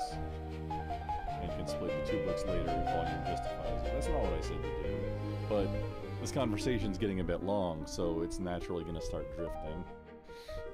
You got to keep things short and concise with these clankers. Business domain added back and placed in home and daily operations with clear criteria below.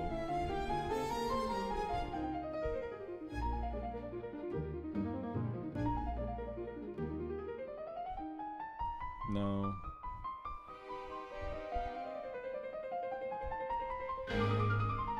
Numbering system added so you can cross-reference.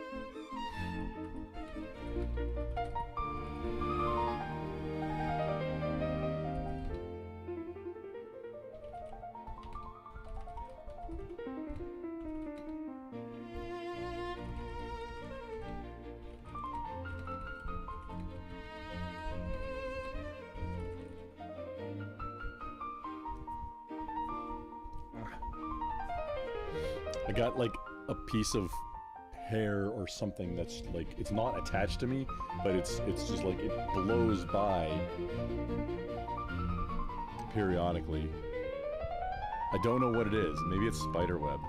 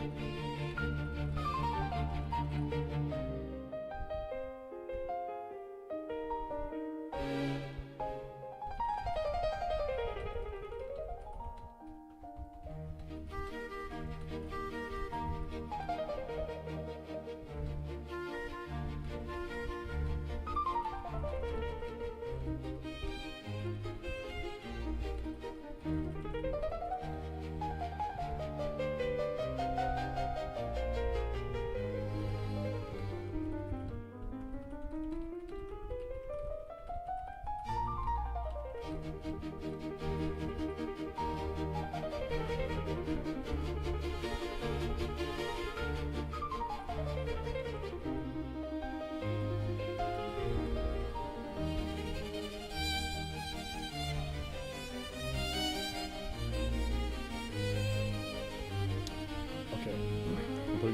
I'm putting the workout log in the same book as equipment. I'm not putting the workout log in the same book as gym equipment. Consider it scaled up to need 2 books to start. Also, just start equipment inventory, what I have now, and what my initial plan, what I need, will go into the fitness book.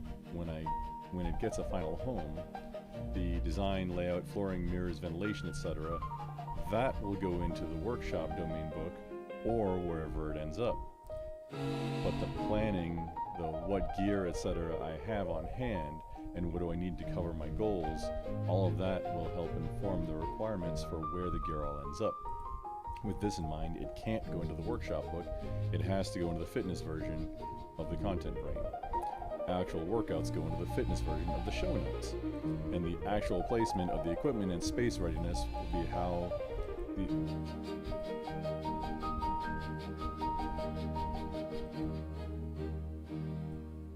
similar to how the office domain will define the gear and space for the content creation. But I don't know where that space will be yet, so we don't know where to put it. Right now it's just inventory, and that layout can happen whenever it naturally happens, just like defining workflow equipment layout in the workshop. Ha!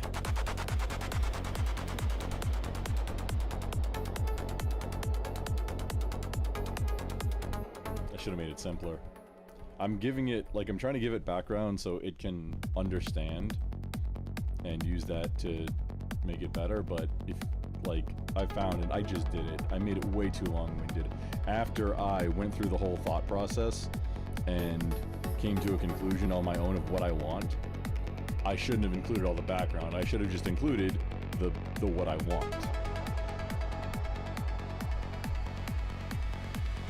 But it's kind of like using the large language model to help. I think the biggest benefit is forcing me to work through the project on my own, and then it just kind of keeping track of it, like a secretary taking dictation. It's me working through the project on my own. As it goes on, it gets more like that. During the beginning, having it help and give back suggestions helps really take that initial form. But then once you start working with it, then it's a lot easier to take that and say, hey, you know what? Okay, cool, but that's not exactly right. Let's modify that into this kind of similar thing, but it's a little bit different. And then that's going to be something that really, covers the goal. Just pulling that thing out of nothingness is a much bigger challenge than looking at a possible solution and saying, hey, okay, let's think about that, and then seeing where the pros and cons, all the performance and lacking areas would be of that thing, and that would help get to, that version 1. Business domain added back and placed in home and daily operations with clear criteria below. That's not what I asked, and that's what you said. I asked why. Aquaponics split confirmed fishing. Food hardware property. Numbering system added.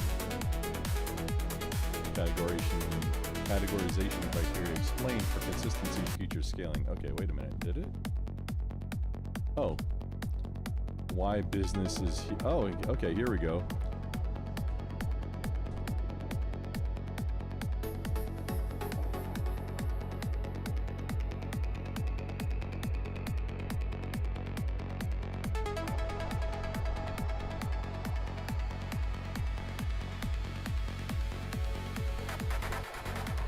Okay. Criteria. Domains primarily about creating, performing, or delivering external work, content, music, contracting for others.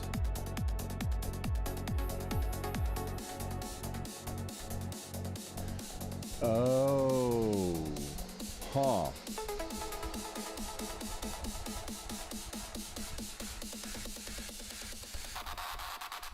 Domain primarily about running and maintaining physical spaces, systems, vehicles, in your own businesses.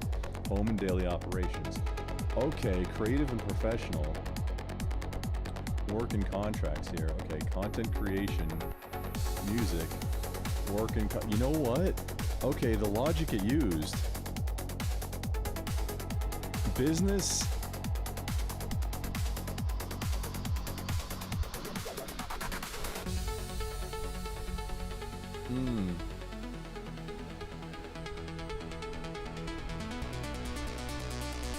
Operating your business fits here. Operating your own registered entities, tax strategy, business processes, scaling.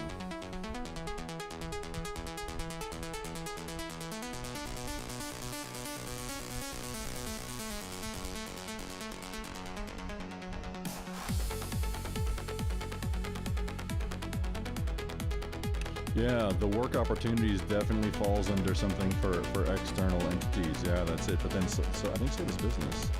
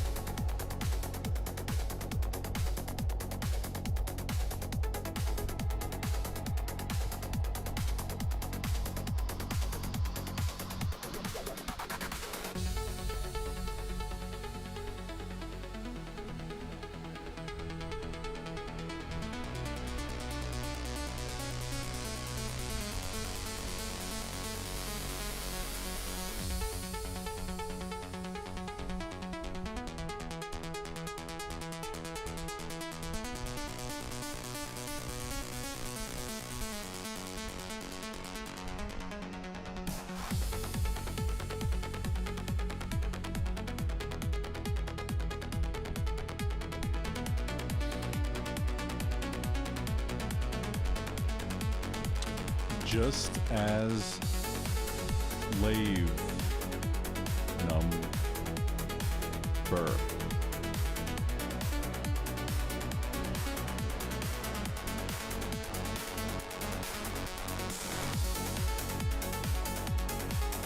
Deleted.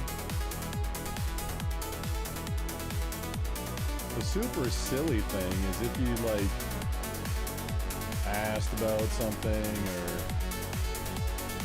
you mentioned, like I might even pull up the video. I mean, not today, I'm doing this, but there we go.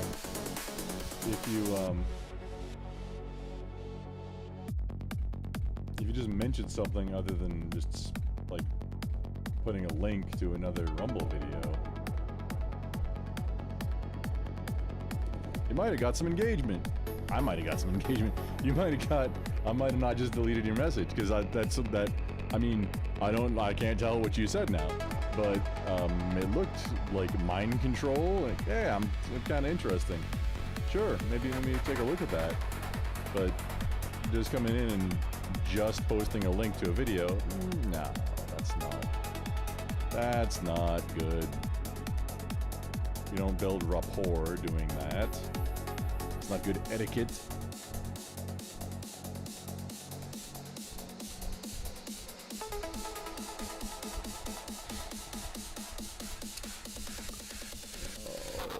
Fractal Homestead.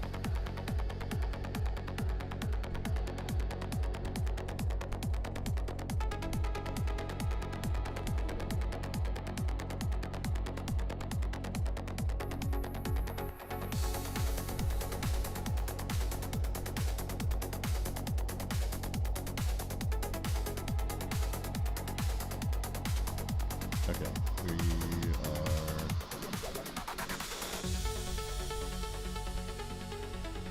summary.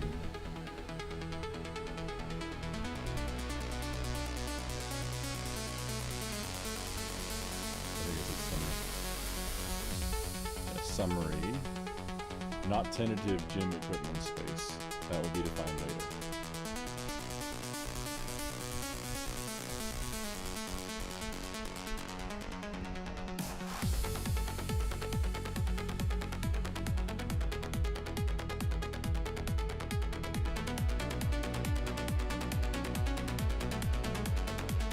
Processes, etc.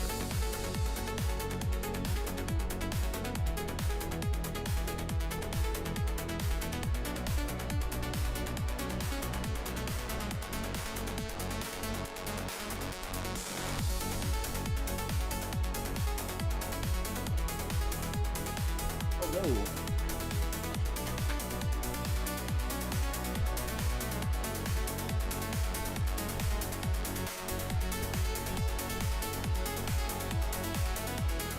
Oh no, the music has been going in the wrong thing. What? No, wait. How? Oh my. Oh no, that's terrible. Why did nobody tell me? My headset, or the monitors I'm using right now, they became unplugged. I don't even remember how long ago. It has to be at least an hour. And when I went to go plug them back in, I plugged in the wrong thing. I plugged in speakers. That's another thing. I need to get like an AB switch I'm using so that I don't, like, I was using wireless headset that clicks into a base station that can use a 3.5 millimeter audio cable.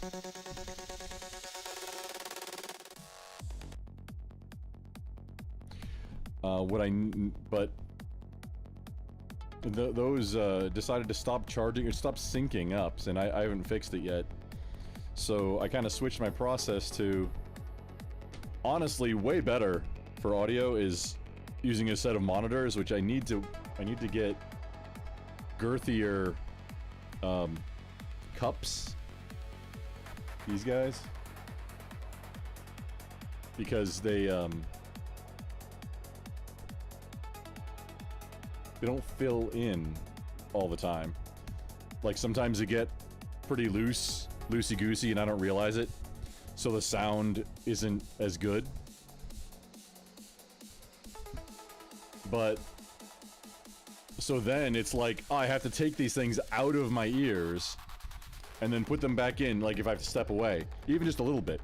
So I'm on this tether, so, or I have to unplug, like that, just like unplug headphones and leave it dangling while I walk off to go do something and come back into my office. So like if I'm not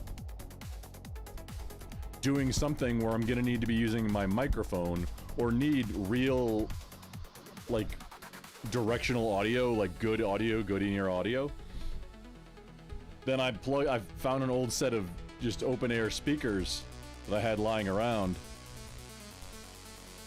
and now I'm just swapping them back and forth. Well, okay, so now that I've got that, and that's kind of working, what I need to do is either an AB or an ABC selector, so that the audio out coming from my Go XLR, I can just push a button, and then that's either my in-ear monitors or the over-air speakers or headset, which maybe that's going a little too far. Maybe just the two, so either the in-ear monitors or like in the same slot. Like over-the-air speakers, yes, that's definitely an A. But then B, maybe is like this or wireless headset when it's working. I kind of want to have all three now. Because if I, like, for doing different things.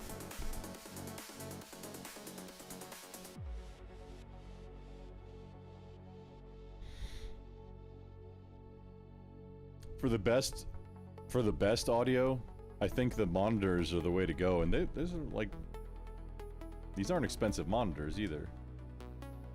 I just need to get the cups so that they make a proper seal on the inside.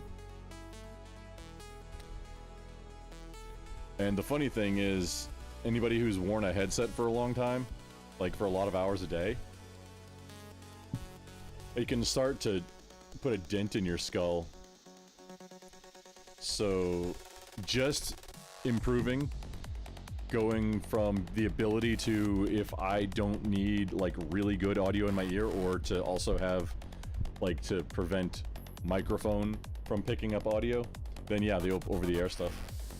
There was a while for about 4 or 5 years ago plus where I had working open air audio with a mic, and it wouldn't pick up.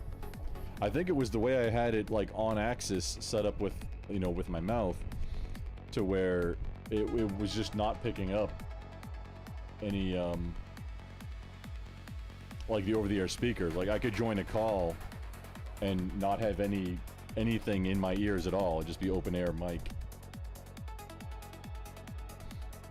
That was kind of crazy looking back, because this mic now, and it's the same mic, it's a Shure 58. It's a standard basic Shure 58.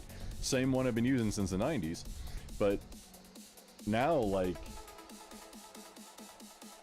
with the tuning I have with the Go XLR, it picks up a lot.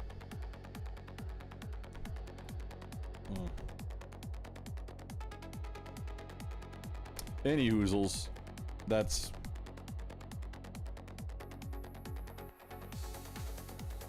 Yeah, noise gate working in effect right now. There you go. Distractions.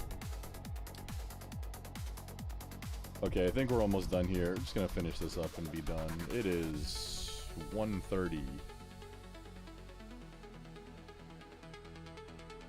Structured content creation strategy.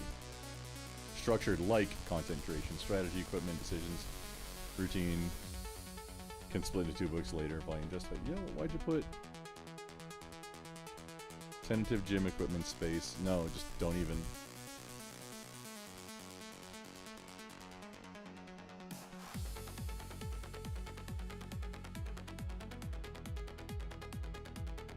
ownership layer. Yeah, this does. Oh, finance and accounting. Yeah, that's definitely not the same as creative. This is all capital gains versus they're very different things. Yeah, earned income. Earned income goes in the creative and professional. Daily operations, nah. I mean, maybe that'd be an entirely different way to organize it. Okay.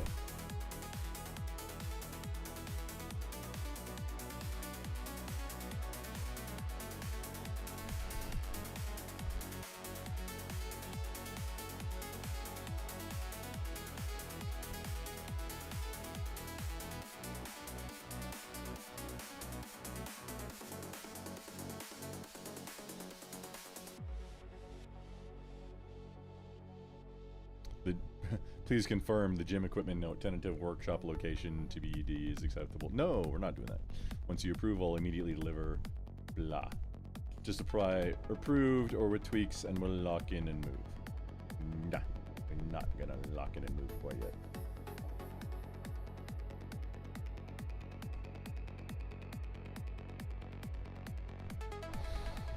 Okay.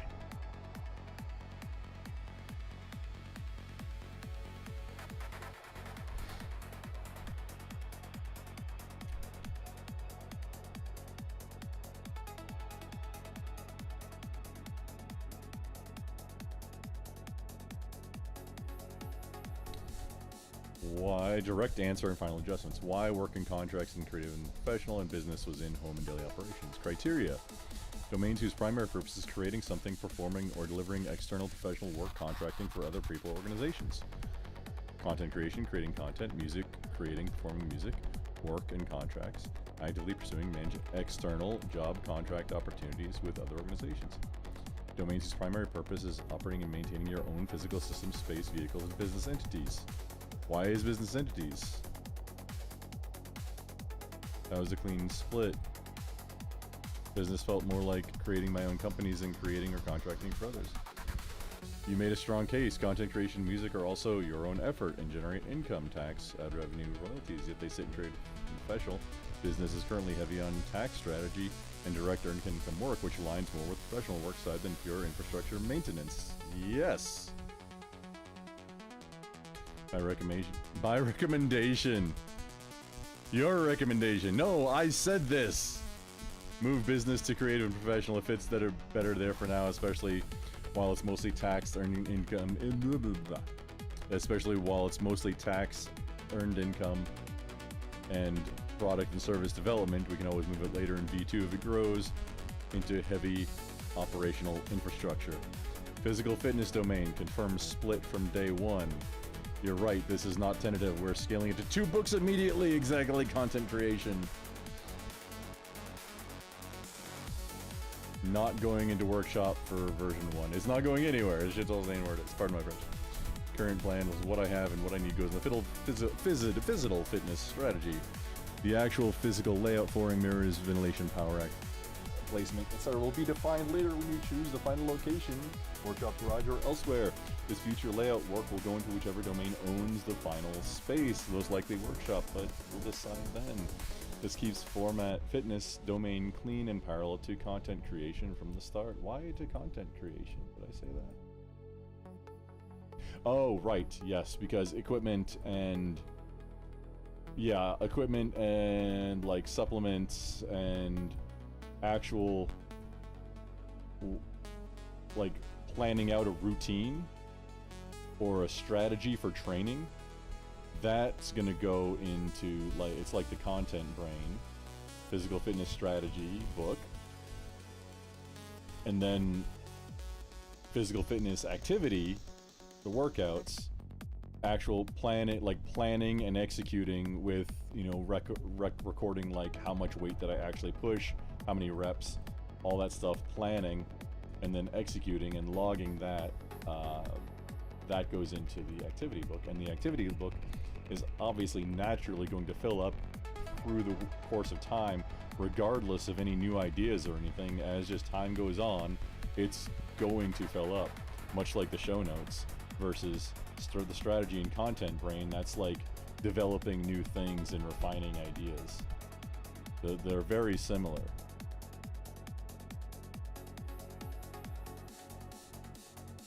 The actual physical layout, blah blah bloop. Just keep fitness domain clean and parallel to content creation from the start. Yes. Aquaponics locked. Fish, plants, nutrient cycling, biology. How to take care of the animals and plants. Yep. Food. It's because it's all food with more steps. It's how do we get from the thing and grow the thing and turn it into food. Tanks, pumps, plumbing, grow beds, structure, power under property infrastructure. Approved. No further discussion needed. Yes. Okay. The only thing we need to do is maybe include, like, for the numbers, maybe a couple of, for scalability.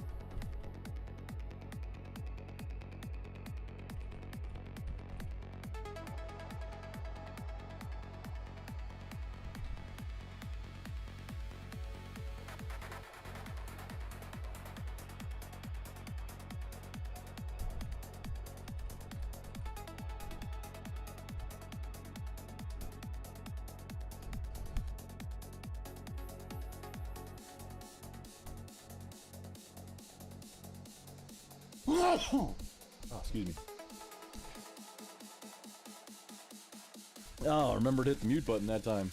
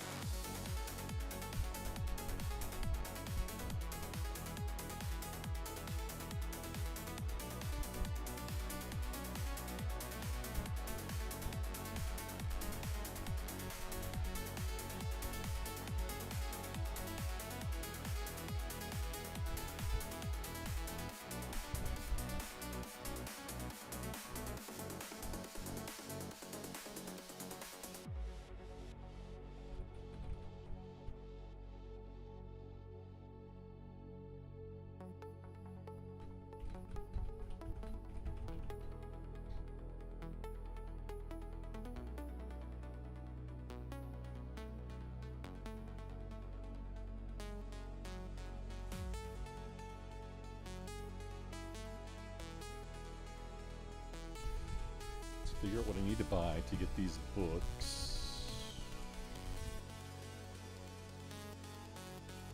Ready? Going?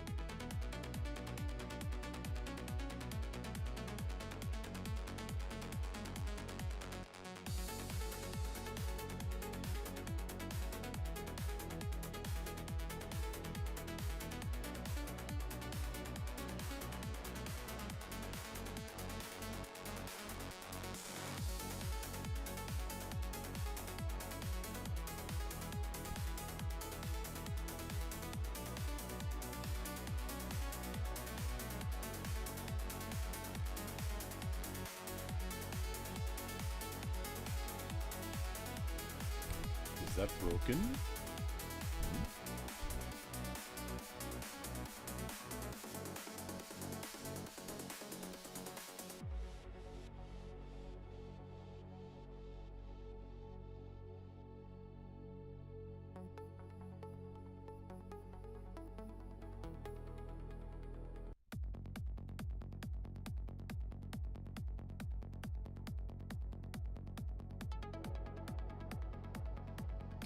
Categorization criteria, direct answer. The criteria I used was creative and professional.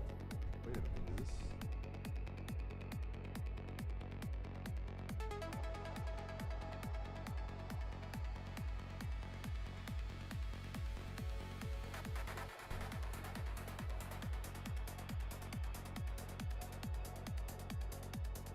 Final answers, it didn't say anything about that. Why are you saying this again?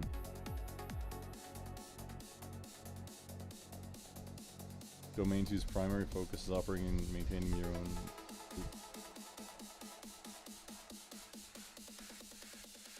Okay, we didn't need to say that. It was already done. I guess I need to approve each change before moving on. You know what that is? That would be running on assumptions. It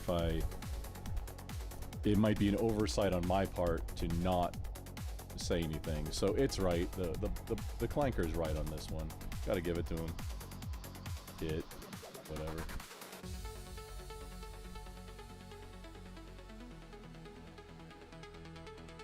Physical fitness confirmed 2 books is 2 books from day 1. Yeah.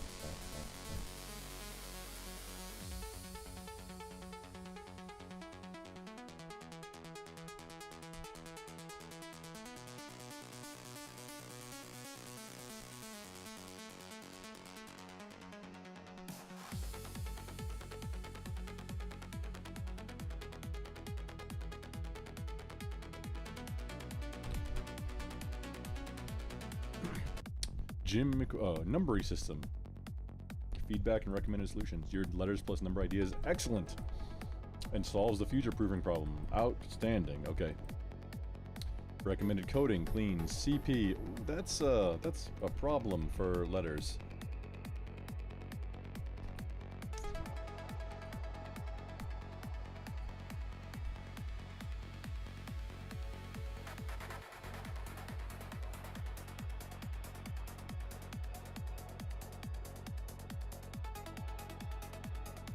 Do I want to because I didn't even notice that. Do I want to recode that whole category? Just because it has an acronym that'll be in part of a code?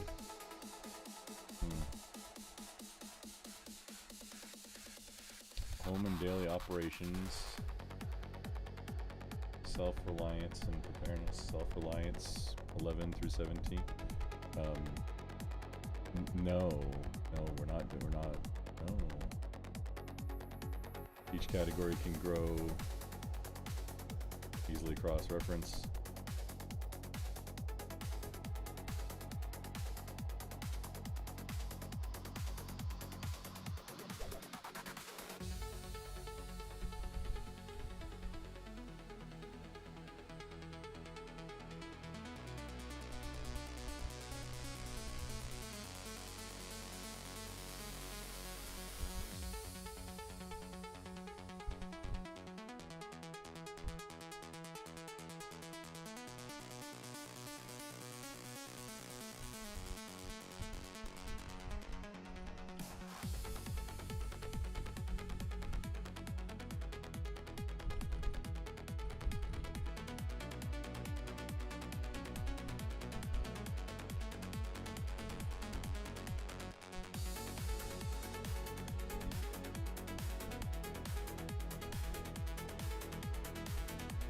Just in case the keyboard's getting a little wonky, start to do some double characters. We give a little juice.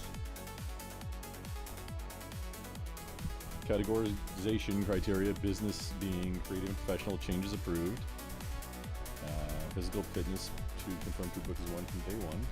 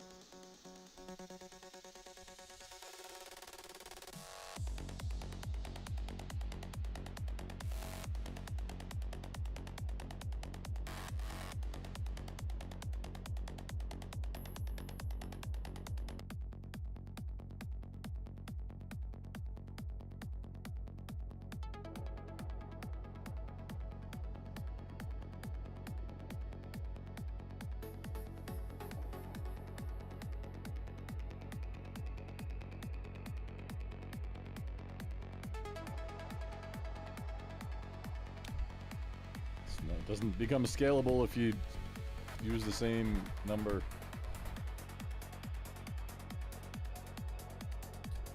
Notes moved here for your preference.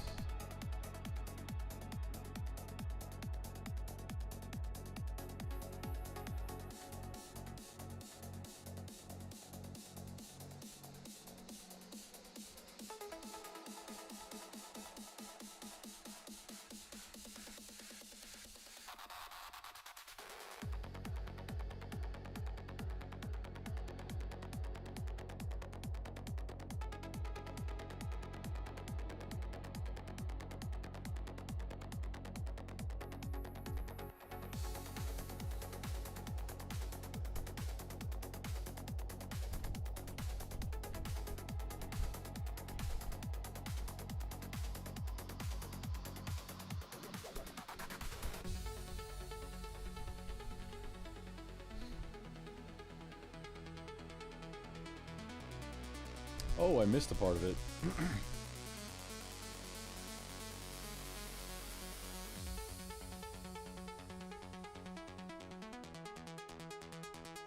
Using all on hand. Prioritize thematic fit, maximum visual distinction, harmony with already used books.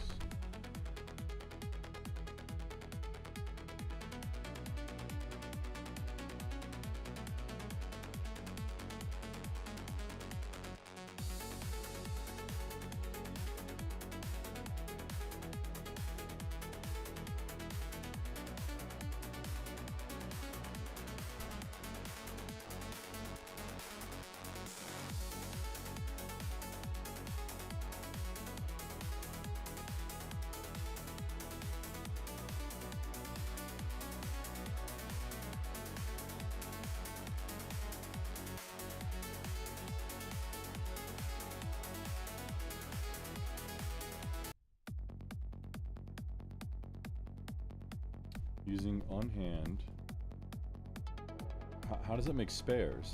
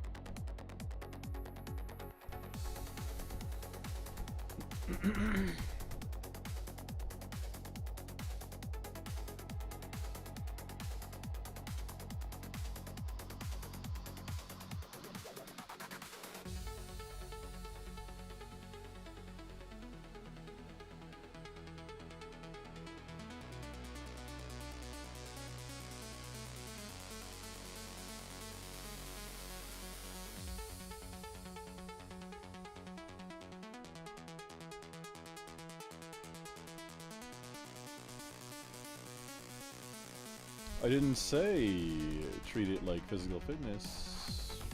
It kind of makes sense though. And then like show notes can become, it is the same domain.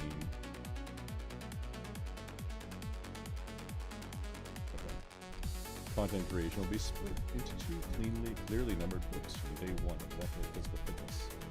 Some mirrors physical fitness split.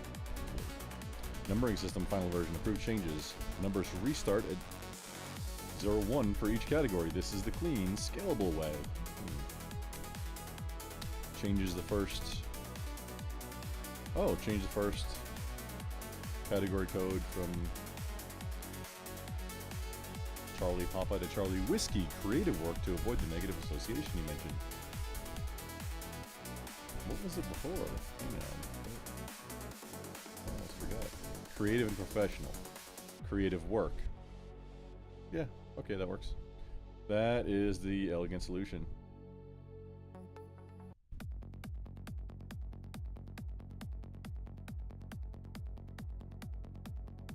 Okay, there we go. Creative work. 1 through...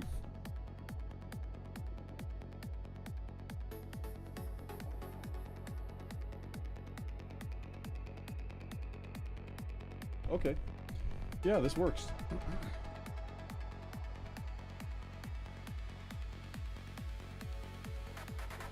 Future-proof and human-friendly. Okay. Yeah.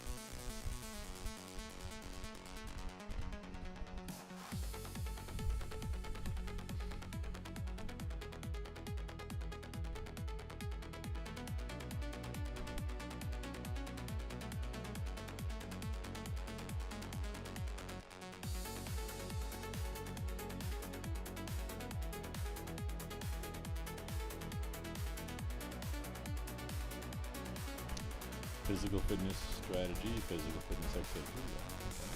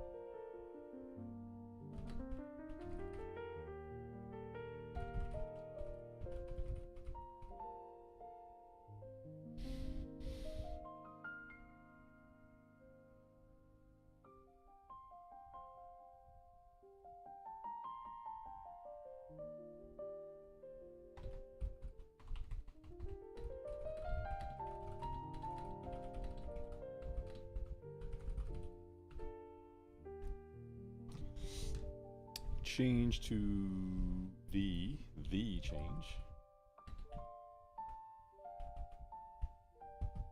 The change to creative work. Charlie Whiskey code approved. This isn't that is an elegant solution, still descriptive even if some of the work isn't creative.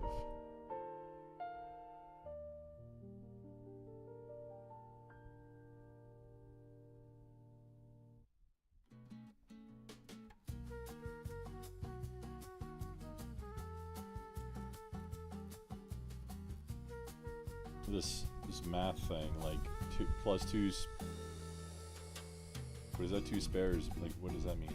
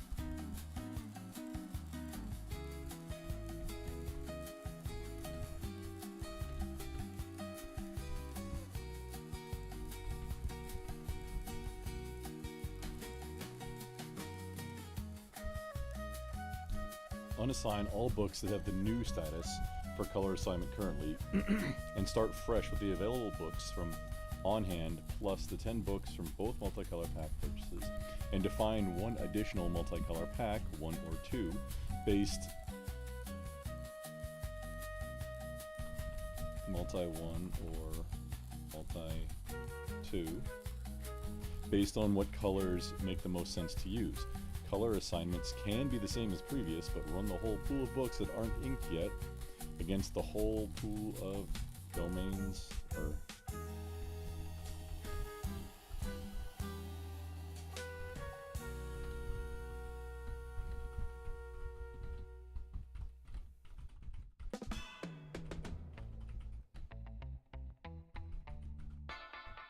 give reasoning for colors assigned.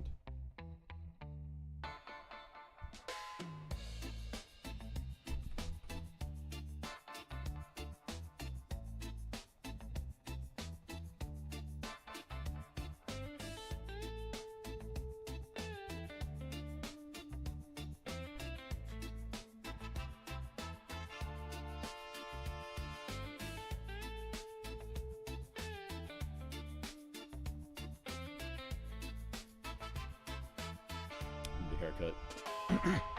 That'll solve a whole bunch of these problems. This main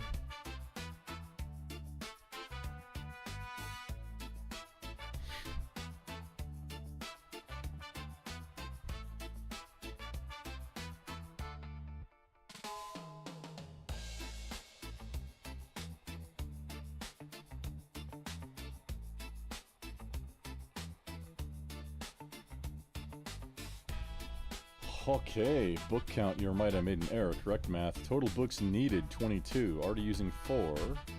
New books needed, exactly 18. You have 7 unused on hand. 7 plus 11 new, exactly 18 new books needed. 0 spares. Your plan to buy 1 multi-1, one multi-2, and 1 full extra multi equals 15 new books is smart. It gives you the 18 you need plus 4 spares, which you said will be used eventually. That's the right move. Okay. Recommendation for the extra pack, buy another multi-1. It gives the most useful new shades. Dark green blue, normal blue, burgundy. That will help with visual distinction. Multi-2 mostly duplicates colors we already have.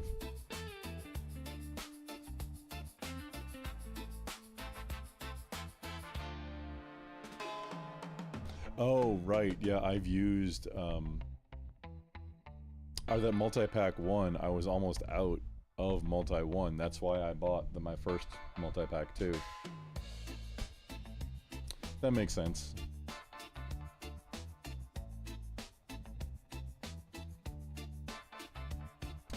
I started completely from scratch. Well, wait, we're already...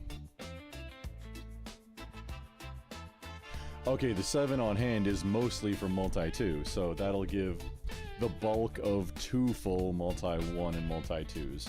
Ah! Okay, yeah, that makes... No, it would make more sense to buy a second multi...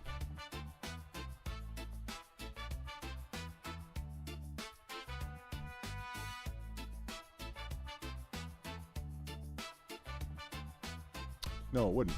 Okay.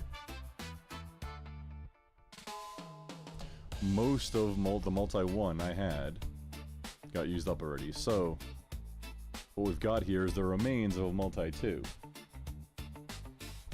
Buying a full set of 10 of both, that leaves us still with dupes, like, now we have some dupes from multi-2. Buying a multi-1 gives us dupes onto multi-1, not multi-2. Buying another multi-2 would mean 3 of the same in some cases, like teal.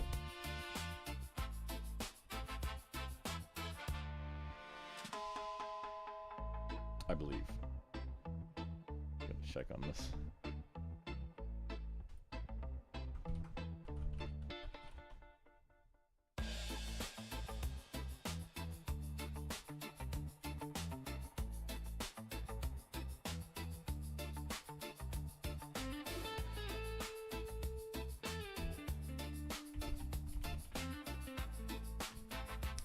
Searching for notebooks on Amazon.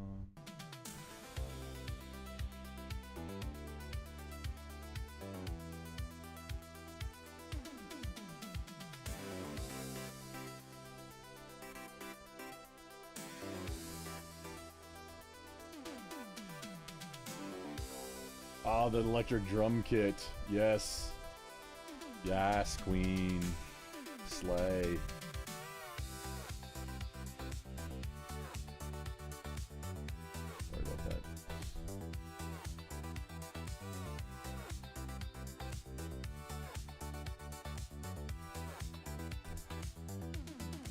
Can I not pull up Slamazon? We might be, stuck. This is like legit planning information that... I know it seems like a small detail, but it doesn't, like, anything that involves spending money, or it's like a business thing, too, or just any time, any spending money.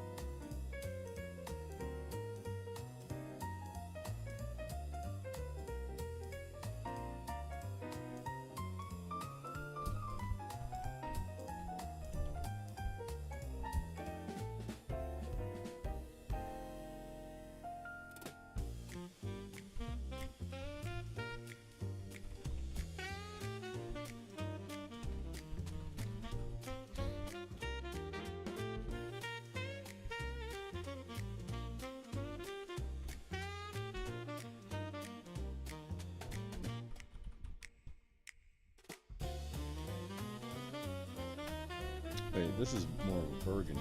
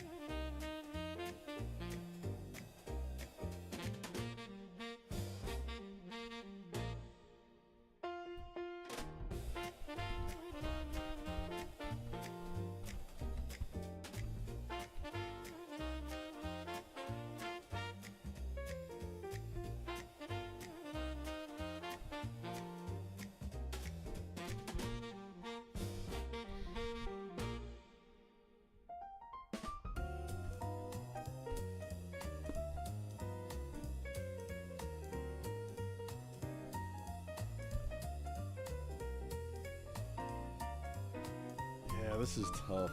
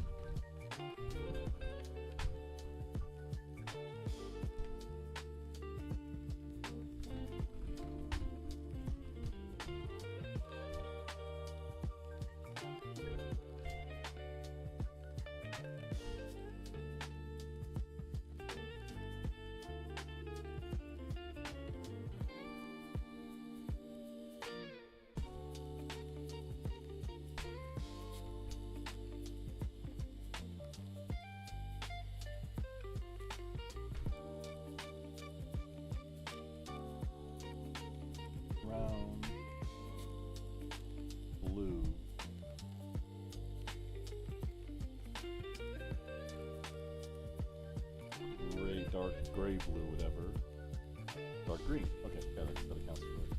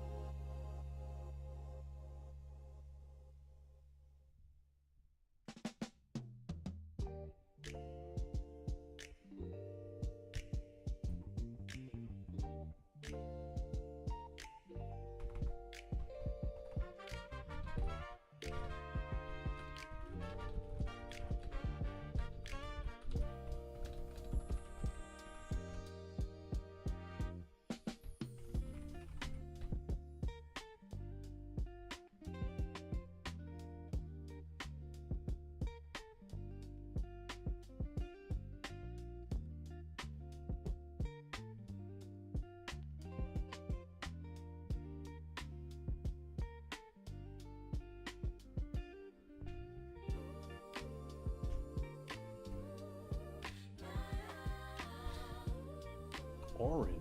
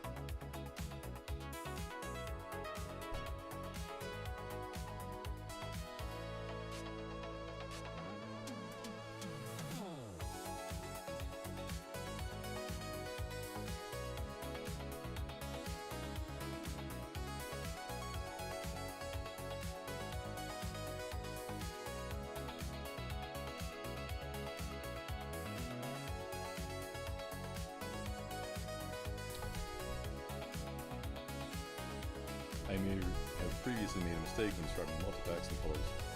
I may have made a mistake when describing multipacks and colors previously. I may have also included the books that are on my shelf that were not part of either of these multipacks, but are similar books that I have previously used for agenda or planner. The colors in person pictures don't exactly match in some cases. There's definitely no orange, there is no normal green, there is a very dark green that is hard to tell that it isn't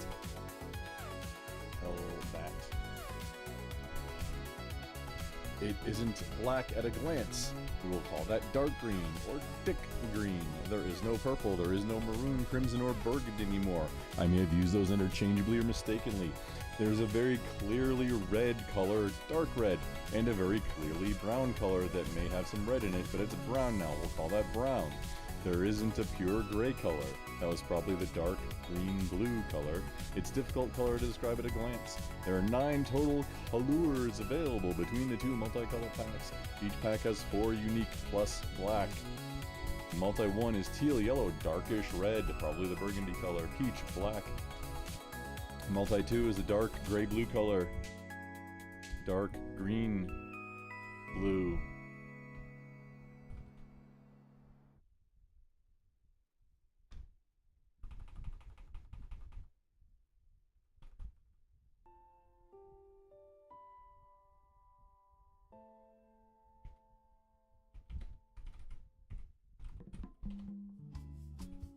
Green blue, dark green blue, or dark gray blue color. No idea the name. It is difficult to tell.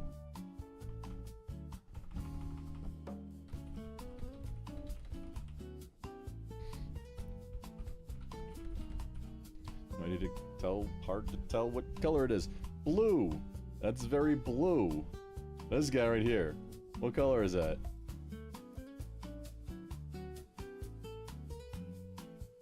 It'd be so much easier if it just had names like what color. It's like, what does the fox say? What color is this? Oh, y'all can't see what I'm highlighting. I'm pointing at the colors.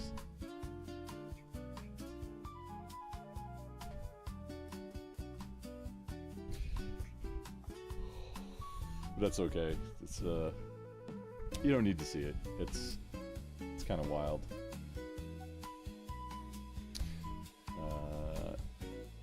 Dark green blue or dark gray blue color. No idea the name. It's hard to tell what color it is.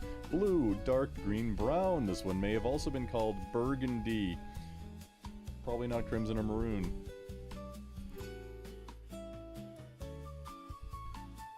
Or crimson. Or maroon. Brown, the one that may have been called burgundy. Black, disambiguate. Let's disambiguate. Let's not use burgundy or crimson or maroon as a color. One is clearly dark red, one is much more brown. There aren't any other red or brown books in either set, so that's easy. Bree, Navy baby Bree in the house. Good evening. This is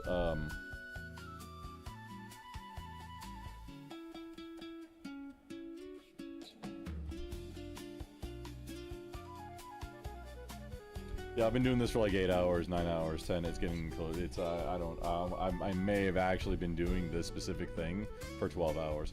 This is what that's why I went live and titled the stream, because I was already doing it, and apparently like this is what ADHD Hyperfocus looks like. I realized what I was doing. Like, okay, let's use this.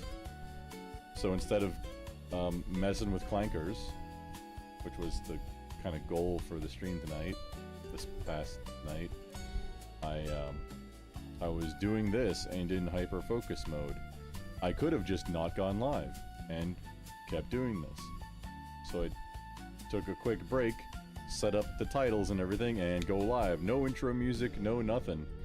Just go live and then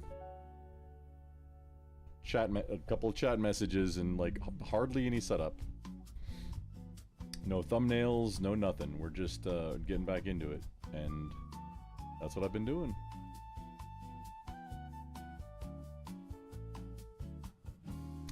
Given that multi 1 doesn't have the dark green blue or normal blue, and multi 2 may not have the burgundy color. Let's reassess and reassign again using the color names in this message, and to clarify what I have on hand: yellow, dark red, teal, dark green, peach, black, and black. After counting, I realized I have a full multi 1 set on hand unused because it's that teal and yellow colors. The only available books from my first multi 2 set are the black and dark green. My very first purchase of those sets was a multi 2, which is mostly used. So reassess the colors for all books and what to purchase additionally. Pop. Go. What is this exactly I'm doing? This is my... Okay, so in my older age, I'm realizing that, hey, yeah, I mean, I've been diagnosed with ADHD. Like, it's diagnosed, and I get medication sometimes. Adderall extended release is a godsend as far as being able to recognize that a distraction is happening, address it very briefly, either by, if it's something that you can do in like a step, like quickly responding to a text message or an email, maybe, or it's something that comes up, writing it down as a, hey, do this later if it's not critical, and then refocusing back on the thing that you got interrupted from. One of the things with ADHD is squirrel, now we're doing squirrel. No, it doesn't matter. Don't care what I was doing. That's how things don't get done. And that's what I've been honestly fighting with a very long time. And I'm not sure if it's getting worse as I get older into severely middle-aged, but it might be that it's getting worse. It might be that I'm just more recognizing it when it's happening, or when it has just recently happened. So what we're doing right now is I'm taking... This is a large project. While we're waiting on that, or I guess... Okay, it's already done. But, so I'm using Grok, because Grok has been pretty good. I actually stopped using my own large language model because Grok was so good. I mean, you still have to hold its hand and yell at it sometimes, because all large language models hallucinate, and like, you have to know, it's a tool. You have to know what you're dealing with and how to use the tool. And you can't let the conversations get too long, because then they start to drift and really hallucinate. So what I'm doing here is I'm using Grok projects to match up, not all of them, but to match up with domains of my life. And I've been doing this. I'm just now refining it into the areas or domains of my life, whether it's in business or my workshop space, the workflows inside that workshop and equipment, inside my office. What am I doing inside my office? Well, I'm doing too much right now. I need to trim that down. How do we do that? We have an office book or office domain, and figure out what things belong inside there. Do all of my musical instruments and my gigging rig all belong in here? Maybe all the instruments, maybe not the gigging rig. Maybe we have a small rig. Maybe we have a small amp. Maybe that floor space, maybe that's better used for something else. Do all of my pews and things, is this the ready room? Is all the gear in here? Or is like a selection of things inside a locker and maybe some grab and go gear? Is that what's in here? Along with areas to sort and thing. I got my power rack, my barbell power rack in here, right there. Should my gym stuff all be in here? Should just that be in here, or should none of it be in here? I need to refine the uses of my multi-use space and figure out my workflows for spaces. That includes in the workshop, that includes in the house. Oh man, the kitchen. Yeah, there's like so many unused things And oh, with the kitchen, I'm trying to like, okay, let's get plastic away from touching food. Stainless steel, silicone is okay, not the best. Platinum food grade silicone, wood, cast iron, copper's always good. Not Teflon, not plastic, not aluminum, uncoated aluminum especially. You don't want your food or drinks touching that. Coated aluminum or aluminum that's like stainless clad aluminum. Huh, that's an interesting thing, and I think that's okay, but that's like, I started going down the process of like buy it for life. Things like that for each different domains. Things where instead of, you know, sometimes it makes more sense to buy the cheaper thing if by the time you use it up and you have to buy a new one, you've got more value out of it than buying the big one. Even if you keep it forever and pass it down, sometimes the better value is the cheaper thing. A lot of times it's not. A lot of times buying not necessarily the most expensive, but the best quality you can, the best bang per buck, but the best quality you can, a lot of times that's going to end up saving money in the very long term because you don't have to worry about buying it again. You know, outside of catastrophic occurrences where it gets destroyed or something like that. But then a lot of times, those buy it for life type things are repairable. And then the buy it for life thing is generally an heirloom type thing where you can pass it down, like cast iron cookware. There's Dutch ovens from like the 1800s that are going strong and have probably appreciated a lot in real dollar value, not just cost, because like, yeah, it was probably bought for, you know, 20 cents back in the 1800s or whatever. Now a similar Dutch oven might be like 80. However, appreciating in real dollars, because one that was made in the 1800s with a machine, like with that metallurgy and that machining, is probably worth a lot more than one that's like an $80 one now, and nobody's making them like that now. So it's got that antique value plus actual functional tool value. That's makes it worth a lot. If you can find old rusted, like, there are certain brands that don't exist anymore, so if you find that brand, it's definitely antique, and a little bit of elbow grease and knowing what you're doing, and you now have an heirloom thing that you can pass down. Stuff like that.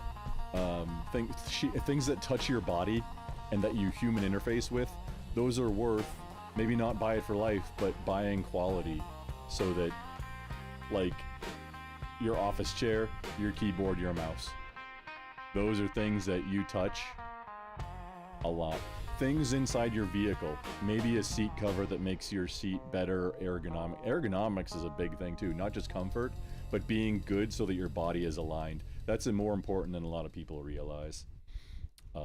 It's kind of like, you know, having proper lifting form when you're lifting or whatever.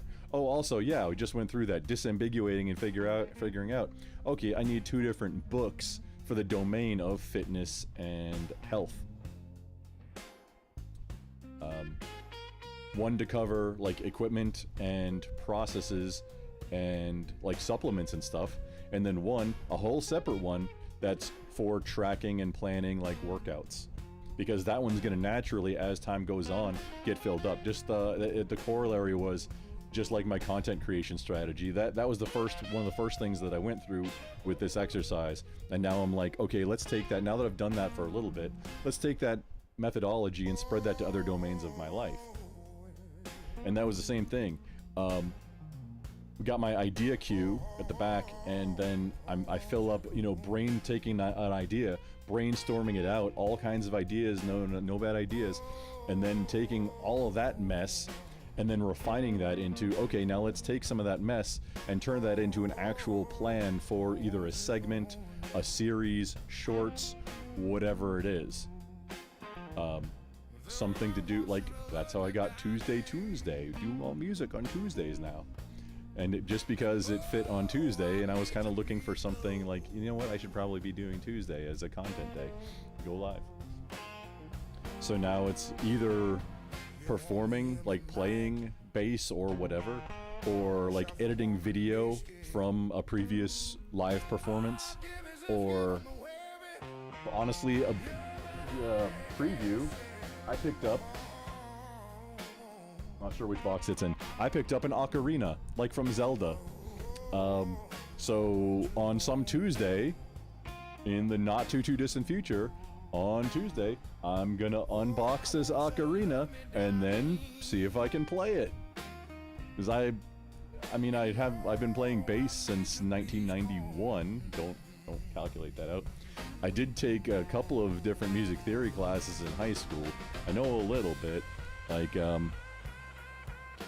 I generally, when I'm performing, I have in front of me a cheat sheet that just has like what the guitar is doing and just some basic notes about what I do that give me a cue. I in real time am like not jazz but just jamming it live based on the vibes of whatever it feels like at the time, because a different performance, it can have a different feel, and that's going to vary what I do, especially if you have different like a different drummer in some cases. Like, you know, if I'm the bass, I'm jiving with the rhythm section, we're jiving together, and that can change drastically the feel of the song and the vibe. And like I play entirely on vibes. If you that's where I live. Like, if you know where all the notes are on the neck, and if you know what, like, if you know the music theory behind it, like, hey, what key are you in? What are the notes that are in that key? What's appropriate? And then what sometimes is appropriate to go outside of key for certain reasons. If you know all of that, and you know it well enough to jam with it, then it's not that difficult to, in real time. It's not, this isn't a beginner thing though. It's just because I've been doing this for like 35 years now. That I have enough experience to where I can do that. I just have the notes about what the guitar is doing, and sometimes it is. Sometimes I am just playing pocket in the groove with the rhythm, and then just play, like, just riding the root notes of whatever the chord that the guitar is playing. Sometimes I'll do that, but most of the time, and especially for like really slow message, like soulful hymns or church songs or things, a lot of that, it's just seriously, I'm part of the chord. The piano, the guitar, and me all doing the same thing. I might even be playing a lot fewer notes and letting it ride wherever it's appropriate, to prevent mud, because when you start getting in the lower tones, it's real easy to get mud, like a mud sound. You want to keep it nice and clean, especially playing my instrument where it's a 10-string bass, where it's not 10 fundamental strings, it's 5 fundamental strings plus 5 octave strings. Each fundamental string has an octave string, it's one octave higher. Essentially like playing the bass string and a guitar string at the same time.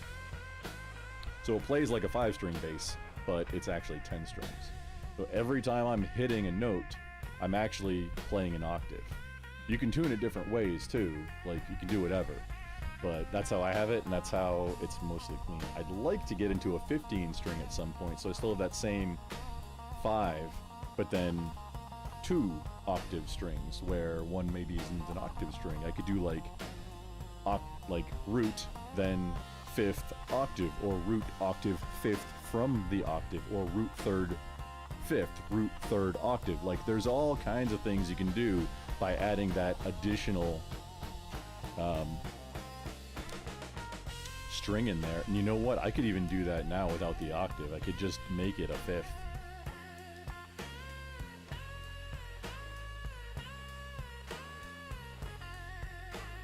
Yeah. Create a method to the madness, in a sense. Good way to go.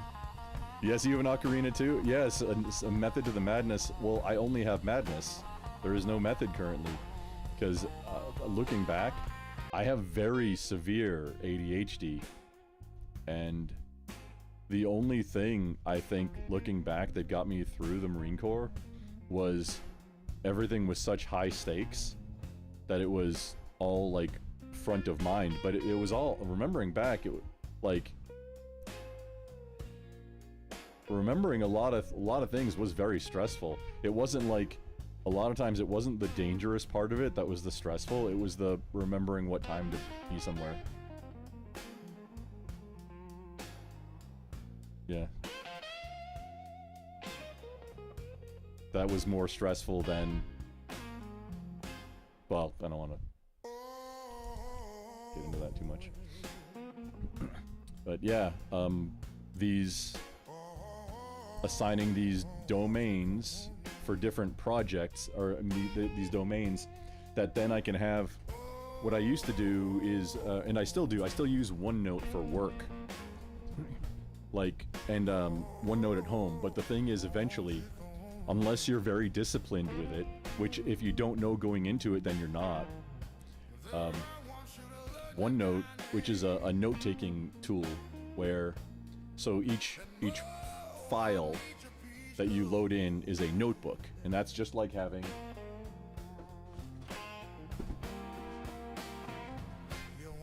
a 3-ring binder. Like yeah. That's just like having a 3-ring binder, like yeah. And then you've got different, essentially tabs, sections, that would be like having section dividers that have tabs clearly labeled in your 3-ring binder to make sections. Then inside each section, you can have pages, and then each page can have a separate name. And the thing about these pages is they are effectively infinite in size, and you can put objects wherever you want. An object can be, you can click anywhere you want and start typing, and that'll just stay there. And then you can click somewhere else you want and just start typing. You can just paste a picture, you can just paste a file, you can just paste a spreadsheet, you can paste a PDF, you can paste an entire file in there and then tell it, hey, I want this to live as file document, or I want to print it into this page, and you have it. You can do like wiki links between pages and sections, and it's if you have it on a tablet or something with a touchscreen that has a camera, you can you can take pictures that go directly into the OneNote, into that note. You can also use a stylus or not, and just you can annotate in real time onto the whole page or onto an object on that page. It's an incredibly powerful tool, both the way that each individual page works and the way it organizes. And then on top of that, it's multi-user. It's multi-user friendly, like how Google Docs, or at least Google Docs back in the day is. I don't touch Google products except Maps, Translate, and YouTube. Don't use any Google Docs if I can help it. OneNote is made for multi-user, and you can have 200 plus users in the same file. It's all dependent on the resources of the host computer. It's wild. Security permissions is a little bit wonky. Mostly, if anybody can access the file, they can get in and edit anything. So the security piece and component of it is a little to be desired. But if you're sharing, a OneNote with team members and they're all trusted, then you're good to go. Maybe you have, for a departmental OneNote, for your, at work, you have a departmental OneNote, and then you have your own personal separate OneNote files, and then between them all, you can get what you need done. The cool thing also is that it has a very big database backend, and any changes that get made, you can see who made them, when they made them, and you can roll back those changes. I don't know how complicated that is. After somebody else makes changes, it might be hard to undo, because yeah, I'm not sure how that works, but you can allegedly undo changes even if they're pretty far back. I've never actually tried, So I don't know how that works, but supposedly it's there. Or you can roll back to that far at least, even if you can't undo those those changes. So yeah, that's the goal, and I got into like ADHD hyperfocus mode. I don't want to say how long ago, but I've just been live doing this for 7 hours, and I got started before that, and then realized that, hey, it's getting late and I should have already gone live, but I'm doing this. So I'm putting a lot of time into it, and I think this is the way to go forward. With ADHD, with physical objects, you need, like, in every room, you need to have a dumping ground. Everything in that room needs to have a home, a place where it goes. And I didn't realize, apparently it's a thing. This became my favorite tool out of every tool that I own. And it's an industrial label maker. I'm using the cheap labels right now, and they're compatible, but you can, like, there's polyester and vinyl that are like industrial permanent labels that will hold up to, like, being wrapped around like a network cable or an electrical cable or a piece of pipe.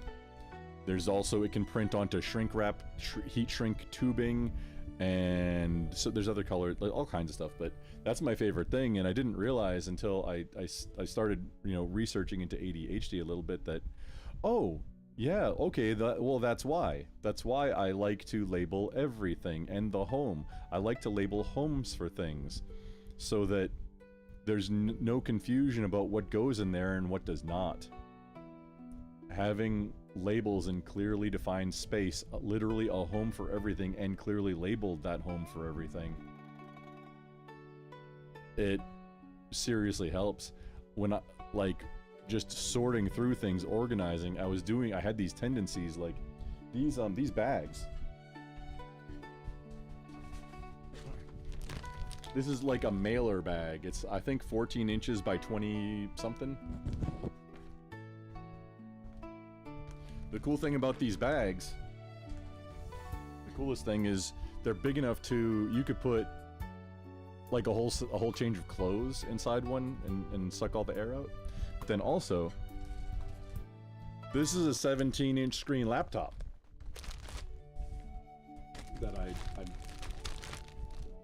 this is a project where the screen is cracked, but however, to organize like laptops and power supplies, you can put the whole laptop and power supply and any specific accessories for this inside the bag, and then it's all together. The cable isn't all over the place. It's one object now, and usually, I mean, with a laptop, it's very easy to see that this is a laptop and doesn't need a label, but for most things, like, I like to label the big bag. Or little bags, or whatever, like USB cables. Oh, how many different kinds of USB cables are there? There's a lot, let me tell you. And then, other cables, like labeling cables. Maybe it's not that size bag, maybe it's,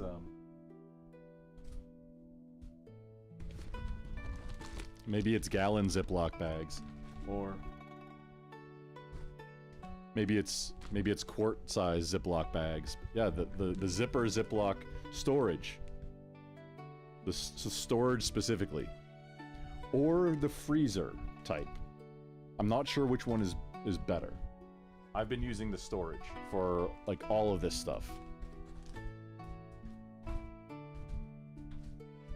And then a label. No kidding, you just got vacuum seal bags? Oh yeah, Food Saver is great. I've burned through Food Saver brand ones. I have a non-Food Saver brand vacuum sealer now. I don't remember what it is, but it has lasted a lot longer. It's just the outside is just shiny, like stainless. Like Bass Pro, Cabela's Academy, hunting, or outdoor type places, hunting outfitters are a great place for those if you don't know what you want.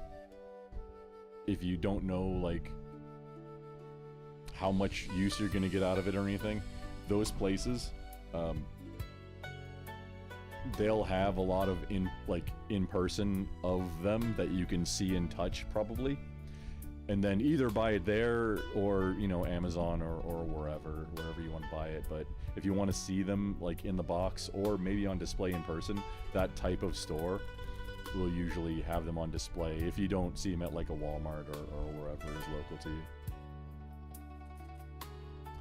The large clothes ones, oh, those, if those work, let me know.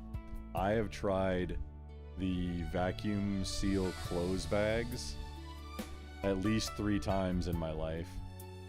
They've never, well, I don't want to say never, like maybe 1 or 2 of them ever have actually stayed vacuum sealed. And honestly, looking back, all that needs to happen is it's the valve. It's all about the valve and sticking. It's something that I might have been able to fix or improve with the valve.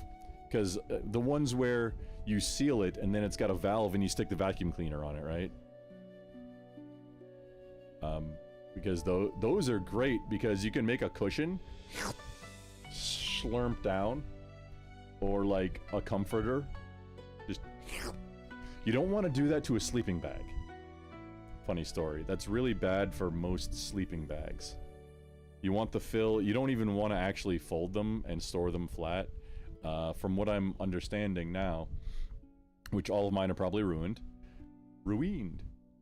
for sleeping bags, you want to like hang them up like a garment bag in the closet, essentially, or on a wall or whatever, someplace where, you know, critters won't get into it.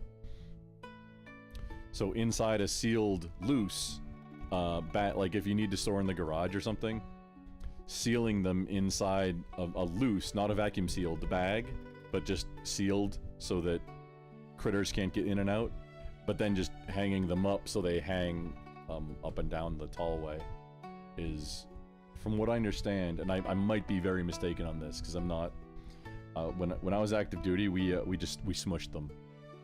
That might have been for storage, for everything. That might have been why they maybe weren't as good for rating it quite as low as they were rated for.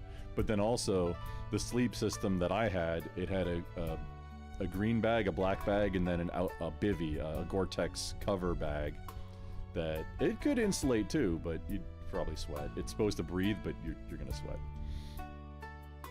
The like the green bag was like a lightweight, like maybe a summer or 3-season bag. I think the black bag was theoretically a 4-season, like supposed to be good for into winter, but then like for even more for Arctic, like I don't know, like -30, I don't remember what it's rated for. You put one of the bags inside the other one, and I don't remember which one. I think the black one goes inside the green one and inside the bivy, which you're supposed to use them all 3 separately and in conjunction, and it's supposed to be, it's a whole system. But unless it's super light, like if it's in cold weather, you're using all of it, even if it's nowhere near how cold that it's rated for. Like if it was rated for, oh, the black bag should be good enough, no, you're using the whole thing, because they didn't, that's from being stored smushed up the whole time in the compression sack. That's just how you store it forever. So the whole life of the sleeping bag, it's being stored compressed, minus when you're using it actively in cold weather. Maybe at the SIF they did. Maybe the supply people, maybe they unpacked them and hung them up. I don't remember. I got out. It's almost 20 years since I got out now of the Marine Corps. Damn, man. It's been a minute. The ones you got have a hand pump and a twist cap on a flat side. You twist the pump the air out, and there's a zipper thing along one edge.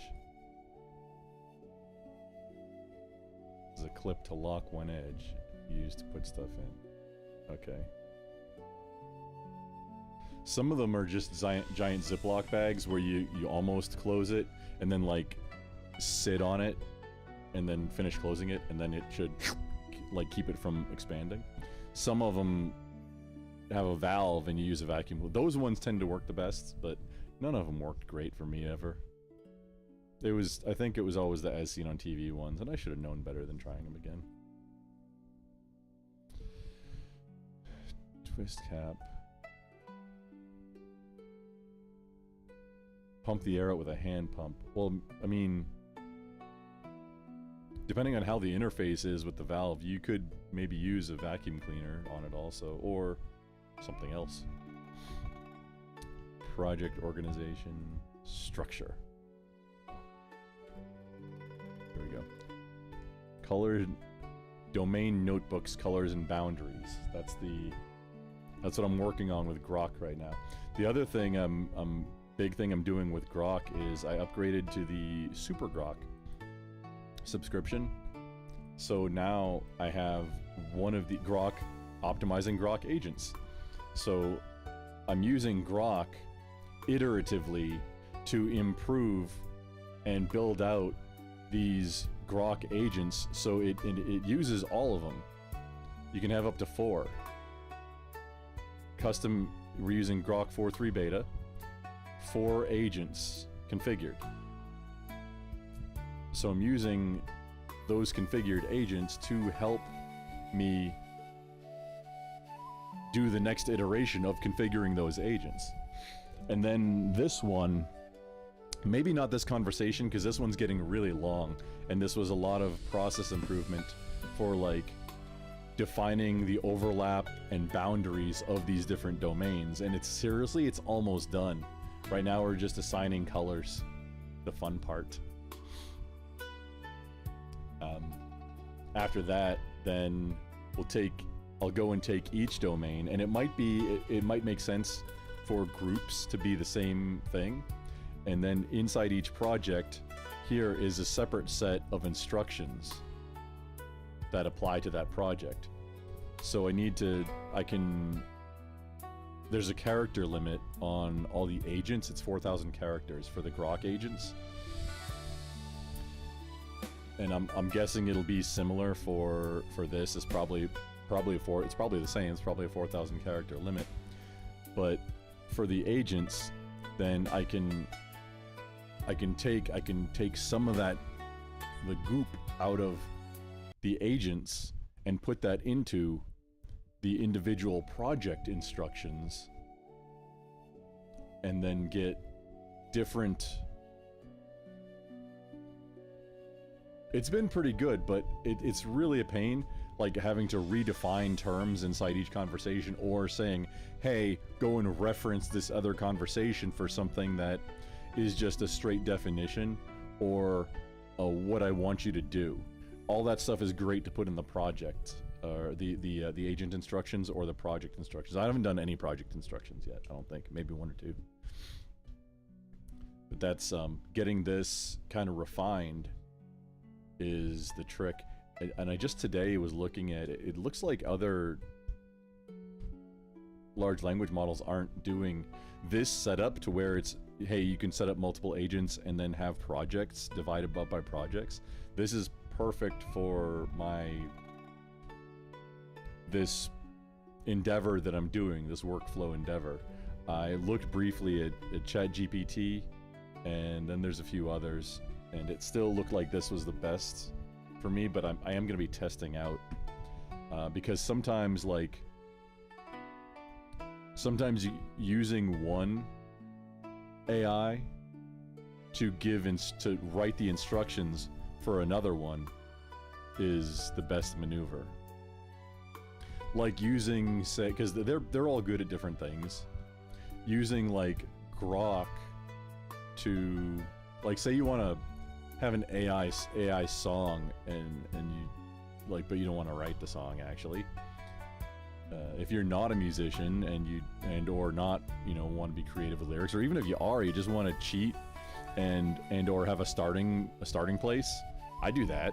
Like, yeah, give me some lyrics about this, and then you can use that as a starting place for your own creativity. Just like putting a seed into it, and then using that to fuel your own creativity and turning it into something that's actually yours. But you ask for something Like, you planting a seed, harvesting that what that seed did. You didn't make what that seed created, but then using that as a basis to...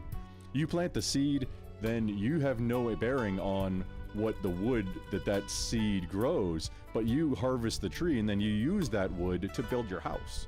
That's kind of the theory. Use a creative AI like Grok or Canva or something like that to, say, write your lyrics that maybe is going to do a better job, and then you can put that into Suno and it'll be lyrics. Or you can trust Suno to make the lyrics, which, you know, depending on your prompting and stuff, maybe that's good.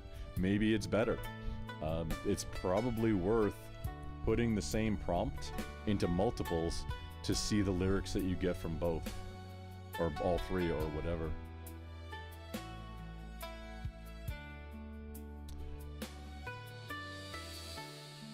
You're currently testing having stuff in them and sealed for a few months to see how long they last. You know what's great for that? Bree, you know what's great for testing? Vacuum bags. All the decorative cushions that chicks have everywhere. Stuffed animals, yeah, but the decorative cushions and like throw pillows. How many friggin' throw pillows do these chicks need? It's a lot, I tell you. It's a lot more than a human needs. If you have to clear the entire bed off of throw pillows and stuffies, or like an adult throw pillows, maybe that's too many. Maybe you shouldn't have to clear off the bed in order to get into it. Maybe. If there isn't a place on the couch where you can sit down on couch and it's only throw pillows, maybe consider that's maybe trimming it down. Maybe, you know, just think. It's a thought. It's an I'm trying to be an inspiring thought producer here. But yeah, that's vacuum sealing some of those throw pillows. That's a good way to test, because most of them are pretty like kind of firm, springy. So that'd be a good stress test for a vacuum bag. It wasn't just to be facetious about it. It was a little bit facetious, but those would be an actually good stress test. You're going to be heading to the Arctic, actually, so need durable ones. Check REI. Check out REI first. You might, I mean, be very, like, use... Honestly, I've been using Grok, specifically, with instructions to help me evaluate, like I was talking about, heirloom tools and equipment, buy it for life type stuff. A sleeping bag recommendation, 100%. If you're gonna buy new, which for sleeping bag you probably should buy new. That's one of those things that's very personal. It's kind of like, you know, it's kind of like buying underwear. Yeah, you can use one somebody else has used, but then you don't know how well the fill has been taken care of, because it can get compressed. And then especially big difference between like down, like goose down, artificial goose down, or whatever else they got now, because I'm sure there's all kinds of newer stuff. Sleeping bags vary wildly in price also, but you're gonna want to, yeah, you get some. It's hard to know what to buy. You're gonna want to get some expertise. I'd recommend also talking to a human at REI if you have an REI locally. But Grok, or whatever your language model of preference is a good place to start. And tell it, hey, you want help researching a sleeping bag for Arctic conditions. And then all of your factors, including if you want it to be like an heirloom, long-lasting type item, which sleeping bags are very hard to do, because it's hard to tell. It's really hard to tell the condition inside the sleeping bag without opening it up. And then you're compromising, because you'll either have to cut a hole in it and then fix the hole, or rip seams and then re-stitch fixed seams. Neither of those is an optimal. Neither of those is optimal.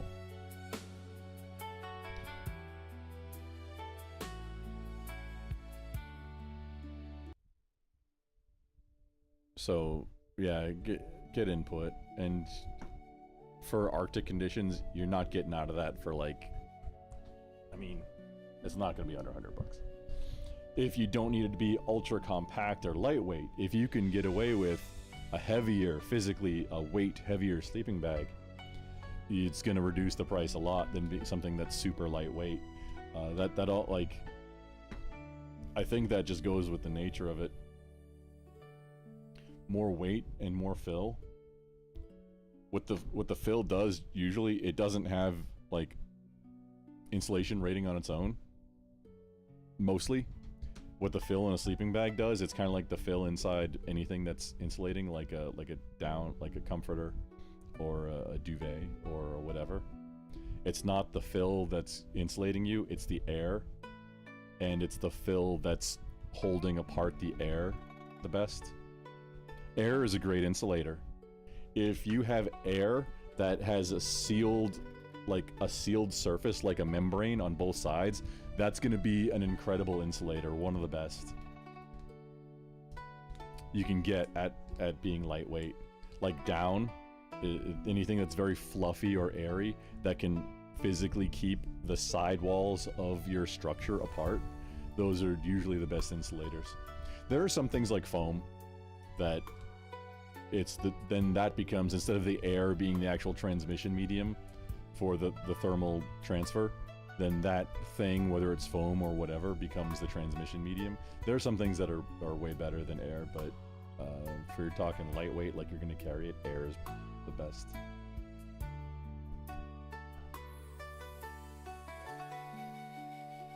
That's why you have a sleeping pad. It's not, I mean, it's a side effect is that like an isomat, like the yoga mat style, but they're a little thicker, the closed cell foam. The purpose of that is not that it's necessarily insulating you from the ground. What it does is it provides a gap so you're not in direct contact with the ground.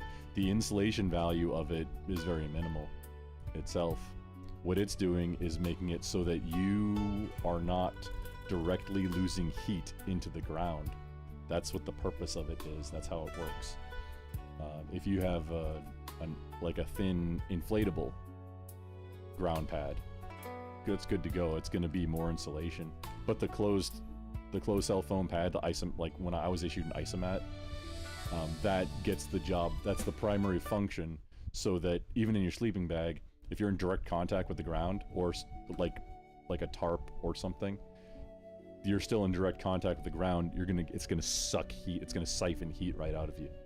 You have to not be in direct contact with the ground. The isomat's the insulation layer that separates you. It's insulating you from the ground, from touching the ground.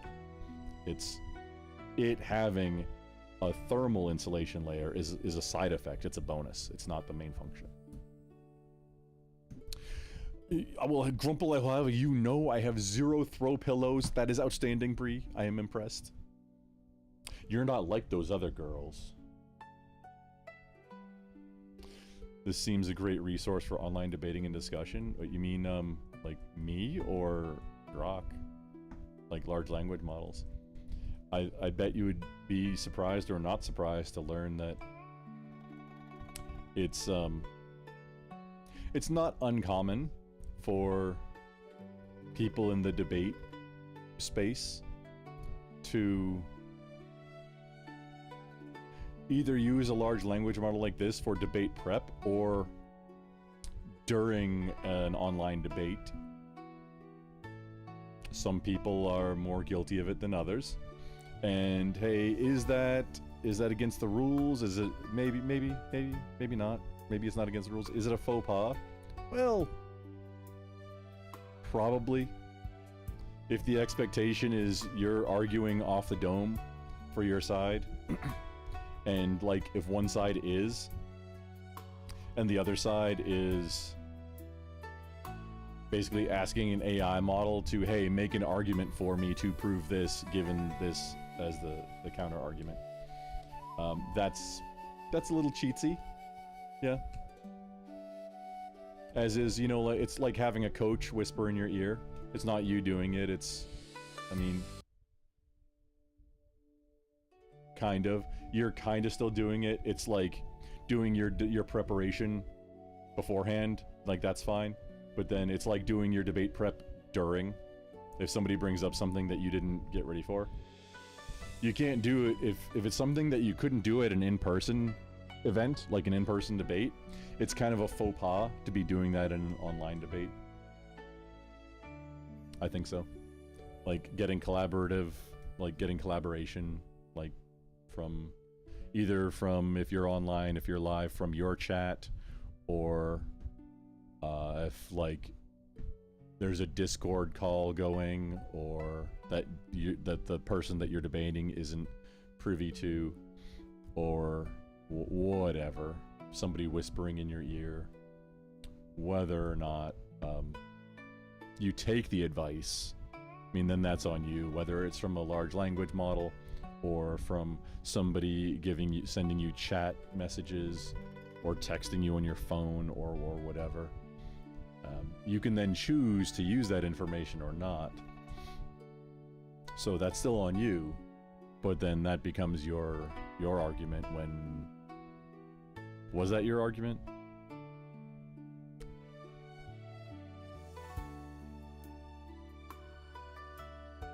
Was it? I don't know. But anyway, yeah, let me know what you meant. This seems like a great resource for online debating and discussion. Did you mean large language models or something else? I'm way behind. You have 0 throw pillows.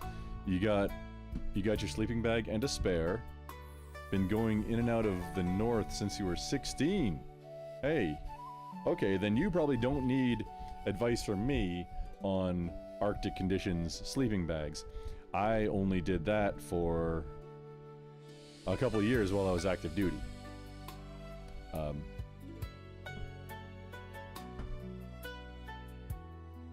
Yeah, that's a thing. Like digging and then sleeping in like snow tombs. Yeah, that's a thing. Been about 5 years since you were there last, getting those vacuum bags to save on moving costs in space. Yeah, I mean, getting your moving game on point. Active duty people get, or just any military people get that, like, you really learn to maybe not Marie Kondo method, like, oh, does this bring me joy? Do I actually need to bring this with me? And you end up with very trimmed down stuff sets by moving frequently. I think that helps with later on in life with not getting clutter. But yeah, moving frequently helps out a lot for not getting too cluttered. If you need... Wait, did you say you need a new sleeping bag, or...? Oh no, you didn't say. Oh, that's what I got out of it. It sounded like you said gonna be heading to the Arctic, actually, so need durable ones. You didn't say that you haven't done it before or anything like that. I just read into that. Ah, okay. Cool. Snow girl. No throw pillows. That part of your work is making stuffed animals. Ah, got you. You don't have throw pillows. You have like Pikachus or rhinoceroses or whatever. Hippopotami? Rhinoceri? All over the place, don't you? Or Build-A-Bears.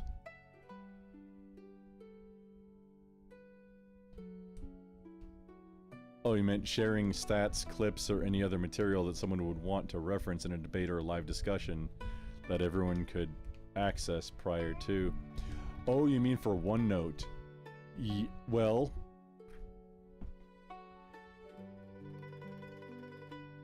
the modern incarnation of OneNote, it really wants you to use OneDrive for the data storage of the files. If you have SharePoint, it can use SharePoint also. The newest one, I haven't found a way, but I haven't messed with it very much. It's very difficult or impossible to store locally outside, like just a file. It used to be just a file. like I forget what the file extension was for each notebook would be a file, and then that file permissions would dictate who can access it. But if you can open it, read write, you can make changes to any of the notebooks inside it. So you have to do it via file permissions. That's how permissions inside, like edit permissions. You can't assign inside one notebook, like, okay, this person can read this one, but can make changes to this one. It doesn't work that way. So it's a little light on that. I'm not sure if you even can load a OneNote file if it's in read-only. I don't think that works. I could be mistaken. I don't think that works though.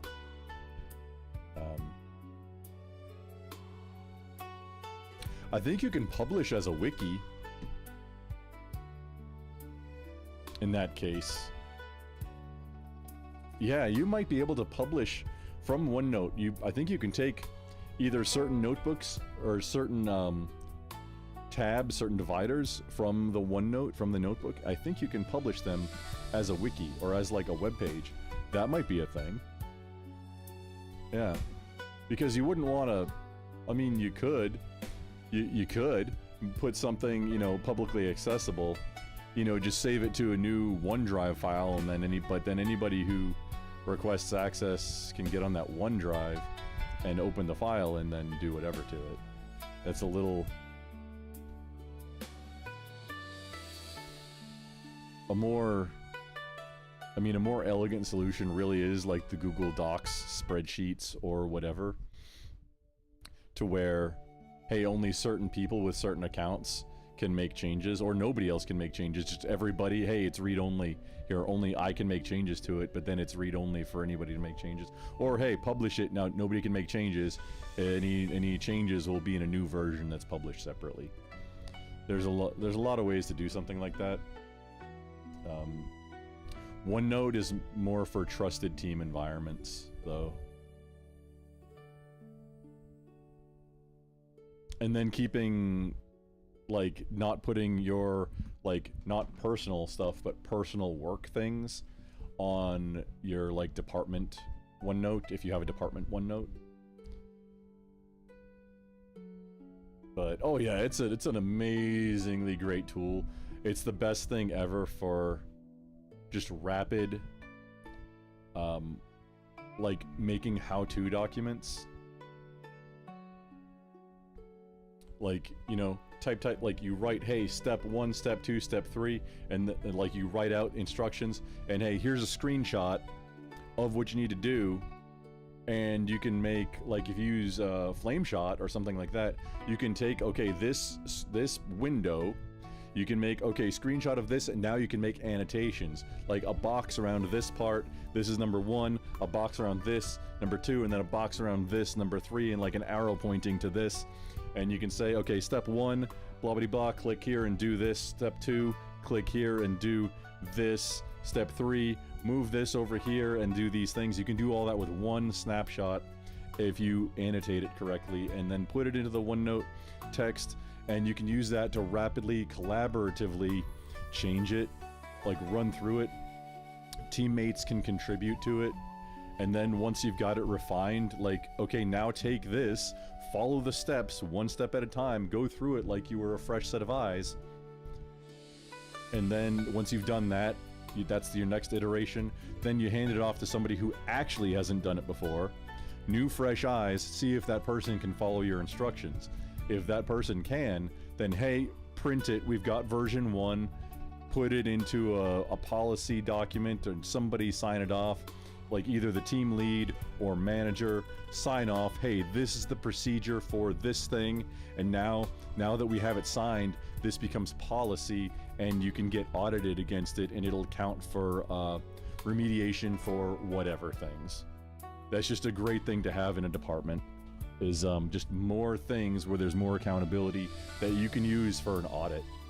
Being available, like, as if, even if something is a procedure that you do, if it's not an assigned policy, it doesn't exist. Generally. Written procedures, maybe can, if you have a policy that dictates that, hey, these written procedures are the policy. because the procedure doesn't really matter. It's the policy as far as audits are concerned in a, you know, an enterprise or organizational setting for things. Wait, Navy Baby, you crochet toys for kids. Have I seen some of these before? Maybe. Oh, hang on. Okay, squirrel. It is almost 4 a.m. I have to wrap up. Okay, let's go through this. Book count, you're right. Total books needed 22, already using 4. Wait. Total books needed, already using 4. New books needed exactly 18. 7 unused on hand. Yes, okay. 0 spares. 1 multi-1, 1 multi-2, plus 1 extra 15 books is smart, plus 18 you need, plus 4 spares. Recommendation, buy another multi-2, which is the good colors, not the more subtle colors. Not the, no teal, no yellow, no beige or peach. Those are in multi-1. Okay.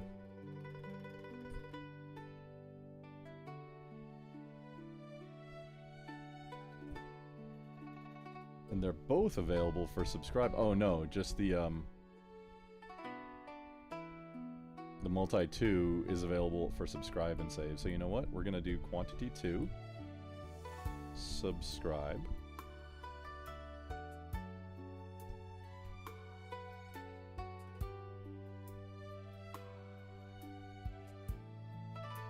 End of May.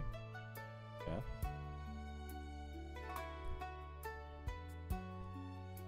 And there we go. Now we're locked in. So at least that is happening.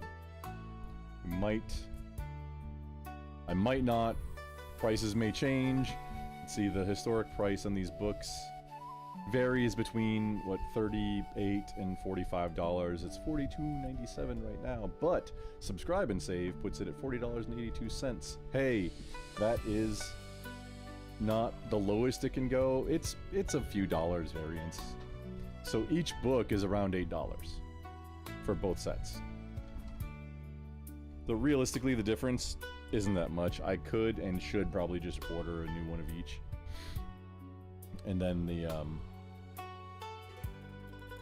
the second pack of multicolored 2 will just arrive whenever. Yeah, Bree. It's almost 4. So I'm gonna finish this so I can, you know, feel good and be able to sleep.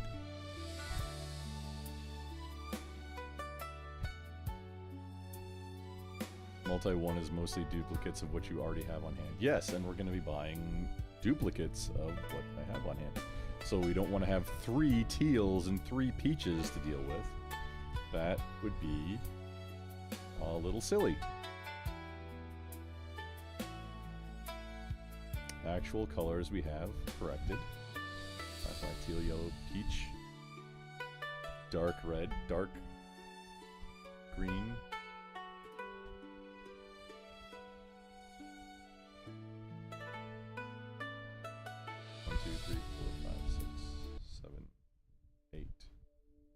No. No. Wait. No.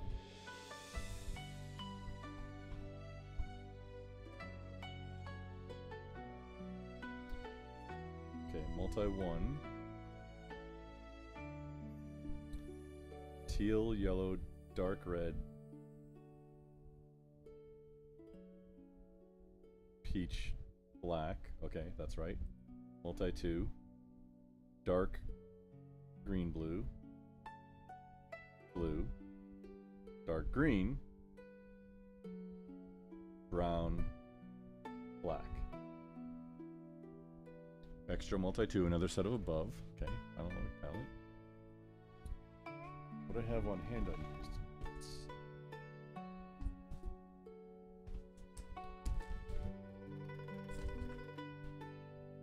Okay, black,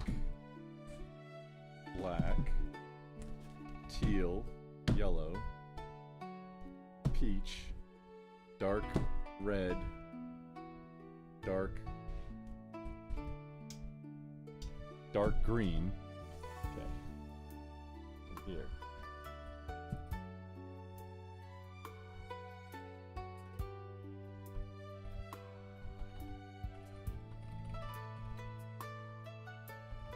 Correction.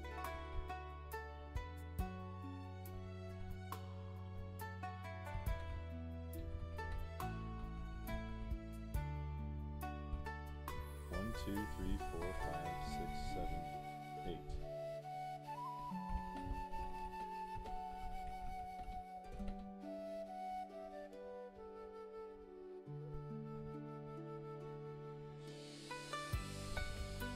You said on hand, unused 7, blah, blah, blah, blah, blah. Color. This is not correct. You listed 8 colors. The 8th and incorrect is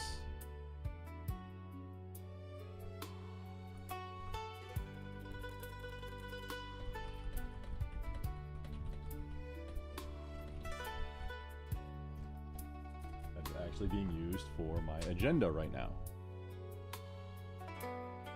Well, let's continue. Extra multi 2, 5, another set of the above, yes. Final color palette. No orange, no purple, no gray, no maroon burgundy, or crimson. Only the real colors you listed. Okay, black.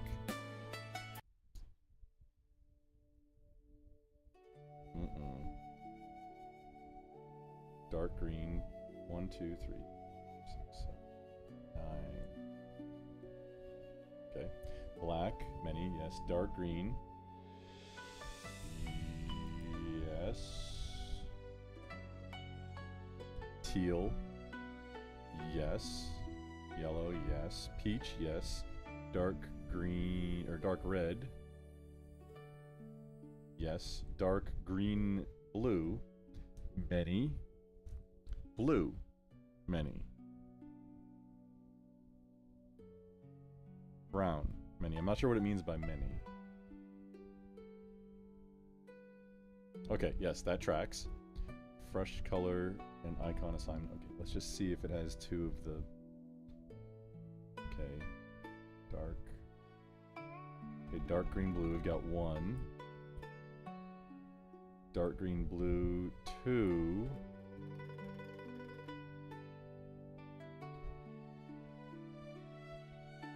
Okay, I don't think it... purchasing 2 multicolored 2s will cover...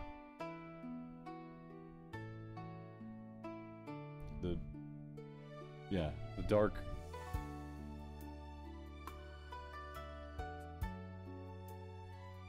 green is multi. Okay, yeah, not dark green. Dark green blue.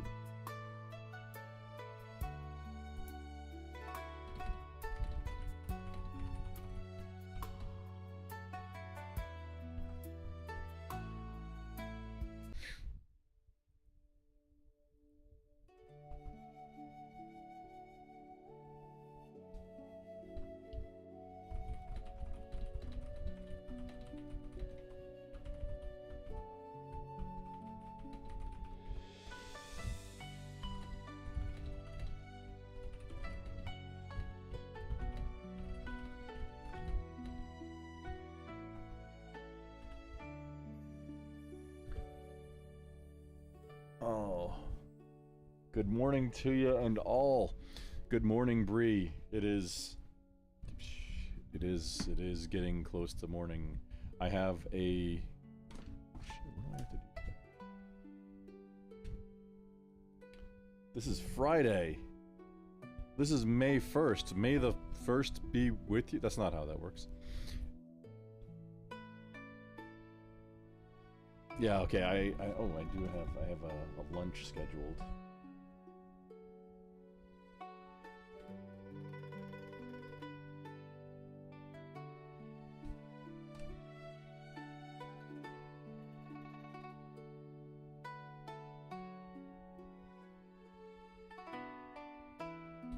Oh, Friday.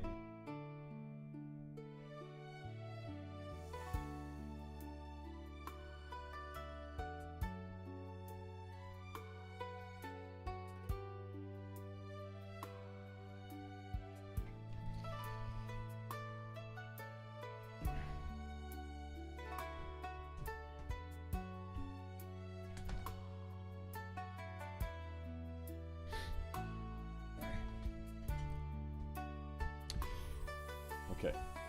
So that is in the calendar now. While I have my calendar out, I have to... Squirrel! I have to check one more thing. Looking at my calendar.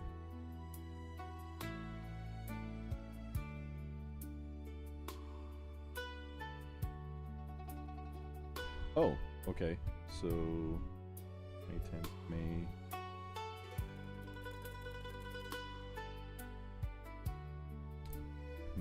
24th.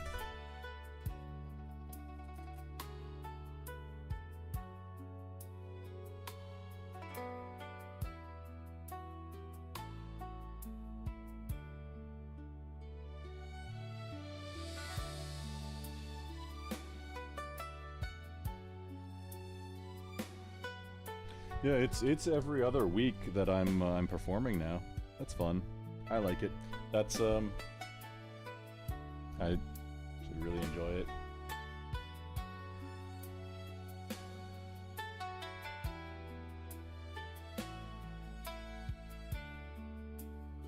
And some more new songs. Okay.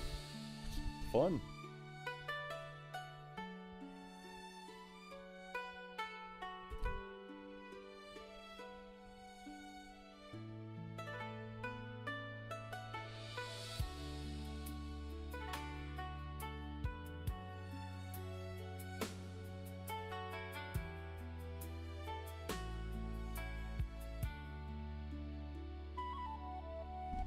And confirmed. Okay, confirmed and playing. There you go.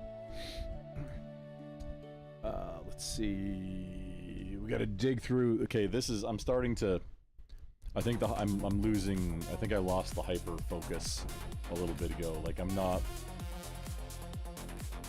looking forward to error checking.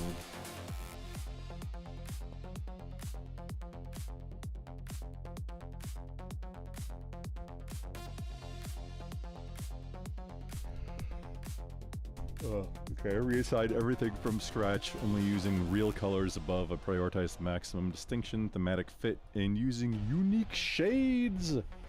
Dark green, brown, brown, dark red for high-value domains. Okay.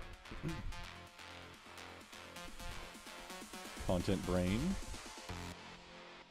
Brown. It is indeed brown. And then the show notes blue, which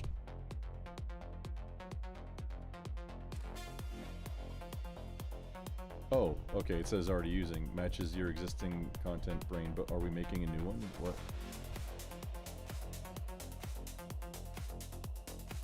Oh, okay, it's saying use, wait, why on hand multi 2, but why would it?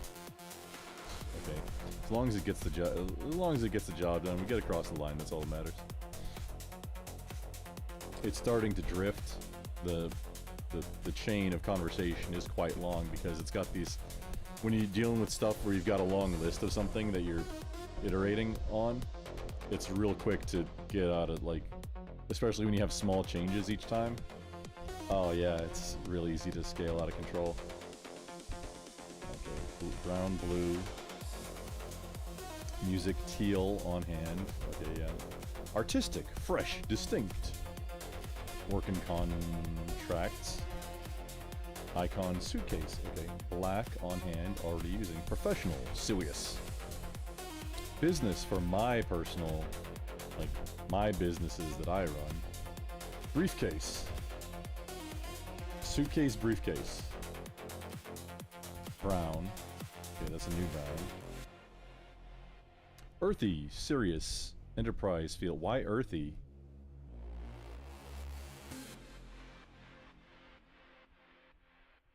Why is business earthy? Okay. Household, house icon, peach on hand. Ooh. Warm, domestic, inviting. Okay, yeah, I mean, it's peach. It's makes sense for it to be the household thing. Workshop. I don't... It's saying icon. I don't think it knows what they are. Another black. Multi-one. New industrial practical hides dirt. Proprietary and infrastructure. Cubes. Dark green on hand. Nature's... Why are... Okay. Property infrastructure.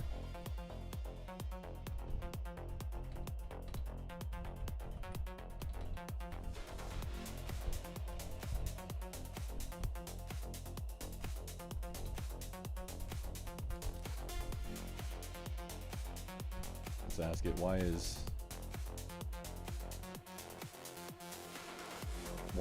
is earthy? I mean, maybe that's a miss. And I want to ask it about this, like, on hand versus not, but as long as the numbers match up, it doesn't matter what it's putting in here. Nature, stability, land, green. Yeah, okay, that tracks. Office. Laptop icon. Dark red. Okay, I've got one of the reds on hand. It says multi-one. Bold. Command center. Power. Okay. Network and compute. I'm gonna change the name on this one. It's like home network infrastructure bits. Okay. Globe server. Clean infrastructure professional. Oh, black. It's more black. Vehiculos. Car. Dark green blue.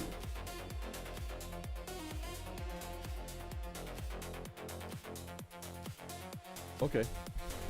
Just happen to be two dark green blues right next to each other. Mobility, tech, unique, cool tone. Vehicles shouldn't be tech, but okay.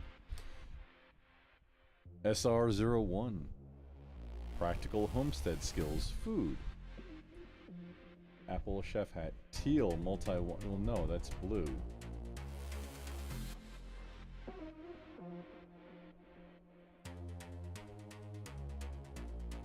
It's not teal, it's blue.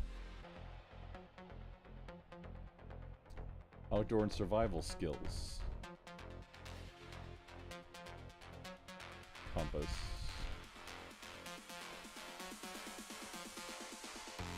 Is there a compass in here? There is a compass in here. Is there a laptop icon? There... I might be missing it, but there kinda is. There's a monitor, and then... Yeah, that's pretty... I mean, it's not an icon of a laptop. It's the symbol that means laptop. Cube building. Oh, the building. Okay, yeah, briefcase. Wait, okay, is there a difference between briefcase and suitcase now?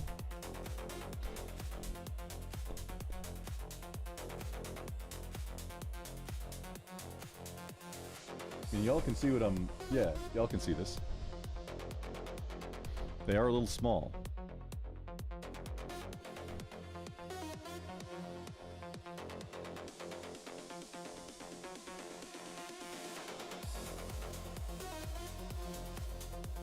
I don't know what that is. That's either a muffin or a chef hat. That's a cat.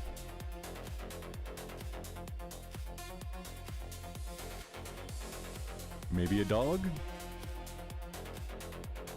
There's not another dog. I mean, that... No, that's a cat.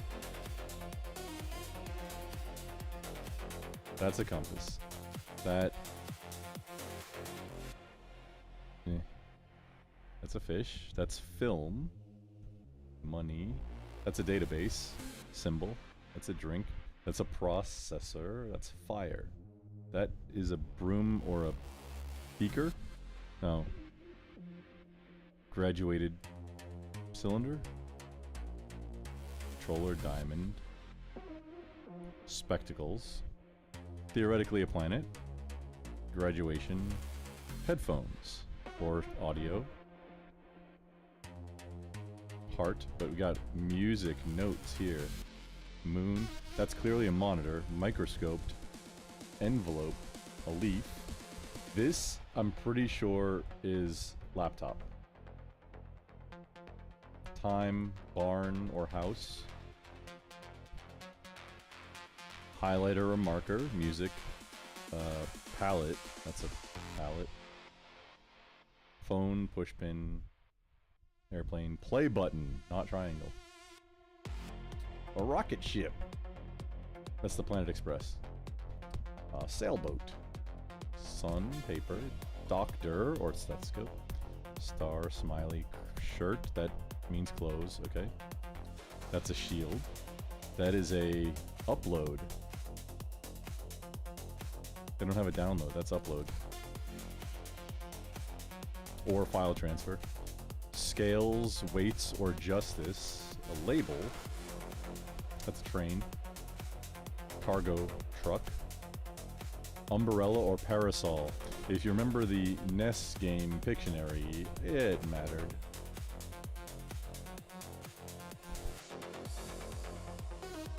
And I think they have the same quantity of characters. Unlock lock, a person, or viewer count. Food, camera, wrench, lighting. Okay. Why is earthly a descriptor for my business domain? I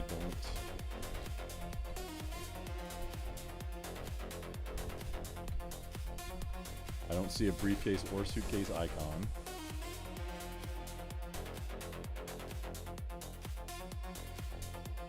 Pencil. I see a carrot.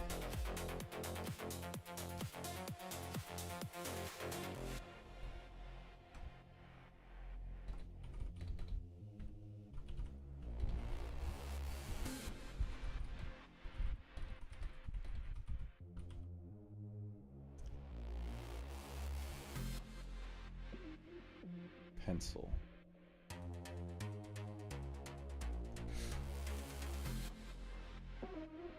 House. Barn. I don't see a gear.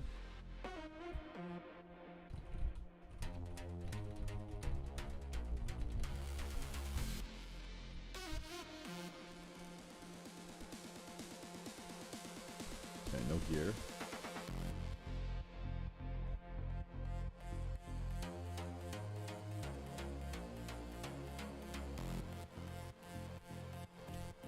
Globe. Okay, globe works. Car. Apple or chef hat. See, that's that's either a muffin or a chef hat. I'll probably go with apple. Or a carrot. Like growing carrots is probably realistically that's the best.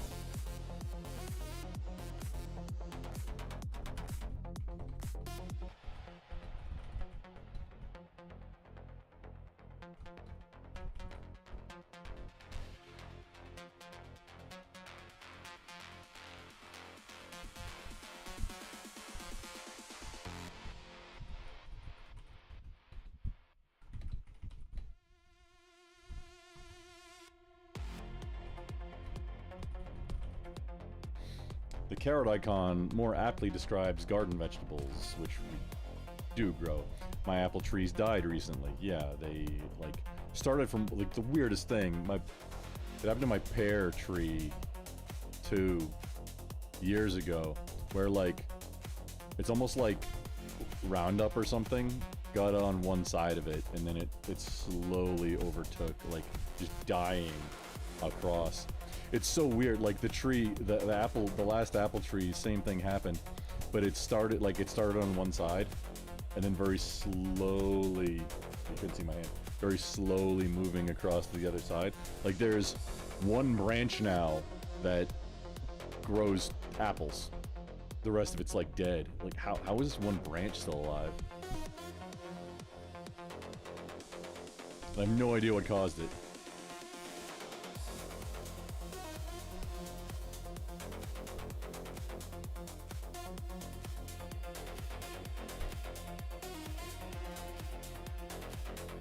The chef hat.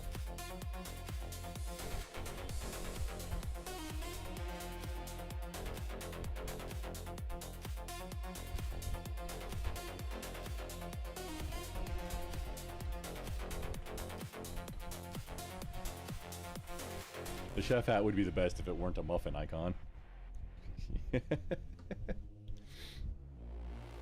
compass, shield, flag. Okay.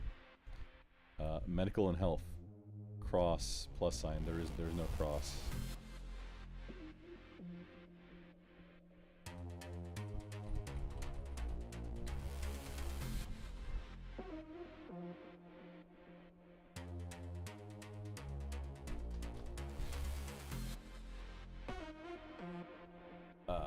Medical and health. I do see a stethoscope.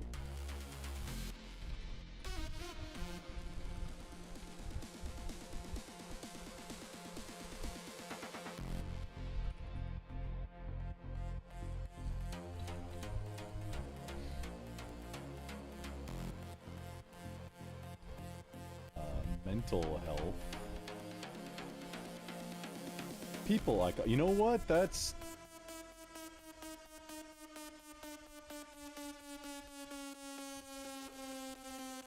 That works. That fits. I don't think I would have thought of that, but that fits. Hey, this is why we're doing. This is why we're asking, like, using the AI. Because okay, I wouldn't have thought about that. It's an elegant solution. Physical fitness strategy. T-shirt plus gear.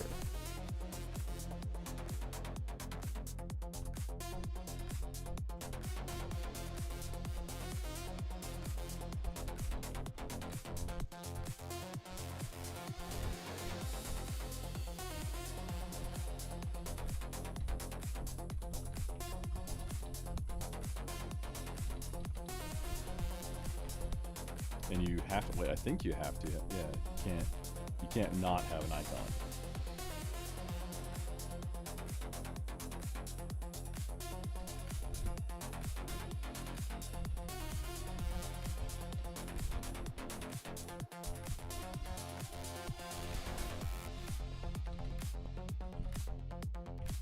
But t-shirt icon plus gear icon wouldn't work because I don't see a gear icon.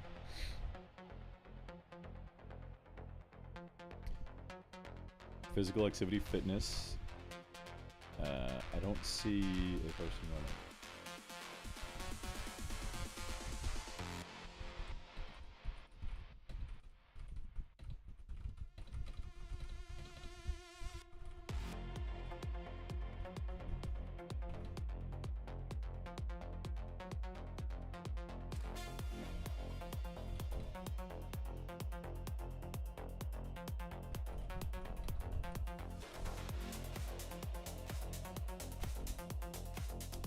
Annual skills roadmap calendar. Is there a calendar? I don't see a calendar.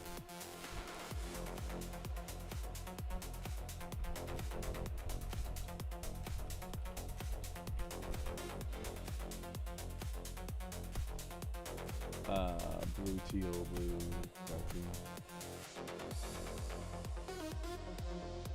Finance, dollars, yeah, that makes the most sense. Assets and registry lock, yeah, that works.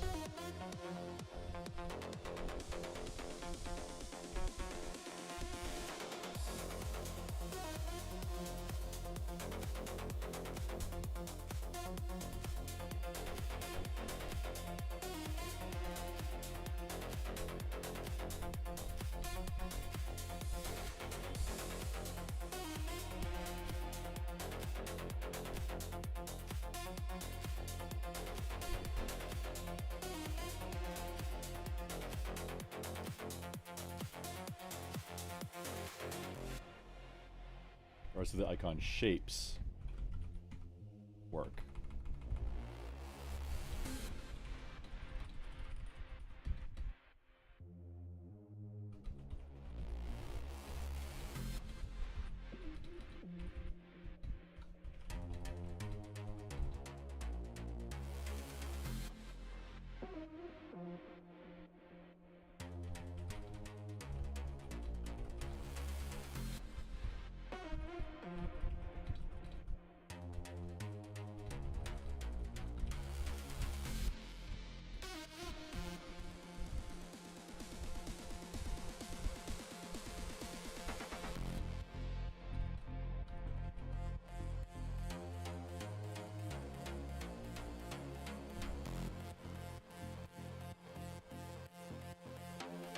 Paste it again.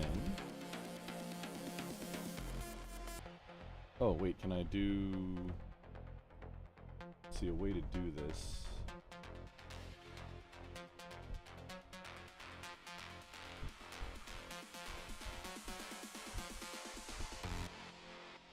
Okay, I can pull it up over here. Ah, here we go. Okay. Ooh, no.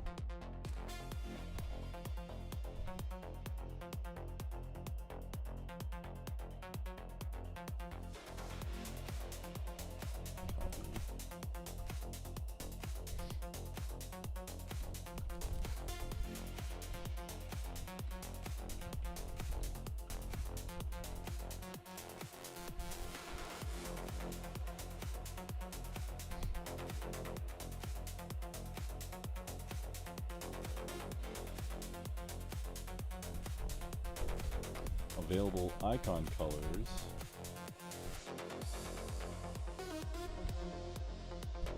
Black, gray. I think that's pink. Wait, what?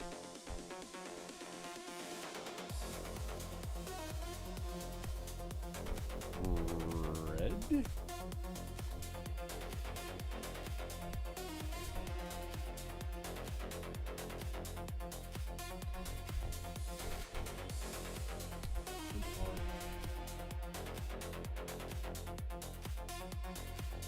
Tell what color that is either.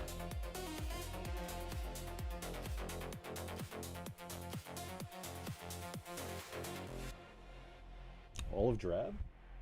Yeah.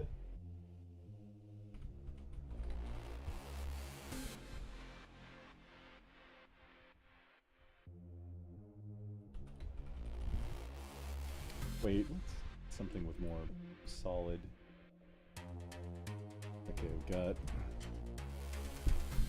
black, yeah, gray, yeah, red, we'll call that red. Orange. Yeah, olive drab, it's like more brownish, but olive drab. Lime green, yeah. Okay, yeah, then that's lime green, then that's teal. Teal.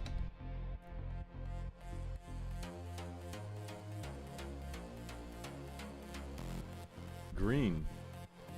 More green. There's a lot of green. Green. Blue. Purple. More like indigo. Indigo purple.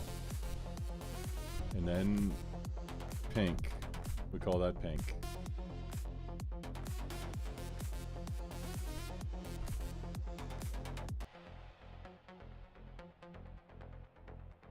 That's a calculator. I don't think I realized what that was until just now.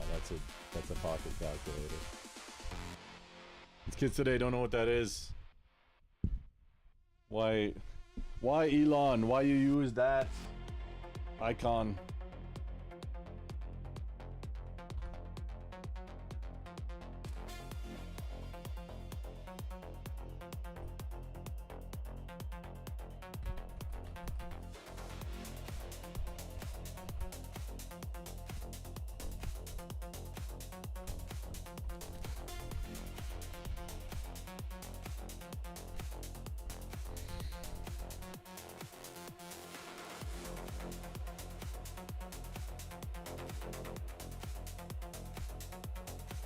Oh, okay. This one might be a suitcase.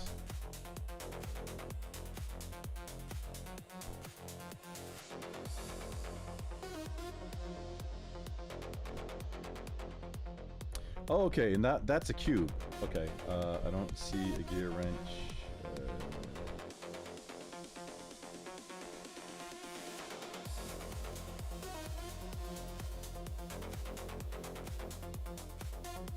That one might be a suitcase.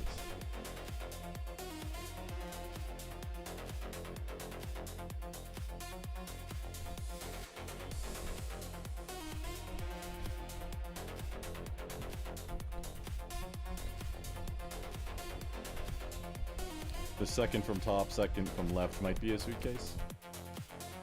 I mean, that could be. I could be mistaken. That one's clearly a banker box.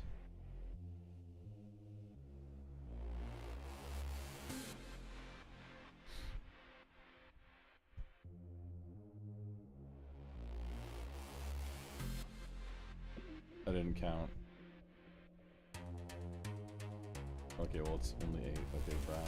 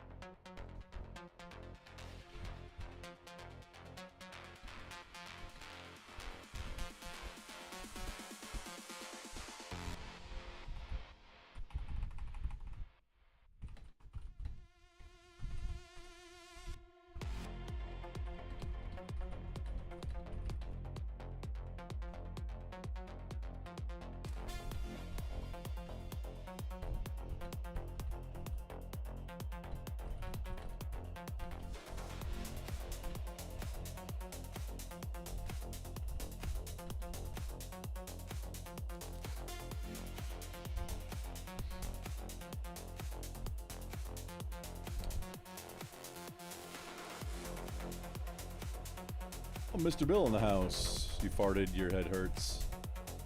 I get it.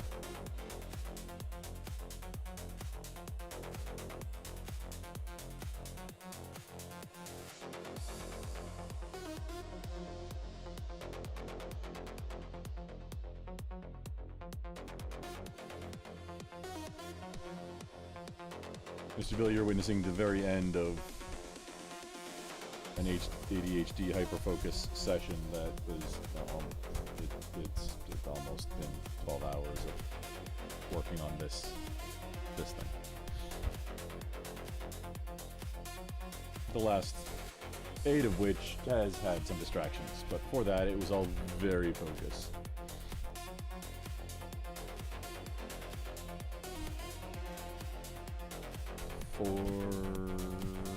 The note that you put next to the colors doesn't make much sense to me either. Like CW1, Charlie Whiskey 02, said multi-2. These are both in use, not unused. They're both on hand, but already in use. I'm defining domains of knowledge right now that then match up with colors of different books. Then I'm planning out for the different books,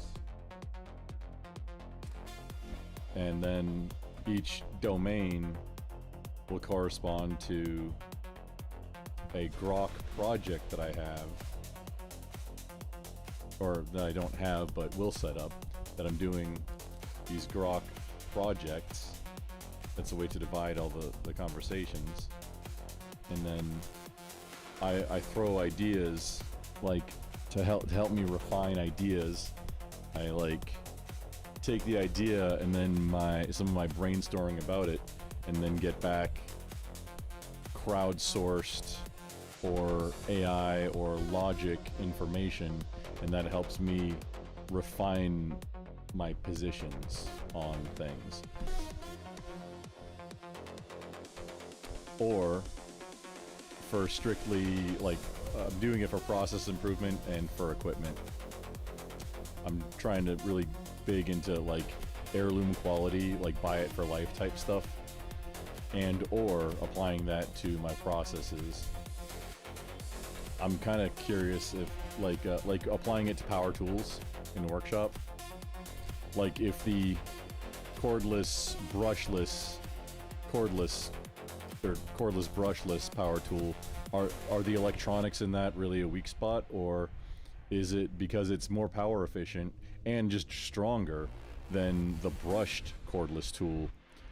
Is the corded brushless tool totally obsolete? Well, that's very repairable versus the newer cordless brushless tool may have more battery management and electronics in it, so that's not as repairable, whereas the older technology brushed tool will be repairable basically forever because there's not much to break in it. The brushed motors, you replace the brushes after like 20,000 hours of use or something, and then usually it's good to go again. A wire might break, a contact might corrode, you can replace those, and then the tool is back to being good as new. Or not new, but it's back in use.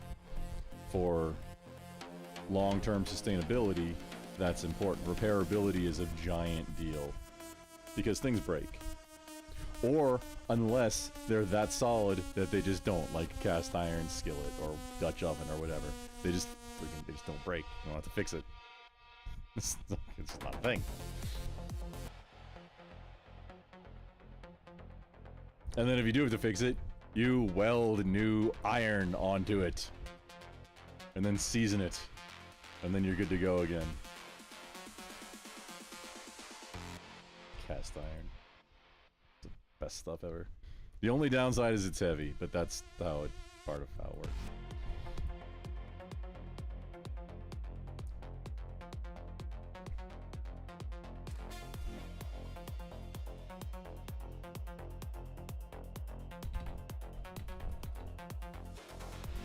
And then Chief Warrant Officer 3.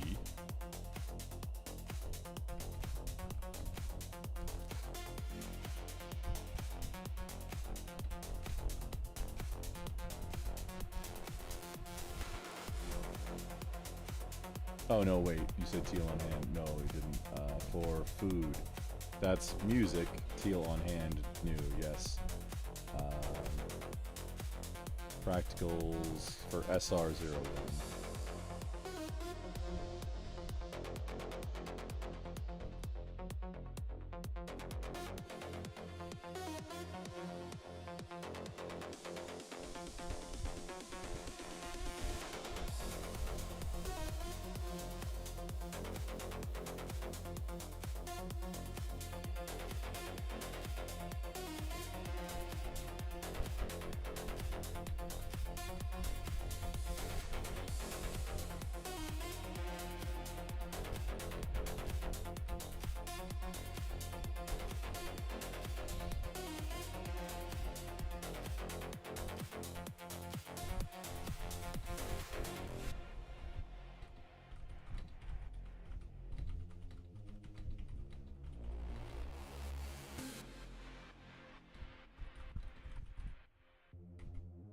A different color than blue would probably make more sense if I were starting fresh from here, or for the next one going forward when this one fills up.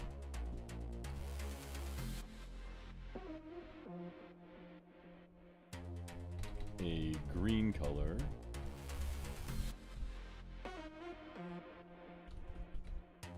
Because nature and shit. Pardon my French.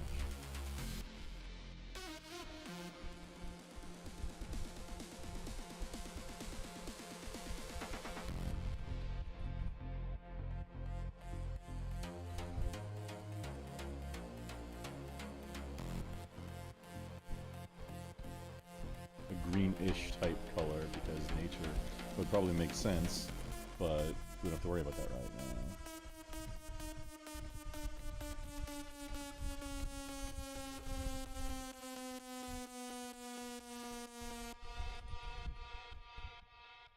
Because it's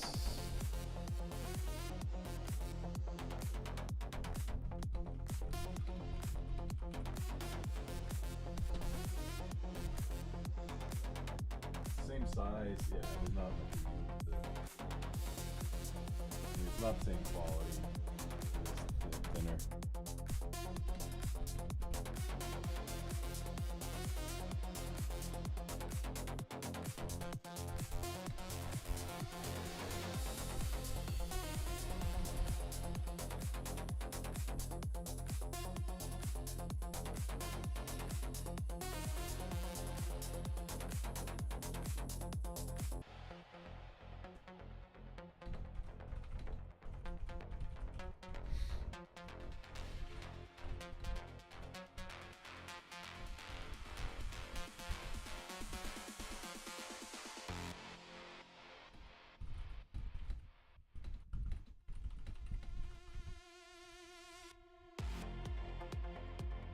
It is very thin on pages compared to the others. 220 pages total, and I'm using multiple spreads per item, so it may fill up fast. But that's a future problem.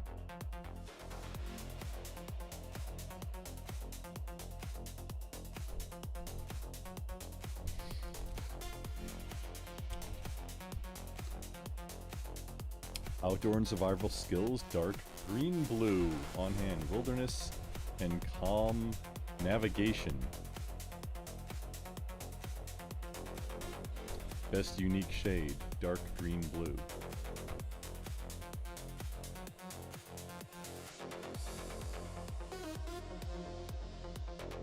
Oh, wait.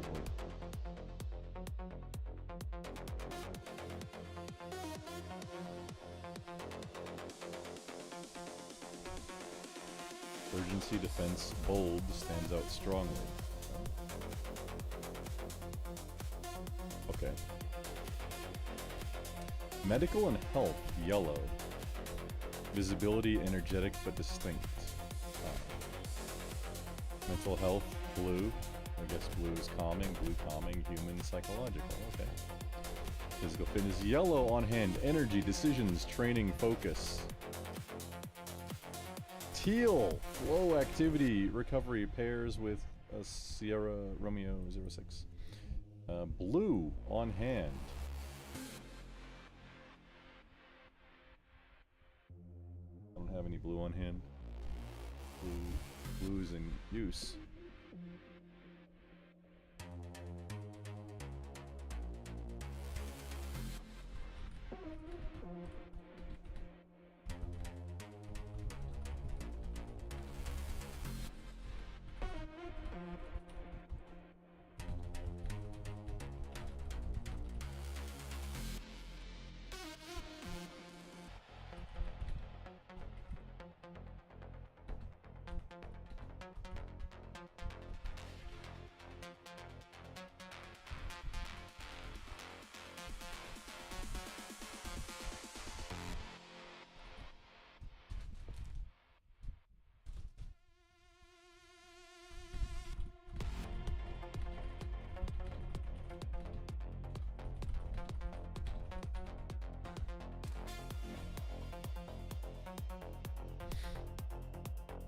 Finance and accounts, dark green, multi, 2, black, assets and options.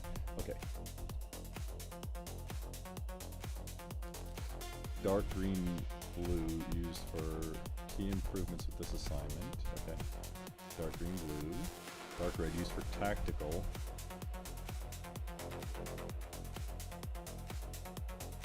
That's an interesting decision.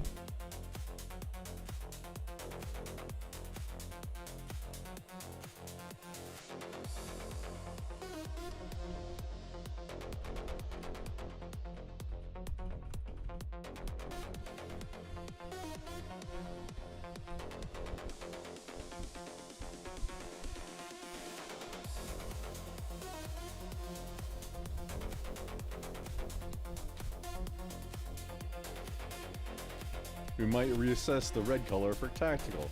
That's kind of the opposite for tactical.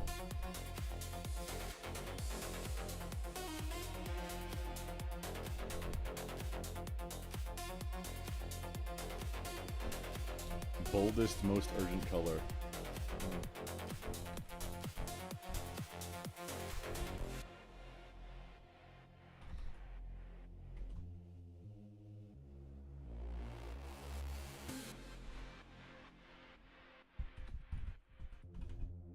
The urgency or boldness, I guess, fits, but red tactical?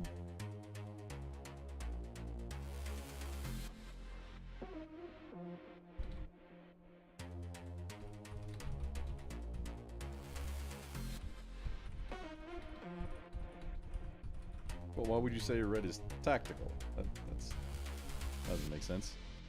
Brown used for business. Again,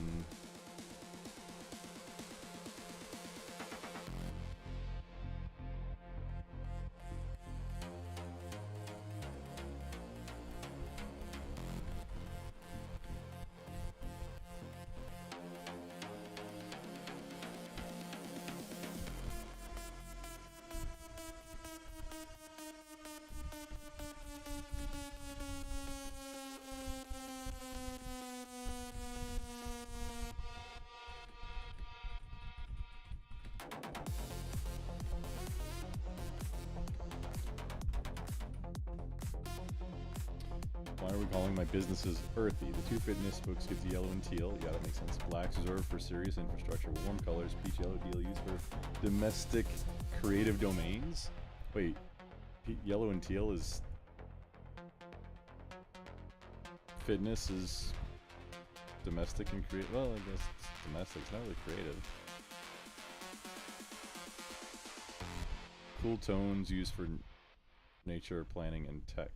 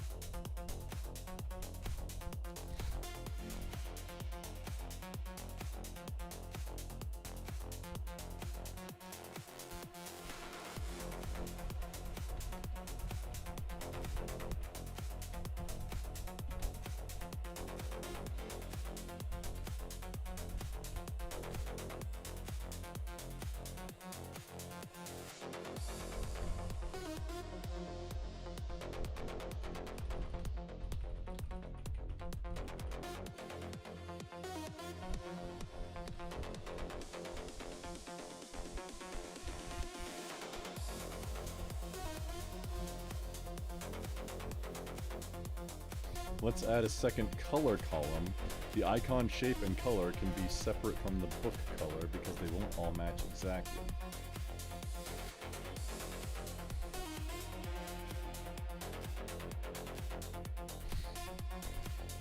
And here we go.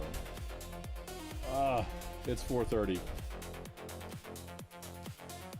I'm done.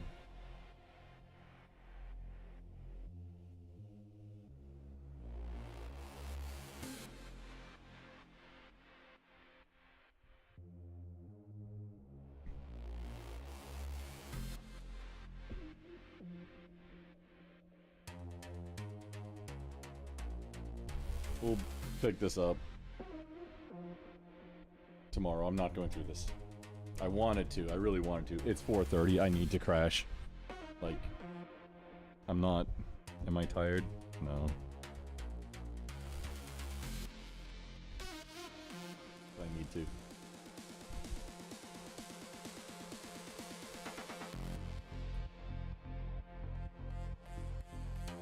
I can't leave this hanging. I have to do it. Okay. Or I won't be able to sleep.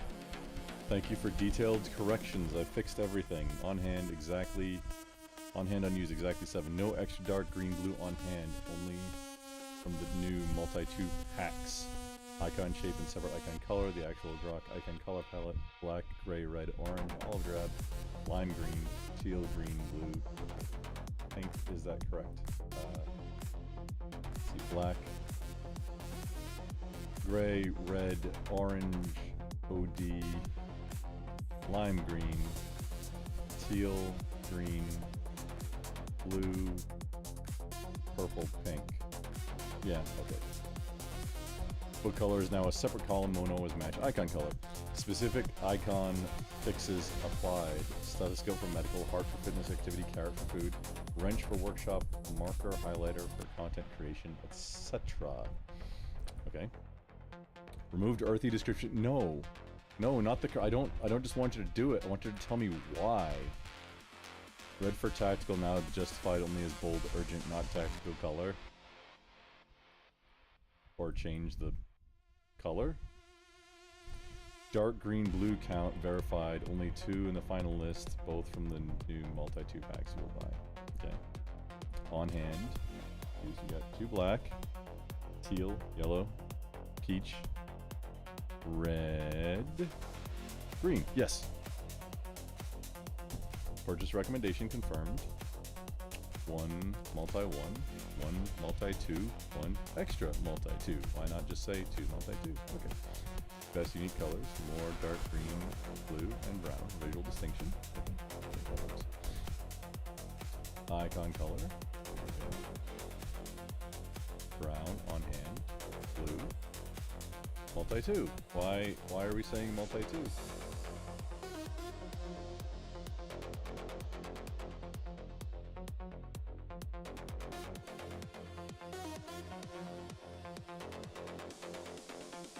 Why are they, why is it saying on hand and blue? Wait. Is there another blue? Blue already using. We're not. Oh.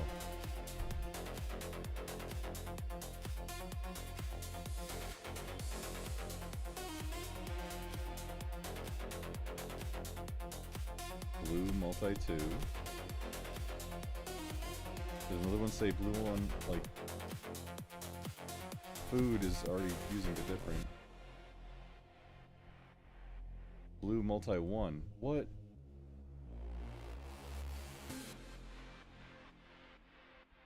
Blue's in multi 2, boyo.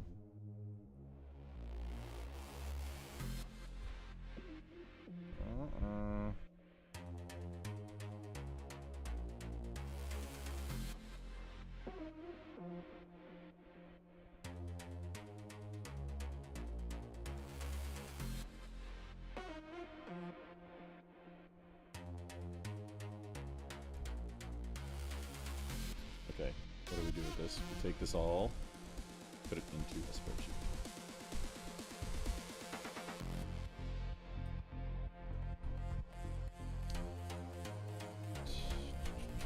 Okay, that was not it, and we paste special, paste special. Use text import dialog. Okay, what do we do?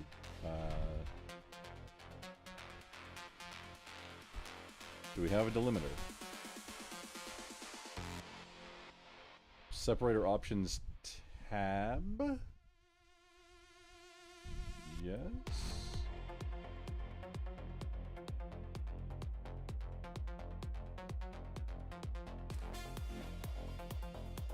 Oh no, it's very specifically not a tab. No. Can we, how do we fix this?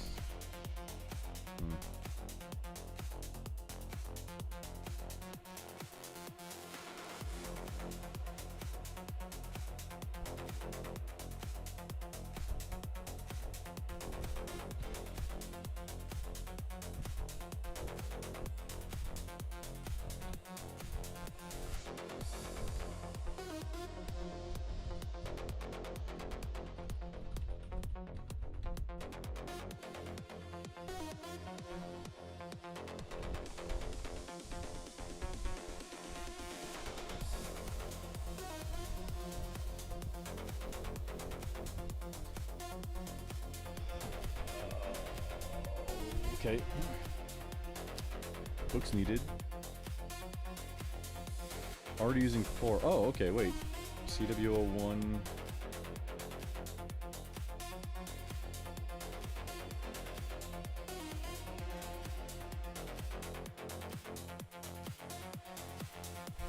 Wait, okay, CW01, CW02. 1, 2, yeah, show notes. These, okay, these notes are just messing with it. Okay, then Charlie Whiskey 4, black.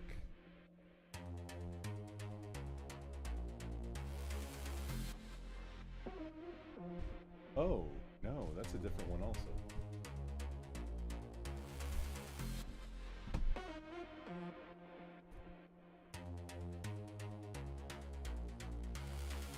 No, it doesn't matter.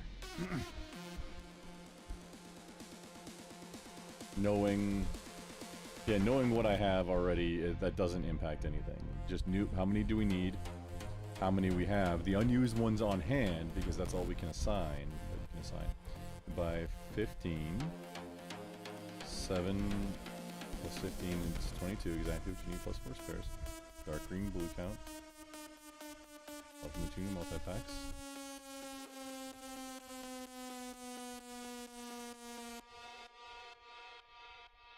Descriptions are still friggin' wild. Like, why is this say on hand and already using? I mean, it's not on hand, it's in use. The on hand means the spares. But okay, yeah, on hand already using. That's.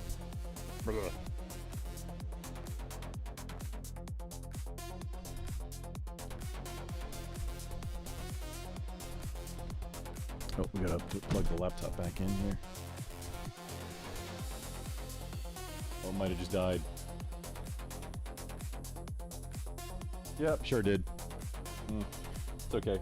I wasn't doing anything. I wasn't in the middle of anything on it. That's fine. I may be facetious, I may not. I can't even tell anymore.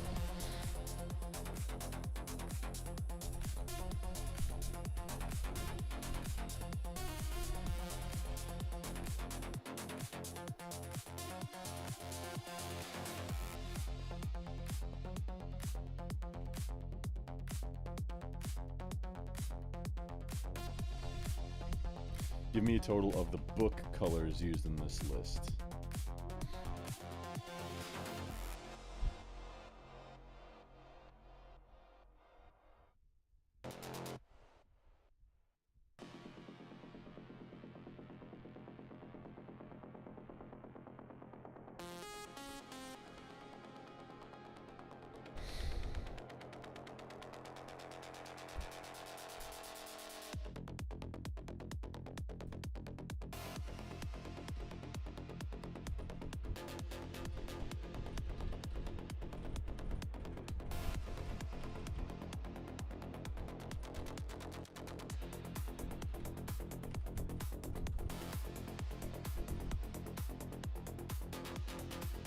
The descriptors in parentheses for the book colors are not inspiring confidence. Give me a total of the book colors used in this list.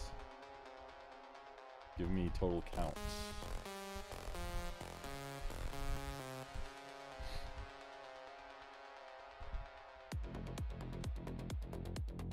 Making sure you're human. What?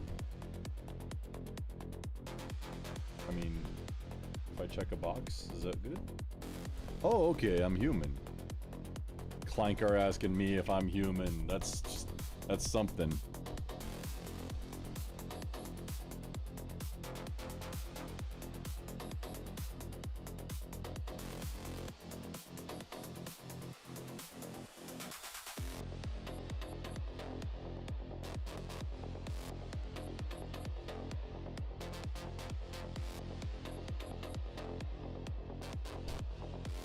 Boldest high visibility and most attention grabbing color we have in the palette. Red signals this is serious, pay attention. This domain covers security, home defense, search and rescue, wildland firefighting, and potentially life or death situations. Red signals this is serious, pay attention, high stakes. This is not meant to be a military tactical camouflage color. It is visibility and urgency signal, the same reason red is used for stop signs, fire extinguishers, and emergency buttons.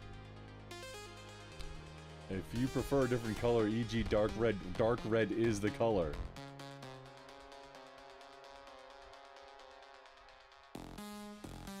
Why brown for business? Because unique, professional, non-flashy colors available give us grounded, stable, serious business feel without being as heavy as black.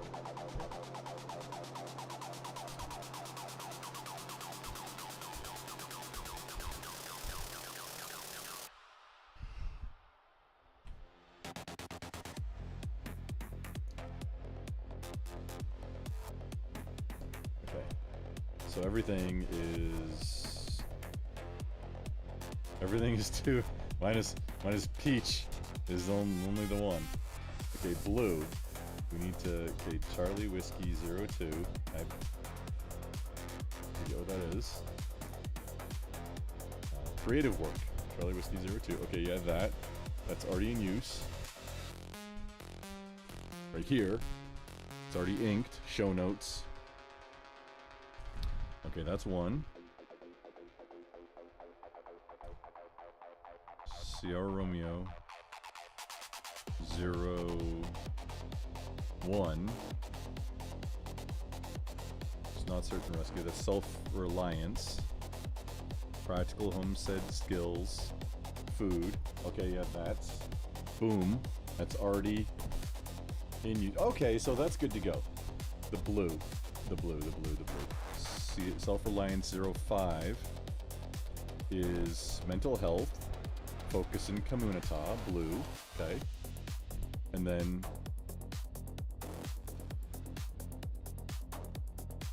PC. Oh, what does that mean?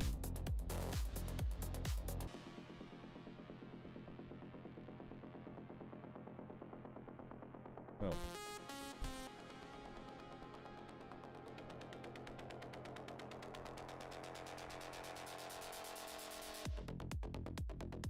I'm gonna scroll back quite a ways. Planning and Critical Systems PC. That is quite a bit up there. Okay. Planning and then 01. Annual skills roadmap. Okay. I mean, that's fine. We're gonna buy 2 more. Okay, verifying. Yeah, blue comes in the multi-2 pack, so yeah, we're buying 2 more.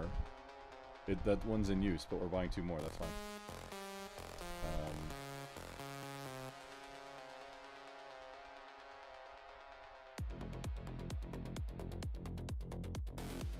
Okay, so everything, I have a full multi-1 set. If we buy a full multi-2 set, then that's a whole complete set. And then we have, I'm gonna buy another whole set of both. So that makes that makes 2 of everything and 4 blacks available. Plus the 2 blues that are in use. There we go, that covers it. We're good to go. It's gonna make some wild, wait, 2 yellows. 4 and 6. Self-reliance 4 and 6. Medical and health, yellow. Oh, I mean, okay. And then fitness strategy. Yellow. Okay, yeah, that works. Here we go. We're good.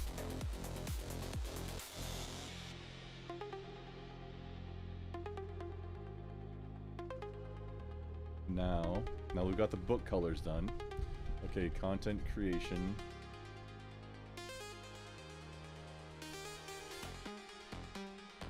The descriptors are dog water. But, okay, so we got the books done. That was the goal. For the icons and stuff, okay, we can deal with that later. I'm not doing any outro. I'm not anything. We are done here. So everybody have a great day. I will try to remember to go live next time I get caught in a hyperfocus when I'm doing something that I can stream. This was like, yeah, there's nothing, you know, there's no docs, there's nothing in I don't put anything personal inside Grok even. Or for the most part, I'm pretty sure. Because I don't want it to use my information for training. Even though I said, don't use my information for training, there's no guarantee. It's just a slider. It's just one true-false statement. All it takes is a slight code error for that test to not happen, and then, you know, whatever. Or, like, silent corruption. It happens more than you'd think.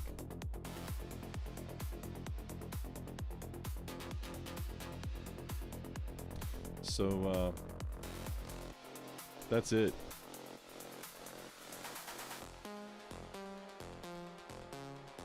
Later, nerds.